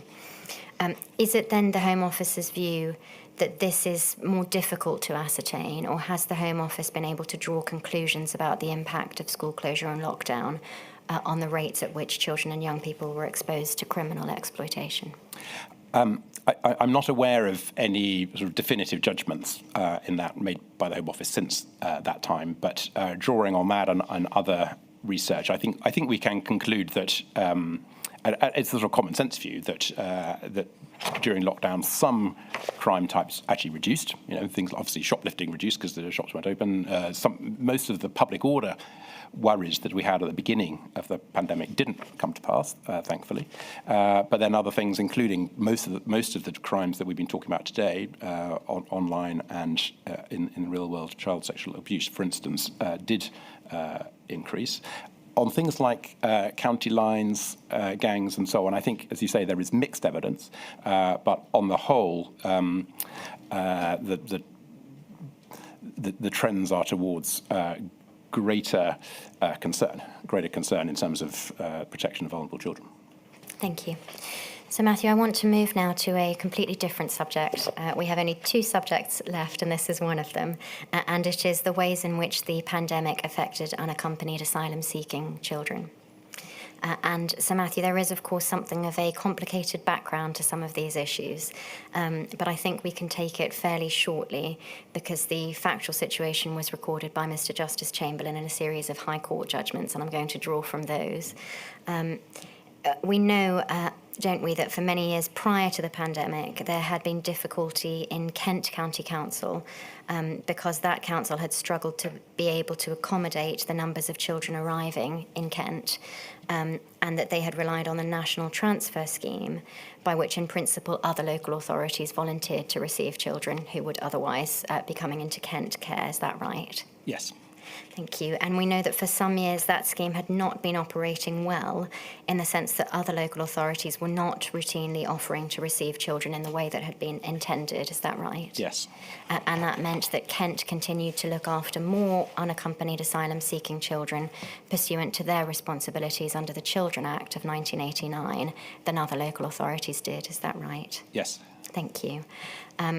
Against that background, then, I want to ask you about how the circumstances of the pandemic specifically affected some of these arrangements. Would the Home Office agree that the closure of ports of entry to the UK meant that there was even a higher number than usual of children arriving on Kent's coast? So we heard from Kent County Council, for example, that the local authority was caring for 402 unaccompanied asylum-seeking children at the start of 2020, but that this had risen to 605 by August. That's correct. I think it's important to say at this point that the Home Office's judgment about the total number of people coming into the country irregularly or unlawfully did not dramatically change in the early years of the pandemic, but the route by which they came did change. So previously, before the small boats phenomenon, most people who wanted to come into this country irregularly or illegally did so through the Channel Tunnel or on a ferry, largely in the back of lorries. And they were distributed, if you like, around the country. Of course, most of them arrived in Kent, but then carried on hidden until other parts of the country. Whereas with small boats, almost every single small boat arrival, first of all, isn't trying to hide, trying to be very visibly part of the asylum-seeking system. And secondly, they almost all arrive in Kent. So yes, this phenomenon, partly driven by COVID and the travel restrictions, did put an additional burden on Kent, even beyond that which, as you say rightly, they were already suffering from as a county before the pandemic. Thank you. And is it right also that some support services at the same time, and because of the restrictions introduced during the pandemic, suspended their operations, so particularly the Refugee Council, who had been running an intake service for these children in Kent? Is that right? That's absolutely right. They were running the main, in fact, the intake service for children in Kent, funded by the Home Office, and there had been a very good relationship, I think, between my colleagues in the Home Office and the Refugee Council in the Kent intake unit. And the Refugee Council sadly had to end that service because of staff absences. And would the Home Office also agree that the guidance on lockdown and self-isolation, which again was health guidance, not Home Office guidance, meant that many local authorities other than Kent were even less willing than before to receive unaccompanied asylum-seeking children? and again, we heard from Kent that between January 2020 and May 2020, Kent weren't able to transfer a single child to another local authority. Is that right? That's right. And at that time, the National Transfer Scheme was a voluntary scheme between local authorities. So that is right, yes. And we know that by August of 2020, Kent County Council took the formal position that as a result of these pressures, it was no longer able to meet its statutory obligations to care for unaccompanied asylum-seeking children, which was later found to be unlawful. But it's right also, isn't it, that Mr. Justice Chamberlain went on to find that the Home Office shared some responsibility for that position because of the way that the National Transfer Scheme had been run? That is right. I mean, I think what he found is that the duty was on the county, and that was not a duty which could have been, balanced off against other duties. It was a primary duty, and he found that Kent should have abided by it. Yes. And Sir Matthew, we have seen evidence during these hearings that for unaccompanied asylum-seeking children, the net effect of all of those cumulative changes, I suppose, because of the pandemic, was that they were staying for longer than usual at the intake unit on immediate arrival. And then once processed, they were in many cases staying in unregulated accommodation, such as hotels.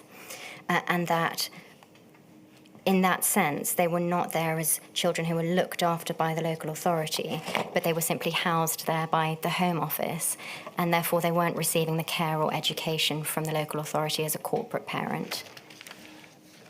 It's right that Kent refused to, or said they were unable to meet their duty to provide that care and set of services for those children.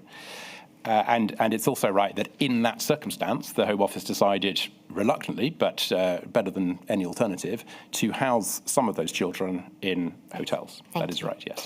I should say, Sir Matthew, that of course it's not the function of this inquiry to examine the intricacies of the immigration system or even the arrangements of unaccompanied asylum-seeking children generally, but the question of whether the pandemic made matters worse for those children and whether that could have been avoided or mitigated is a matter for this inquiry.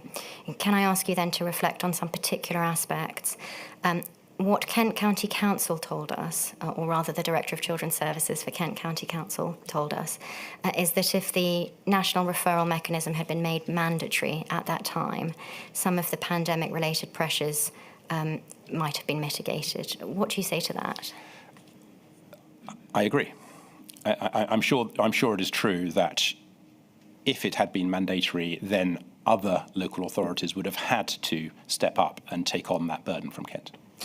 And some children's rights organisations might say that the public health advice, which required self-isolation for incoming children, even if asymptomatic, could or should have been subject to some exemptions for this vulnerable cohort.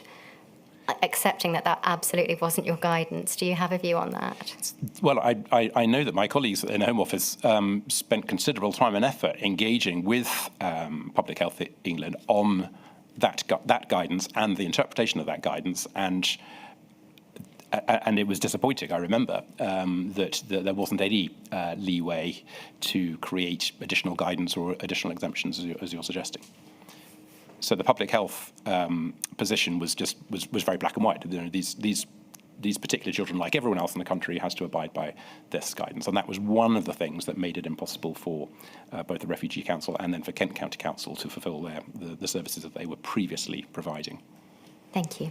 Another point that may be raised by children's rights organisations is that some of the lockdown-specific pressures that unaccompanied asylum-seeking children faced whilst in hotels, such as the difficulty of having to try to sort out an education with limited or no Wi-Fi, could have been alleviated by extra support from the Home Office. What would you say to that? I mean, I think the Home Office provided significant extra support, both to the relevant counties and then directly in the hotels.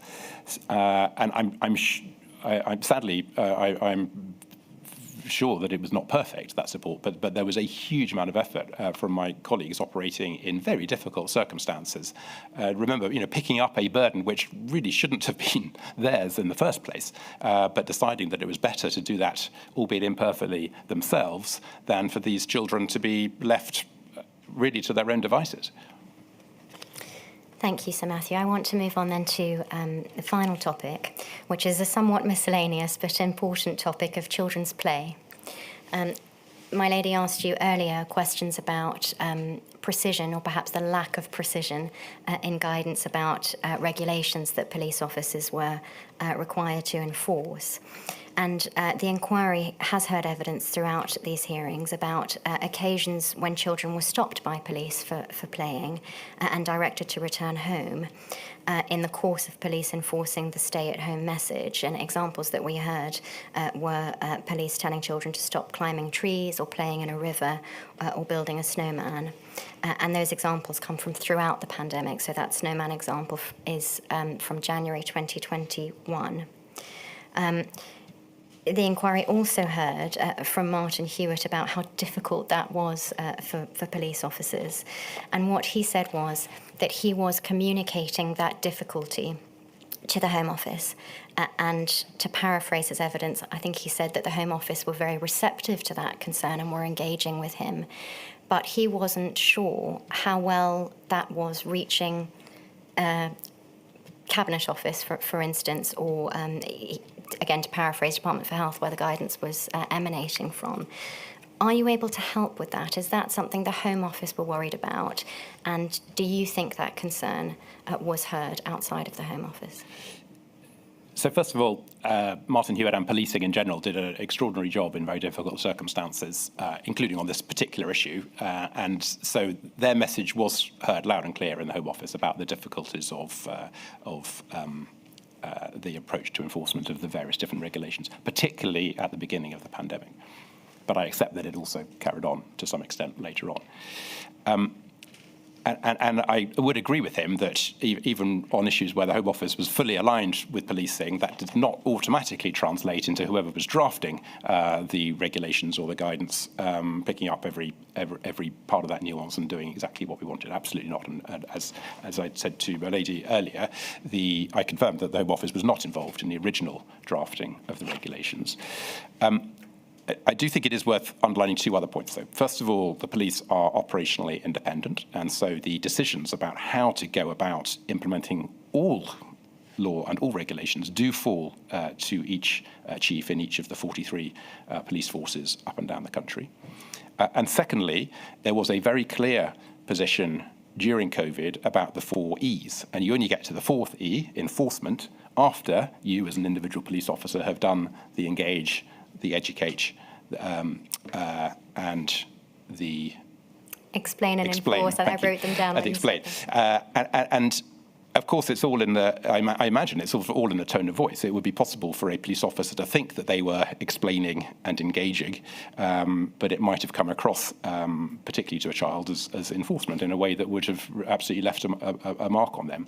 So I think this is an area where.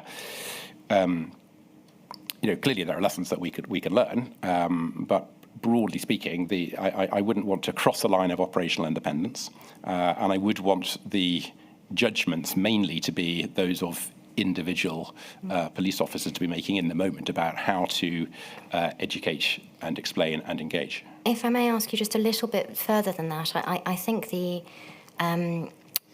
confusion is about whether or not it was ever unlawful for those children to be out playing in the first place, or whether children playing out and about were exercising and therefore had a reasonable excuse not to be at home.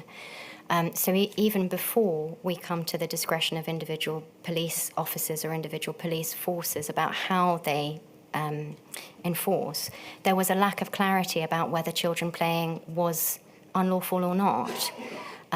Is that something that the Home Office was worried about?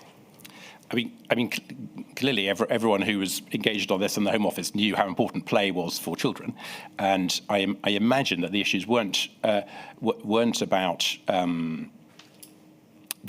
the precise drafting of the regulations. They were to do with social distancing and things like that. And I imagine that in future we would want to make clear that it would be possible to have a much more liberal interpretation of whatever the regulations or guidance in the future are, in order to allow that play to continue. Thank you, Sir Matthew. You have been kind enough throughout your evidence to give us your overall reflections and your recommendations for the future. So I don't have any questions to ask you about that. But is there anything that you would like to add about what the Home Office perspective is on what might be done better, specifically with regard to children in the event of a future pandemic? No, other than to pay tribute to my colleagues in the department and in all of the sectors that they worked with for making an intolerably difficult position better than it otherwise would have been. Thank you, Sir Matthew. My lady, those are all my questions, and there are no questions on behalf of core participants. Do you have any questions? No, I don't. Thank you very much indeed, Sir Matthew. And we finished on my hobby horse, so that makes me even happier. Thank you very much indeed for the help you've given and for the colleague, or your former colleagues, because I don't think you're at the Home Office anymore, are you? Your former colleagues at the Home Office who obviously helped you in preparing for the evidence you've given today. It's been very helpful. Thank you. Thank you, my lady. Very well. I shall return at 10 o'clock tomorrow. All rise.